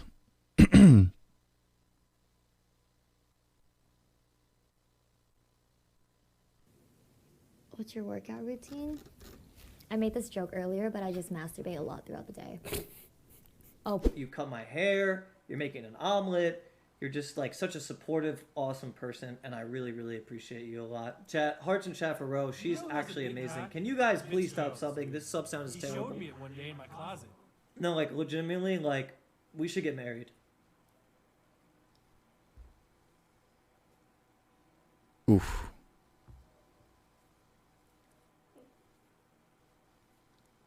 You know who has a big cock? Mitch Jones, dude. He showed me it one day in my closet. No, I mean like metaphorically get married. What? Yeah, like we should have like Wait, which Jones came up with fan house? You know who has a big cock? Mitch Jones, dude. He showed me it one day in my closet. Honestly, I'm just down to get for real married if you want. The girl? I'm butchering this. I love you. I love you. Hey, wait, come back. I feel bad. I fucked that up. Oh, she's gone. Fuck, she's gone. Damn. You want bare ass and kitty booty hole? Sounds kind of gross. Damn. But yeah, asshole and kitty. Alright, pay up then. You're turning me on and not playing with me. Bet. 1K babe, I'll take those pictures right now. I'm wet, so horny. Oh, hurry.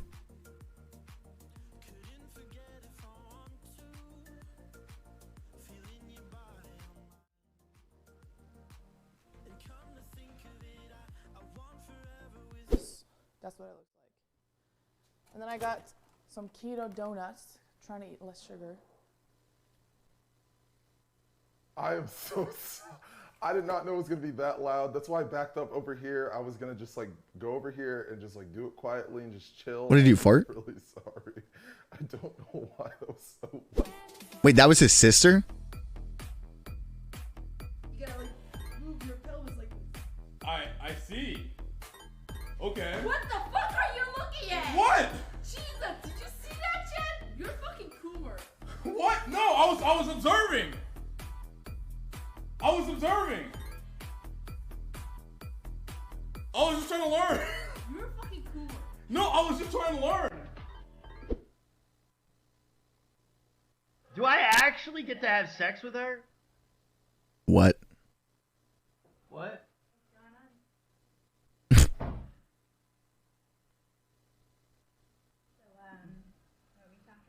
A video game?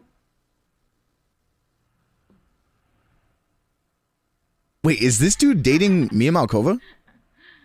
I can't remember his name. So basically in the game, Yeah? Oh, okay. it's They have a kid? if you make friends with the people in the game, they treat you better, and the more friends you have, He got a big cock, the better too? You can do. Okay, so then we gotta pick costumes real quick and we'll get into it. Yes. Okay. All right. Sorry for the She makes milking videos? That's I wanted okay. to see Mario Bone.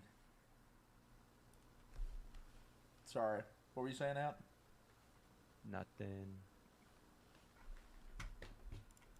Kill me, dude. Kill me. It's not even golf anymore. Jesus. Mods, disable tryhard. You guys are being toxic. Which is Like the one my I'm computer. liking. Hey, I'm doing soda. All right, let me see if this is it. Yo, I unlocked the Iranian flag, so I'm gonna use that because I just want to use something like Britt, please. that I don't have. Britt, somebody linked it in That I chat. have. Oh, man.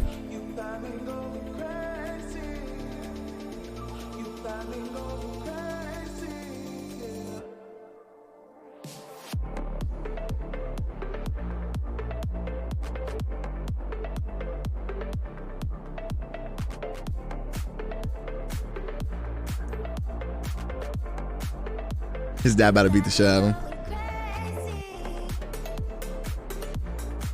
Was it good, detective? They're saying push it in. Use your teeth. He said, can we watch a cucking video? I mean, I need like a flat surface. I don't know. What? Ouchie. Okay. Oh, do you have pliers? Oh my god. I don't think so. It's gonna bust everywhere. You're poor cleaning ladies, man. You're poor cleaning ladies. That is actually the perfect scenario. I told you I wasn't cheating. I told you I wasn't cheating. Oh my god, baby. Is this y'all, chat? This is y'all? They knew. They knew, baby. They knew. Let's go. Stockholm and Gothenburg. Yeah, Gothenburg. I tried the really disgusting fish there. The Surströmming. Oh, Jesus. Compared it. Yeah. What? I was pointing, but yeah. Oh, okay. No, seen in Ice That's Age a- 3 that's a no. where the mammoth gives birth, right? And so we're out here. Let's go, Black and Sarah. And then in Ice Age 3, the mammoth starts. She's screaming. She's going through trouble. She's screaming. She's like, oh, she's in pain. Like all of this stuff. And then. Bro, what is this?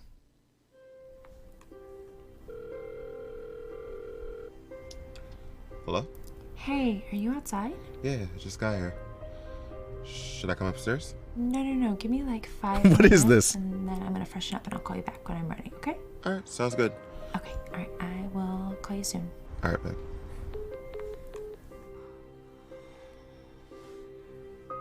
Yeah, she got a wide long face looking ass. You guys are leaving now, right, guys? Yep, just getting little man's shoes on. Mom, are you sure you don't want to come with us? Yeah, honey, why don't you come? It's gonna be fun.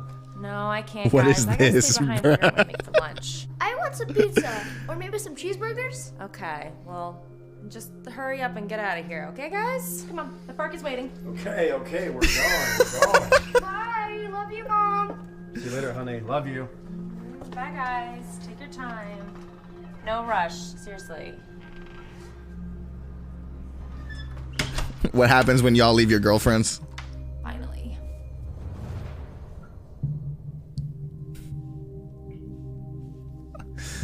Oh man. Hello?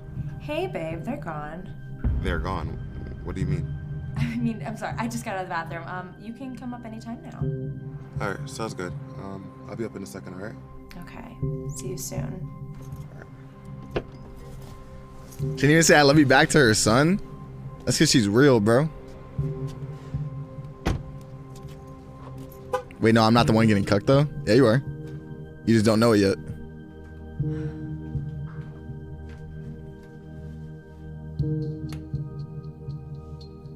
What are we watching? We're watching a cuck video.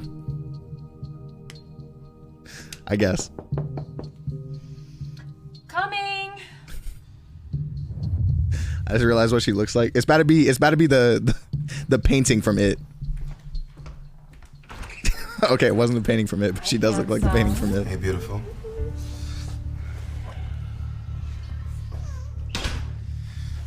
These are for you. Oh my god, these are beautiful. Thank you so much. Yeah, they reminded me of you, so I had to get them. You're honestly all I could think about all week. I just couldn't wait to see you. Couldn't wait to see you either, babe.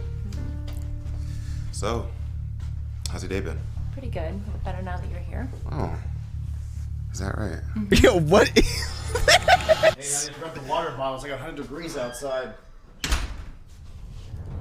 What's going on here? Who's this? Who are you? I'm Tony. Who are you? Tony, this is Felix. Felix, this is Tony. Tony's here to check my the pipes. He's here to check. I don't know what a plumbing problem going on. Well, of course you don't. You don't cook or ever do dishes. That sink is always backing up. What kind of plumber shows up with no equipment? And why are you so nicely dressed anyway? Well, obviously he's not here fixing anything today. He's here to inspect and give me an estimate like a real professional does. Isn't that right, Tony? Yeah, of course. Why is Matt hard all of a sudden? I mean, this is the only kind of porn I'd beat off to anyway. Everything shouldn't be that much of a price. See? Exactly. Wait, where's Tommy? Felix, did you Me in the leave him closet watching my girl get donkey fucked on our bed? You just said it was like 100 degrees outside. He can get heat stroke. Can you calm down? The AC is on. Yes, but that doesn't change the fact that he's still by himself. He can get kidnapped. Now, okay, you have your waters, right? Come on. Let's go on. He wants to go to the park. I'm going. Wants to have fun. Cuck. Good. Okay, Bye, have fun. cuck. You got everything? Goodbye, I'll be cuck. coming back for a while. Awesome. Have fun, boys. Don't rush it back. Goodbye.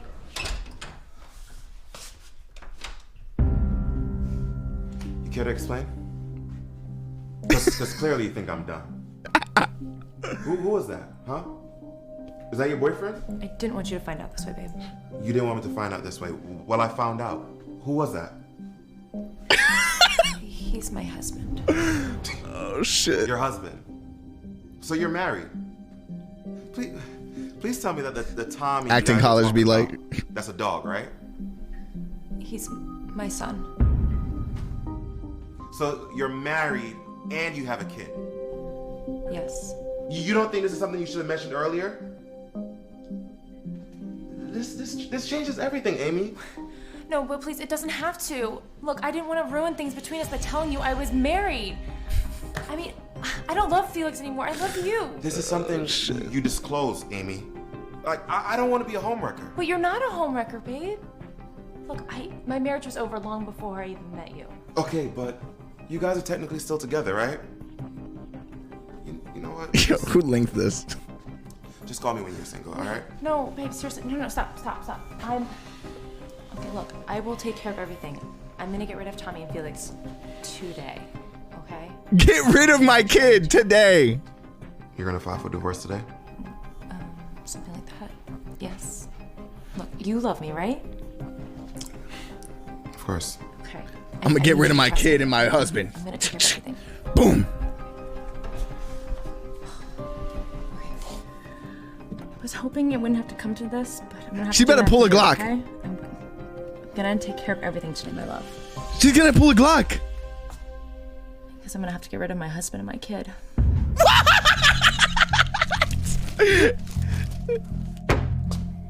Guess I'm making sandwiches for lunch. Amy, what do you mean by you're gonna get rid of your husband and kid? Well, I'm willing to do what I have to do. No, this is fire. What are you talking about? I'm only gonna go with half. I'm not willing to do that. So, if I get rid of them, I walk away with everything. And that way, I don't have to worry about dealing with the kid, and you and I can be together. But what exactly are you planning to do, Amy? What I have to do.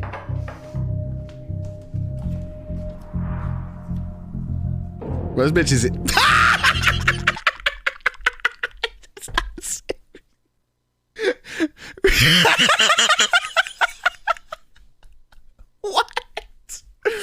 What? Amy, wait. What are you doing? Wait, what are you doing? Are you really about to poison these sandwiches? Yes.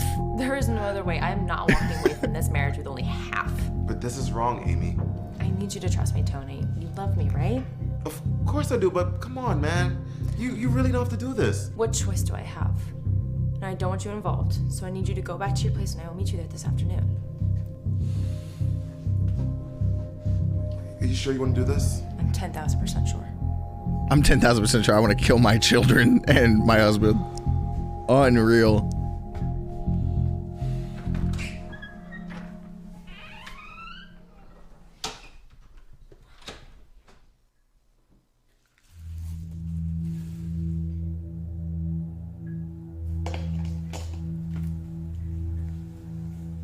Not the mayonnaise. I'm gonna be honest, mayonnaise make me gag, bro. To be honest.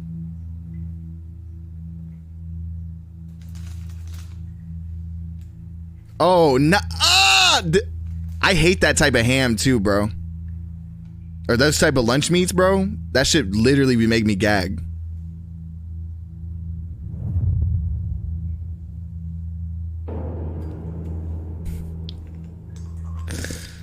Oh, shit.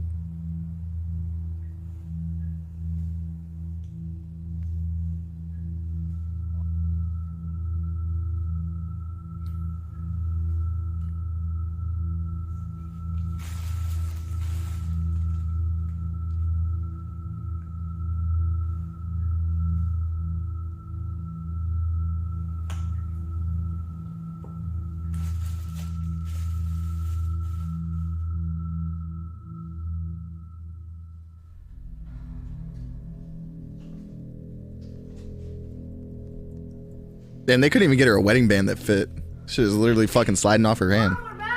Welcome back, boys. I made you some sandwiches. Ooh, it looks so good. Let's go wash our hands first, because you're all dirty from the park. Oh, fine. Okay, well, you guys go and do that. I'm gonna go wash up myself, okay? Okay. All right, you guys eat every last bite, okay? Okay, you don't have to tell me twice. Love you, honey.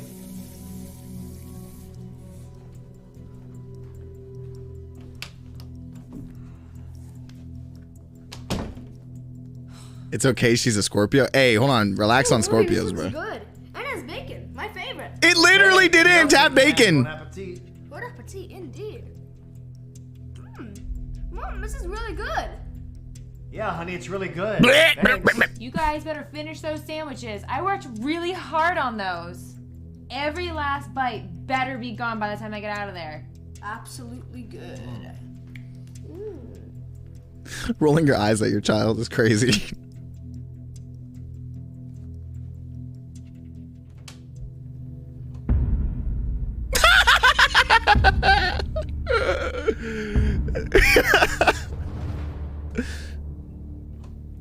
Wait, why did the kid have a wedding ring? Wow, I did not think it would work that fast. Yes.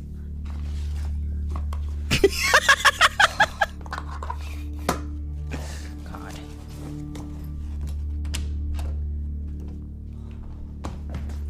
SWAT team bust down.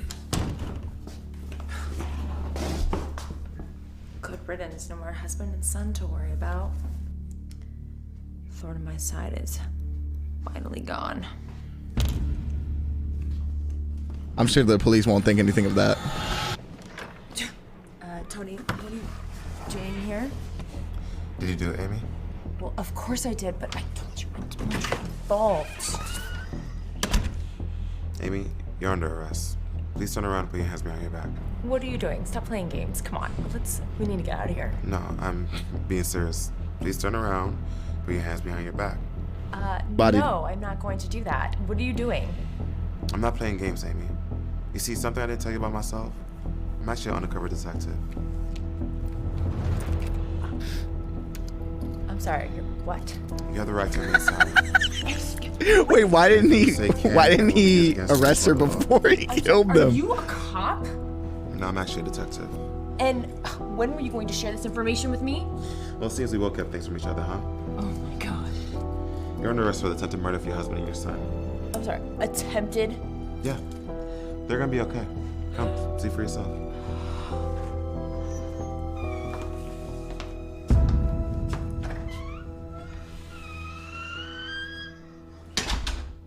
I can't believe you would do this to us. How is this even possible? You mean, how are we still alive? We never ate the sandwiches. We just threw them away, see? I still can't believe you could do something like this to us. What did we ever do to you? You guys didn't do anything. She's just crazy. Well, we actually never went to the park. When I left earlier today, I had a bad feeling about Tony. I had a suspicion that you were lying to me about who he was. So I waited outside the apartment to confront him without you there. When I did, he told me exactly who he was, and he told me about your little plan to get rid of us with the sandwiches. How can you do this to me? We were supposed to be together. You love me, right? Come on! Amy, I can't be with someone who tries to kill her own family. Look, guys, I didn't mean for any of this to happen, alright? Had I known she was, married, I never would have dated her. I understand. I'm upset, but grateful to be alive. Sorry about that, guys. I still don't know how you could do this to us. I don't think I'm ever gonna forgive you. Yeah, well, I don't want your forgiveness. I just want the two of you out of my life. For good. Alright, you know what? Let's go. You're gonna get your wish now, alright?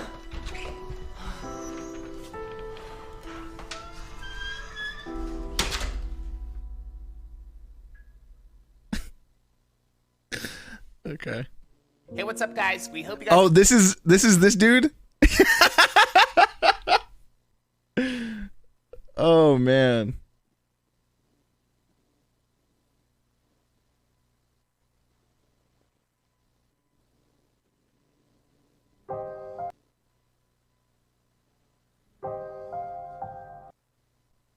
Boyfriend fat shames girlfriend, instantly regrets it. Steph, come on, we're gonna be late. I know, 1 sec, I just can't find my shoes. Okay, well, hurry. If we're more than 5 minutes late, they're gonna cancel our reservation. Okay, I just couldn't find my shoes. Are you serious? What? I told you not to wear that dress. It makes you look fat. Do you have anything else you can wear? I mean, I have 2 other dresses, but... Good. Hurry up and change. I don't want everyone thinking I'm dating a whale. Bruh. You're ordering a salad too. If you want to wear that dress, you're gonna have to go on a diet. Okay, which one? Do you have anything else? I mean, these two fit me the best. Oh, those are worse. Okay, what do you want me to do? Go out and buy another one? I prefer if you took my advice and went on a diet, or at least went to the gym once. You know, I don't think I'm that big. You know what? I'm just gonna go by myself. At least I'll have to pay for 2 meals instead of 3. On second thought, I'm actually gonna get a cup of coffee, because unlike you, I actually know when I'm not hungry.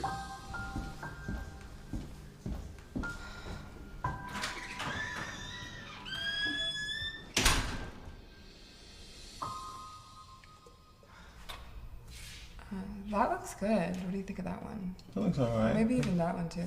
Mmm. Yeah, I'll probably just go with the club sandwich. Sandwich? We talked about this. You're not gonna eat anything that's gonna make you look fat, huh?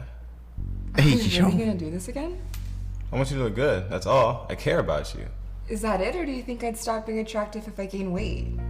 I just think that... What? That you won't love me anymore if I eat what I want?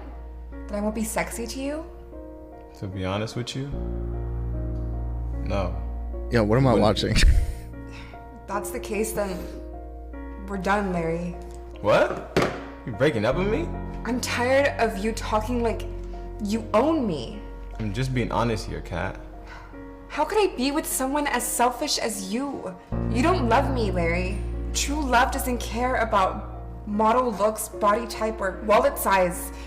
Beauty is what's on the inside. I'm done.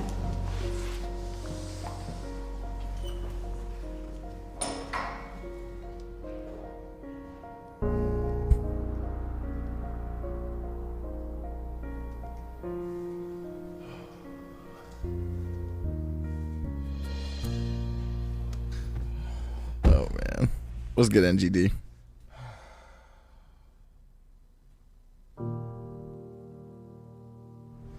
Kat, are you alright? I came as soon as I heard. Everything. Bro, it's that been 3 Larry said seconds. was a lie. You're beautiful inside and out.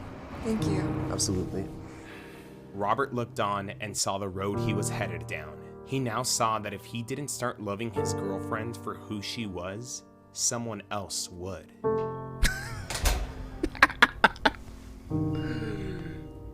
Oh, man. Oh.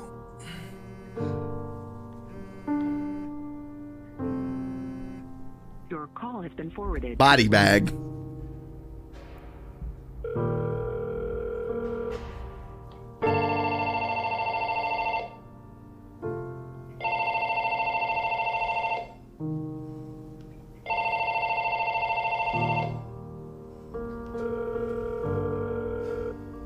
Hello. Please leave a message after the tone.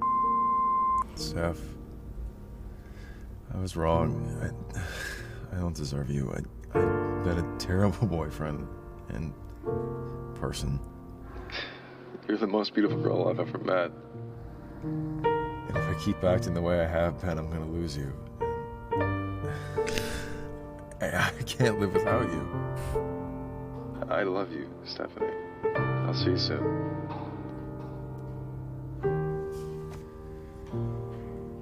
Yo, Necomite, you fucking absolute misogynist.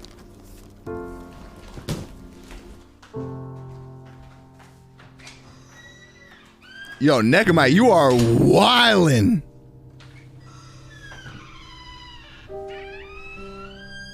Steph? No? It's the same apartment, yep. No set decoration at all. Hey, Robert. I heard your voicemail. It's clear that you've changed and deserve a second chance. But not with me. Body bag. I wish you nothing but the best, Steph.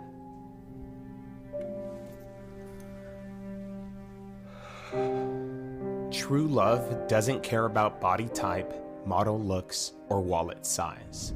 Unfortunately, Robert didn't realize that until it was too late. Stephanie went on to live a happy life and married a man who appreciated and loved her as she was. Nice. While Robert never got back with Stephanie, he did learn his lesson, and he finally understood that there is beauty in everything. A true classic. Okay. Let me see.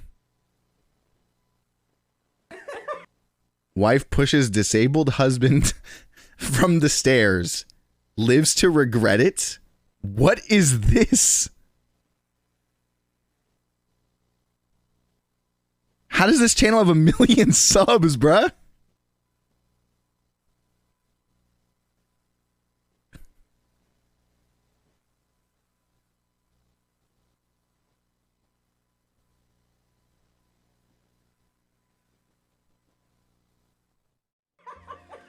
I've never done that before.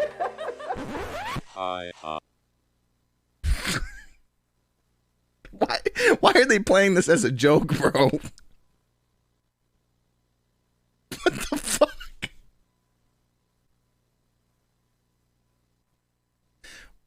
I'm not like...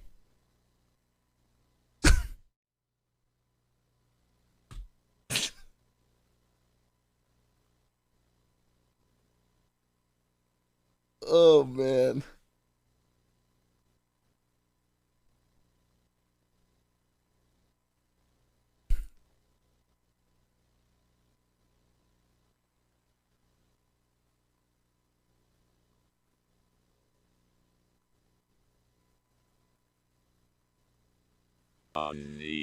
Hank. Oh my god, you're home early. What is going on here? Yeah, Karen, I can't believe it didn't fit. Hey, Hank, what are you doing here?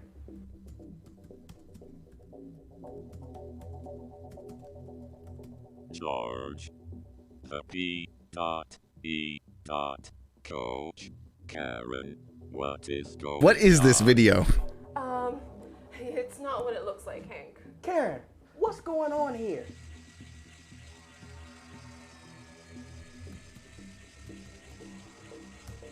George. This is Karen, my wife. Wife? You married Karen? Oh my god, you are cheating on me.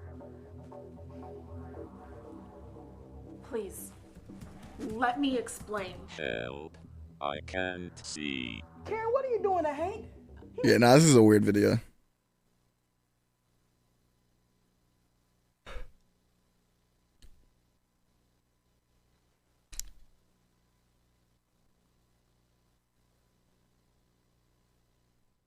Watch it? Nah, I'm good. I'm good.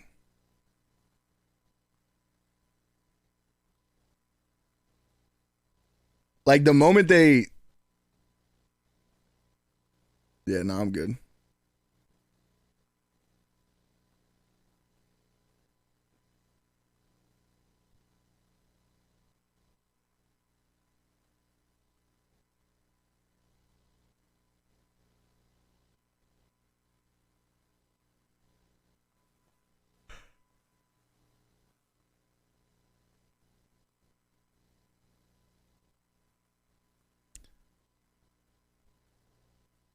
I do find the depictions of disability as well as the racial undertones to be insanely off. Yeah, to be honest.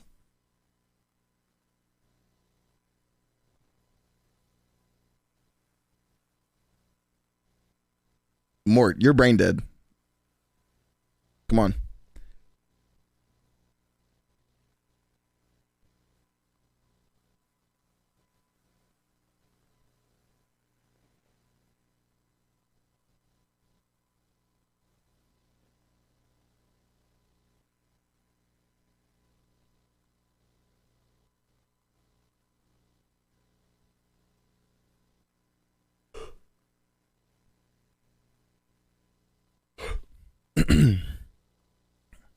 Yeah, chat's a little unhinged today. When I make to the Heaven's Gate, I gotta peek over. Damn. Yeah, to be honest.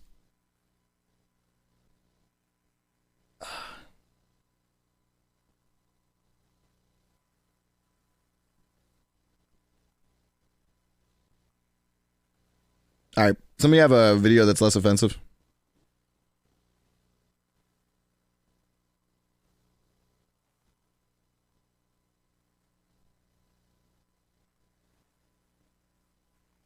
Bro, why ain't gifting subs? True. Any gifters? Any gifters?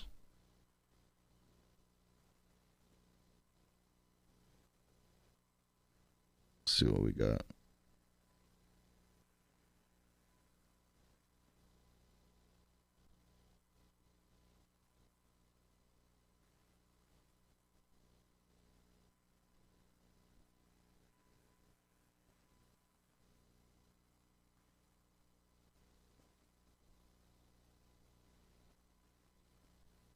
All I know is me and Jesus gonna be chiefing. True. All right, I'm gonna go to the bathroom real quick. I'll be right back.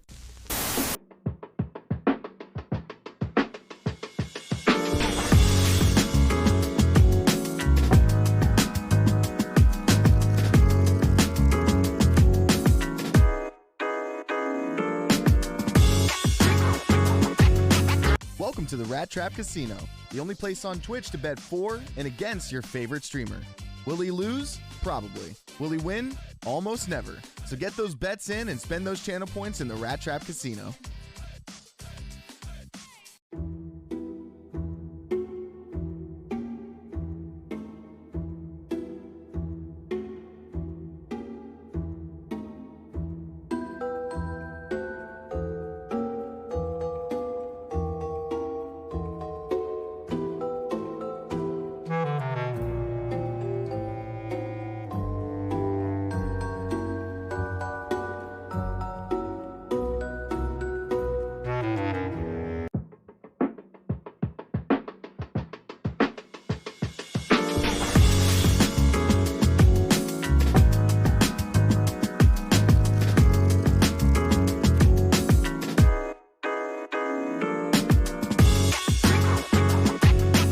Welcome to the Rat Trap Casino, the only place on Twitch to bet for and against your favorite streamer.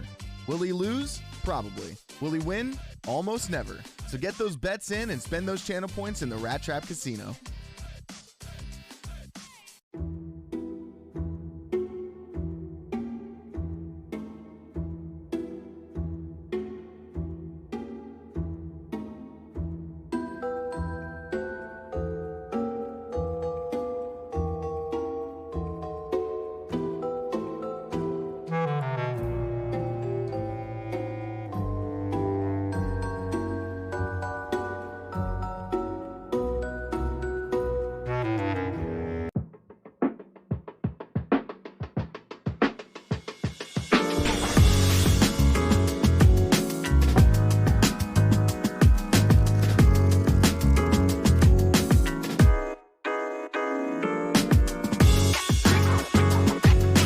Welcome to the Rat Trap Casino, the only place on Twitch to bet for and against your favorite streamer. Will he lose? Probably. Will he win? Almost never. So get those bets in and spend those channel points in the Rat Trap Casino.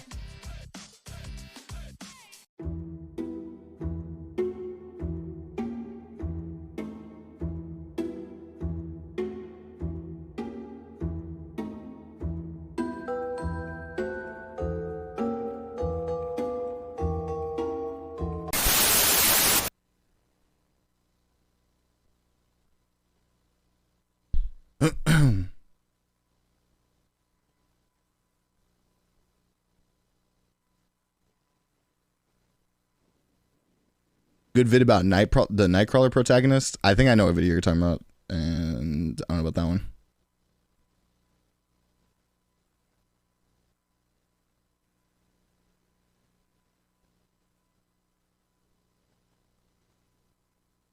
Yo, where's Xavier at, to be honest? I haven't talked to Xavier in like 2 weeks.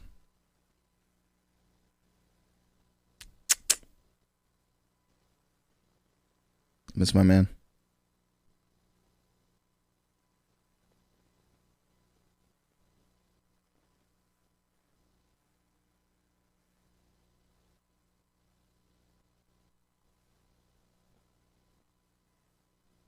Okay, I'm seeing a lot of people clipping today, and by that I mean Mikolai. Yo, just in case you guys have never heard it here this month yet so far. This month we're doing Clipper of the Month and Viewer of the Month. So this month, Clipper of the Month will get $50 to your PayPal. So the way that we're going to judge that is based on people who get the best clips. Okay, so that means like you get the timing of the joke. You get the whole joke. You know what I mean? You're not like cutting off half the joke. You're titling the clip. You know what I mean? these sorts of things. That's gonna make like all of our lives easier for making YouTube videos and stuff like that. But yeah, and also you guys get a chance to win $50.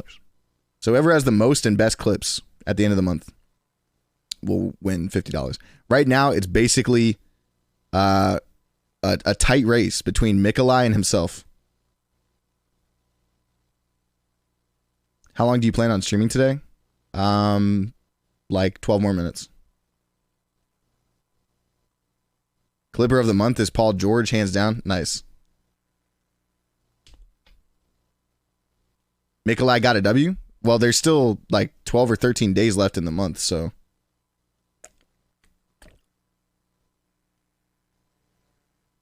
You know what I mean? Anybody could. $50 is $50.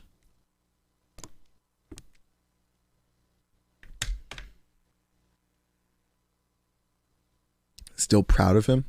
It's an interesting thing to be proud of, but. Streaming for 12 to 13 more days, though. So I also said this at the beginning of the stream, because I've been working out every morning for the last 6 days. My new meme is that we're going to do Monday through Friday, 11 a.m. to like 5, I think is what I said. 11 a.m. to 5. Today I started a little bit late, so. That's my plan. It might end up going longer or shorter. You know what I mean? But that's like the idea. Can we, the viewers, add to the pot to entice more clippers? Nah, I gotta save money. To be honest. Voided says, yeah, how you gonna tell me?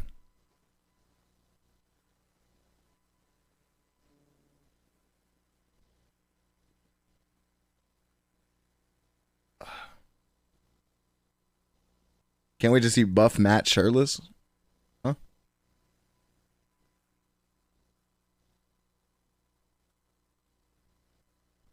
I think Neck is asking, can viewers also put in adding to your $50? Yeah, that's what I'm saying.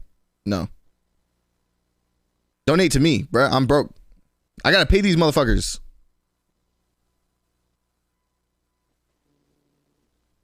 You know what I mean? But yeah. In Voided Voice, you lost your passion? Wait, what? Motherfucker. Literally. Like, y'all. I'm not. Don't trigger me right now, bro. You don't know. You don't know what. Because, like, here's the thing. I don't talk about my personal life like that on stream anymore. Not really. You know what I mean? Because, like, I used to, like a motherfucker. I used to like say basically everything that was going on in my life all the time. And I stopped doing that at some point because I built up my own, what do you call them? What do they call boundaries? You know what I mean? I built up my own boundaries over time, figuring out what I was and was not willing to, like, you know what I mean, have discussed about my life on my stream. And, you know what I mean? A lot of that, Detective, thank you for the 13 months. But a lot of that came from, like, the way that sometimes viewers will try to use the information that you, like, give them into, like, the window of information you give them into your life against you. You know what I mean? Like, it's very easy. Like, people come and go into communities, in and out, whatever, right? Somebody who's a fan of me today, 6 months from now, you might not like me. You know what I mean? 6 months from now, you might, whatever. It could be whatever, right? So there's certain things I just don't talk about on stream anymore. You know what I mean? So my point is, like, I didn't lose passion.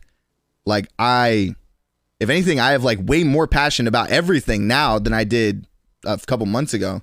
But the last, like, 2 months or so, like, of my life have just been, like, hard. You know what I mean? Like, they've just been difficult.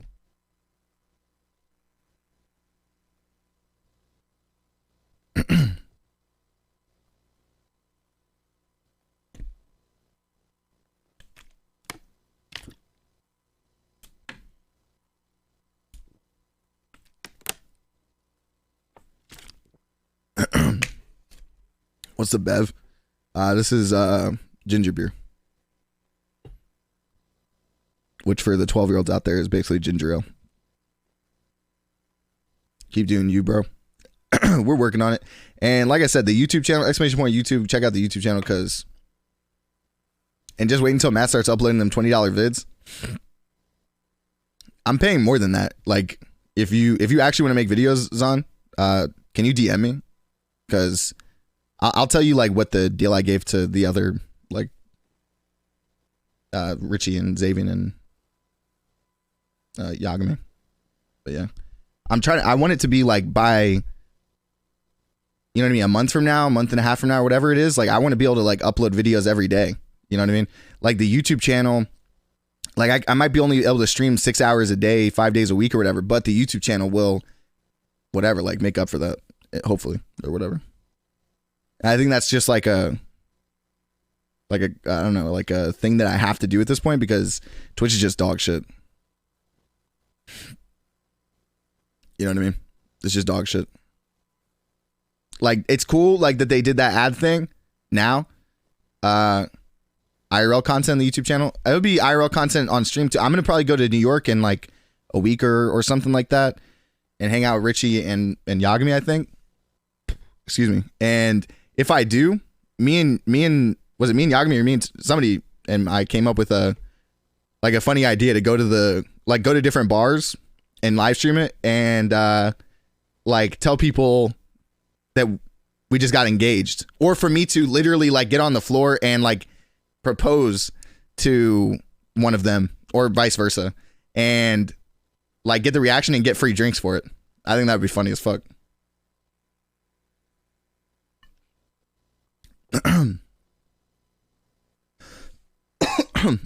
You gonna do a double channel and just post your VODs and stuff?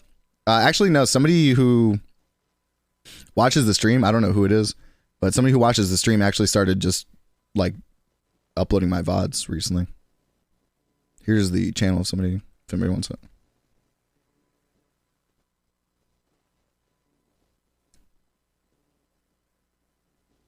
I'd be too paranoid if I did IRL streams.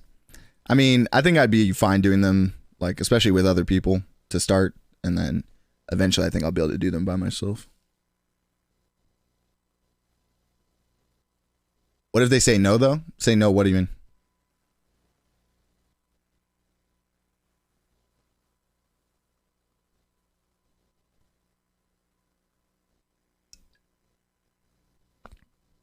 To your proposal? I mean, they're my friends. They're in on the joke. Actually, that might be funny, too. Maybe we do both. Just wait for the IRL streams at TwitchCon. We're going to just know. I know, I was just joking. I'm just joking. How about that?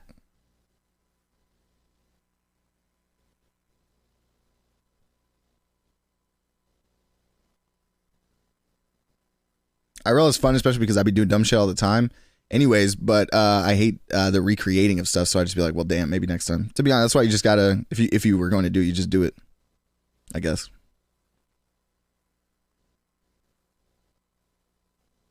But yeah.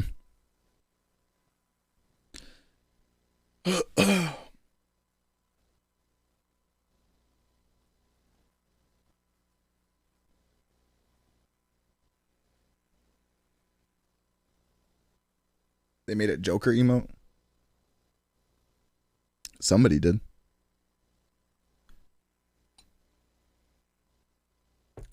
So what now? I don't know. I think I am where I'm at. Quick question. Did you tattoos on your forearm hurt? No. I mean, like, it's not like they felt good, but they didn't hurt. I think like the way that it works, for in my opinion, like the more you get like inside, the more it hurts. Especially, I haven't even gotten like this part of my arm tattooed, but from like what my tattoo artist says, like that, like the inside, like of your biceps, like I guess like the inner part of your forearm kind of hurt like more than like the outer part of it, in my opinion. I'm about to get a sleeve on my right arm, so I'm nervous about the pain. Nah, to be honest, you shouldn't worry about it. I would say it's not as bad as people make it out to be. biceps left my armpits sore for a week. Oh, like on the inside?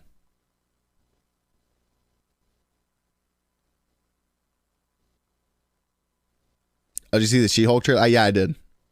Yeah, I'm getting my back tattooed next week, so I'm kind of curious how that pain's gonna be. Cause like the only one of my tattoos where I was just like, oh, like this is like hurting. Like it was like, you know what I mean? Where like I even contemplated like being like, all right, I need you to like take a second. Like, you know what I mean? Is my elbow. Because my elbow is like, it goes all the way up here. It goes like it's a lot of tattoo. And I think it took like 3 or 4 hours or maybe, I don't know, something like that. It took quite a while. And that was like, it hurt. It hurt out. Yeah, it hurt like after like, it wasn't the line so much that hurt. It was the shading.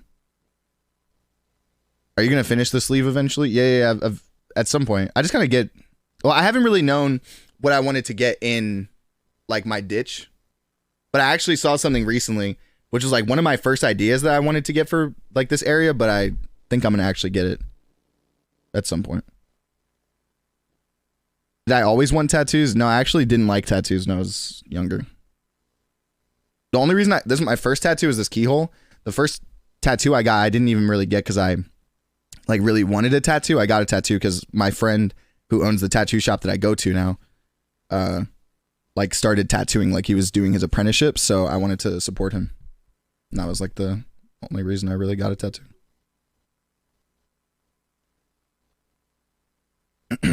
I saw this guy get comic book pages on his leg, and I've been hooked on that. My friend J-Word, he has like a bunch of comic book tattoos, I'm pretty sure too. And then this guy, Comic Storian, has a bunch of comic tattoos. If you want some inspiration in that way. But yeah, I didn't really like tattoos like that. Yeah. Same, to be honest. I never thought I would even get a tattoo, and now I'm getting old sleep. Well, like I think it was like for me, but when I was young, I really liked tattoos. I loved the idea of getting them. And then I think like in my mid like teenage years kind of thing, like probably from like the time I was like 15 to like 19, 20. I don't know, actually probably until I was like 23. I like didn't really like tattoos. Actually, it's super interesting. I found like tattoos super unattractive.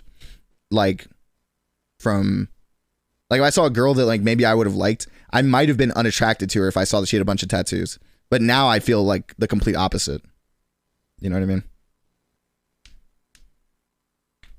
I drew my sleeve when I was heavy into art, but I fell off hard, and drawing my other sleeve has been a bitch. Nah, you got it. I believe in you. Code, you should post a picture of your sleeve. I want to see it. I mean, I'm sure I've seen it, but...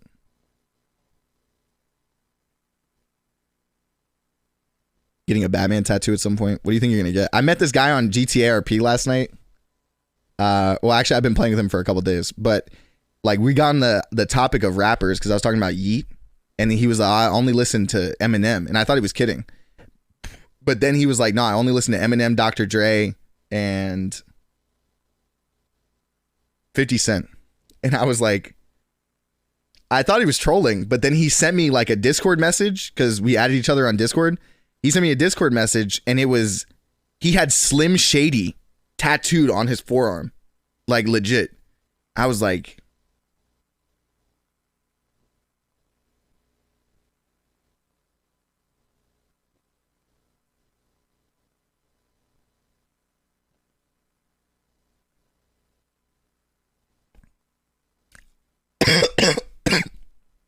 And then the dude is Russian.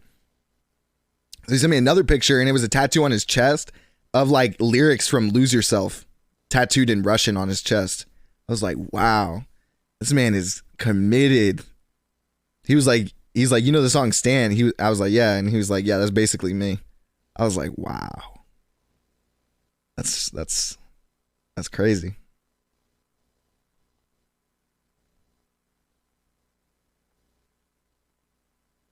No, yeah, he only listens to them, Tyndall. And then he told me he was gonna get 10 more. Like he had 10 more like tattoos that he like knew he wanted to get that were M related. Eminem.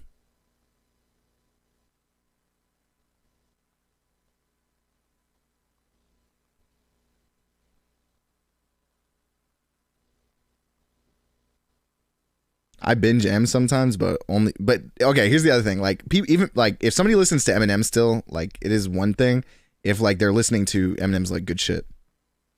But like I was like, okay, what do you think is the last good Eminem record? Thinking that he would have been reasonable. You know what I mean? But he was like his last record. He's like, no, like all of his records are godlike. Like they're the best. I was like, wow.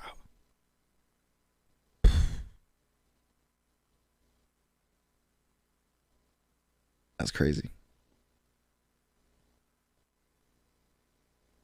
I don't know if I could ever get a tattoo of someone's face, like if it's not a family member. Nah, I wouldn't want to get a portrait.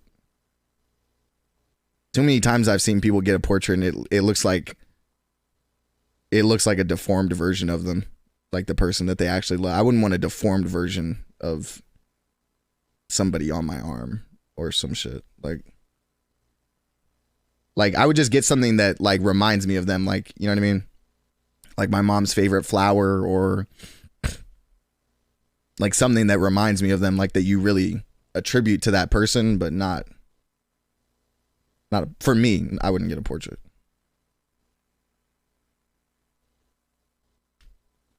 Dedicated fan right there, right, Blossy? The only good portraits are gonna cost you a fortune, even if they didn't. Like even if I like had the money and or whatever, like I just don't like portraits, tattoos. But that's tattooing is super, you know, to each their own kind of thing.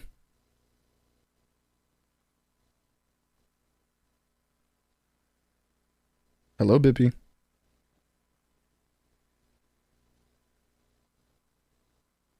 Meth smile tattoo when I give up on life.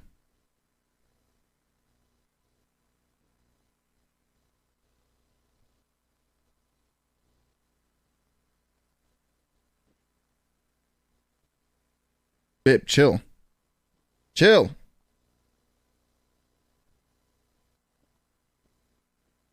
Meth smile on the ad. Ironically, that is like the only place where, like, if I were gonna get something like that, I would only get it on my butt. Like, I'd want it to be somewhere where no one would see it.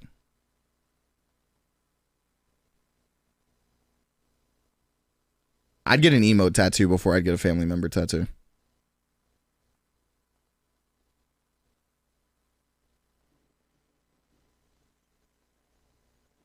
Imagine you smashing a girl. You smashing and a girl sees meth smile on your ass. How's she gonna see meth smile on my ass, bro? If I'm smashing. Bip. Hey. Relax.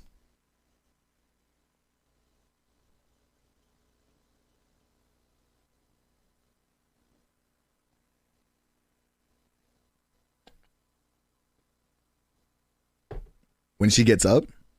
You mean when my butt's on the bed? How's she gonna see my butt?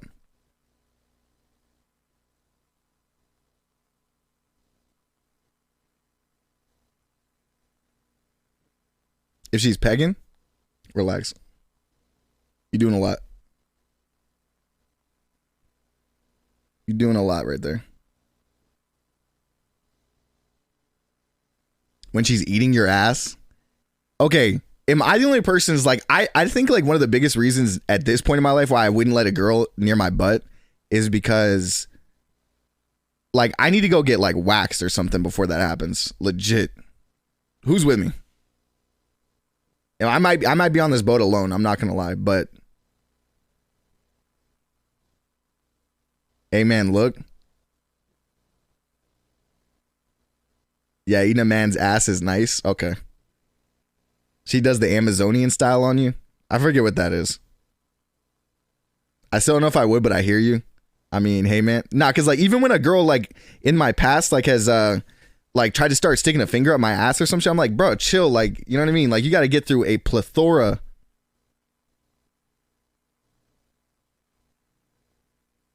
of hair. You know what I mean? Like, chill, bro. You embarrassing me. I'll eat ass, but for the exact reason, Matt, I would not let a woman near my shit. Eating ass is literally like, that is, you shouldn't even have to say you would eat ass. It's like saying you would eat pussy. It's like, of course you would. Everybody should. No girl has tried to get up your ass? I think like almost every girl I've ever slept with has tried to stick a finger up my ass, to be honest. It was good, Babacar. What? What vibe am I giving off to these women?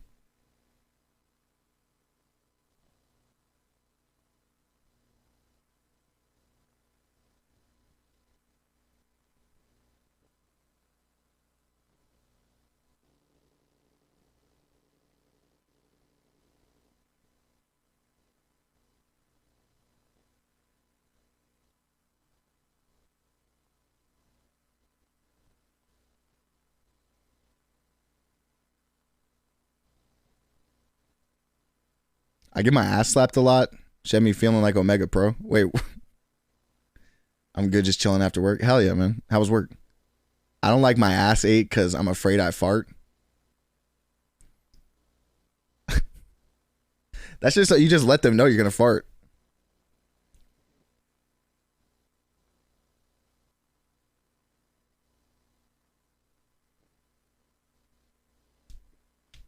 It's coming. Yeah, right. I'm so serious. I really want my ass ate. You can make that happen.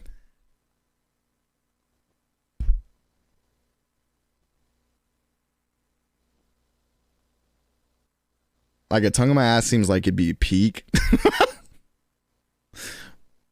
Why?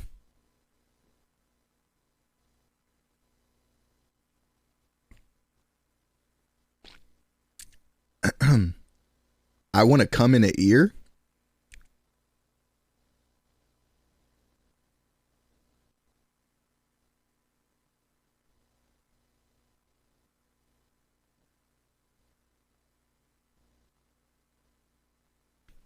I don't know, man. Just something about it.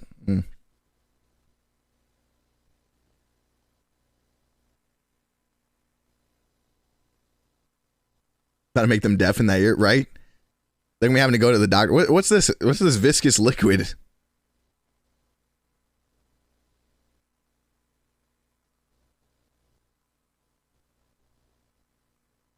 Y'all are so vanilla. How? Hold on, wait. Who are you talking to? I just want to have sex. Cross it off my bucket list. Cock me. Come to TwitchCon. I got you.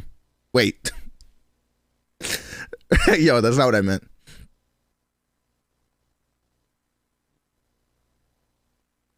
Matt, you've put it up the ass? What does that mean?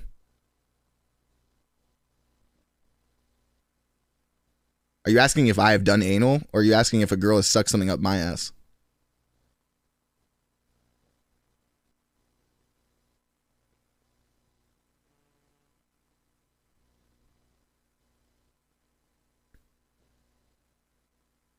Your penis? Wait, I don't know what you're saying. Are you asking if I put my dick in another girl's ass?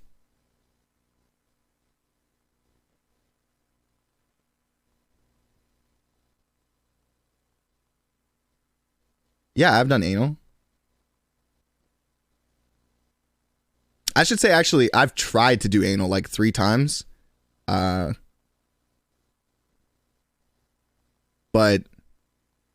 like, you know what I mean? Like, these girls like didn't take massive shits, so like they were not like prepared. You get me?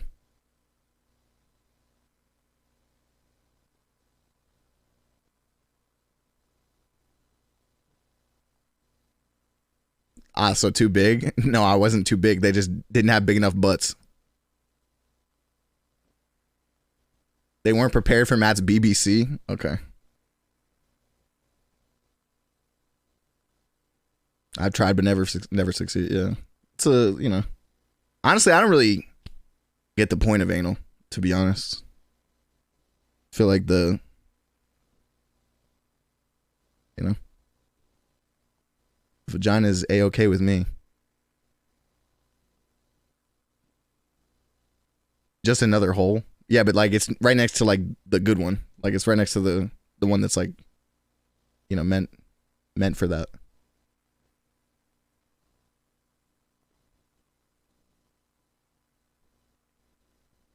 I do want to stick my finger in a girl's ass. You've never done that?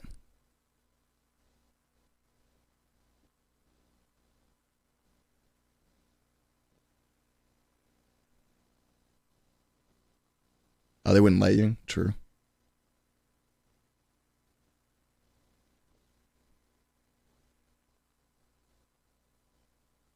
Then you spin around on your thumb and just wait. I'm sorry, what?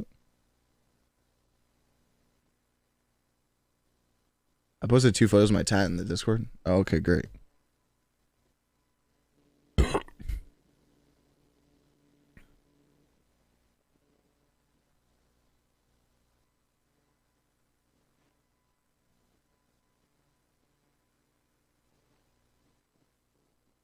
First of all, code is fine as hell, bruh. I love this.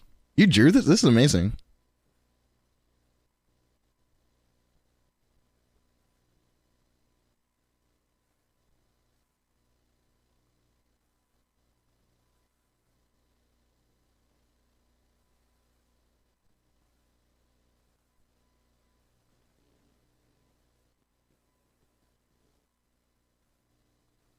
No, this is very fire.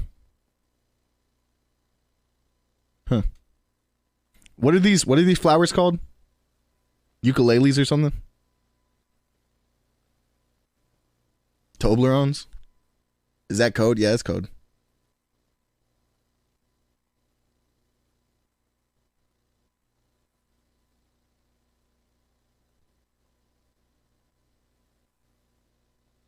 Code is too hot to be here. To be honest, most of the people in my chat are not ugly.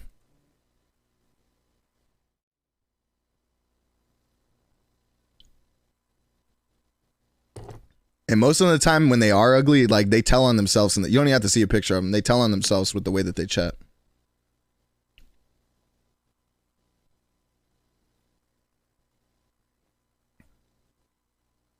Ties back hair again. Oh, Lord.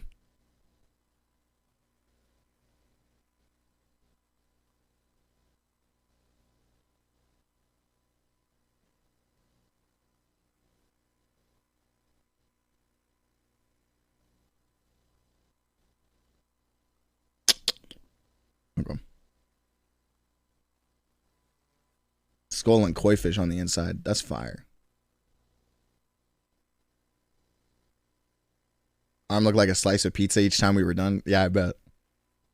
I bet. I'm honestly like, I don't know what I'm supposed to do when I get this back tattoo.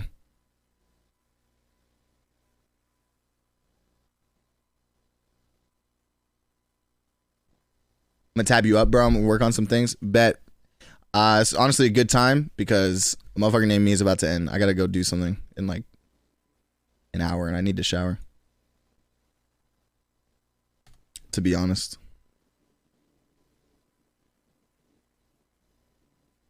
To be honest.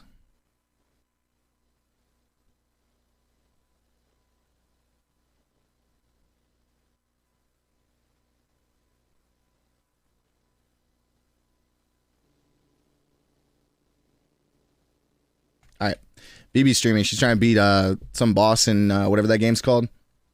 Y'all can go hang out with her. I appreciate you guys. Thank you to Lena and her community for coming out and hanging out with me. Appreciate you guys. Thank you to anybody who stayed and had a good time. Appreciate you. Thank you to everybody for the subs and resubs. Give subs. I appreciate you guys. Thank you, thank you, thank you. What's tomorrow? Thursday? I'll be back tomorrow around 11 a.m. Drake's.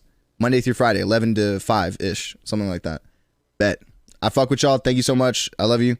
Bye. Oh, check out the YouTube channel. Don't forget to check out the YouTube channel. Thank you. All right. Bye. Bye, bye, bye.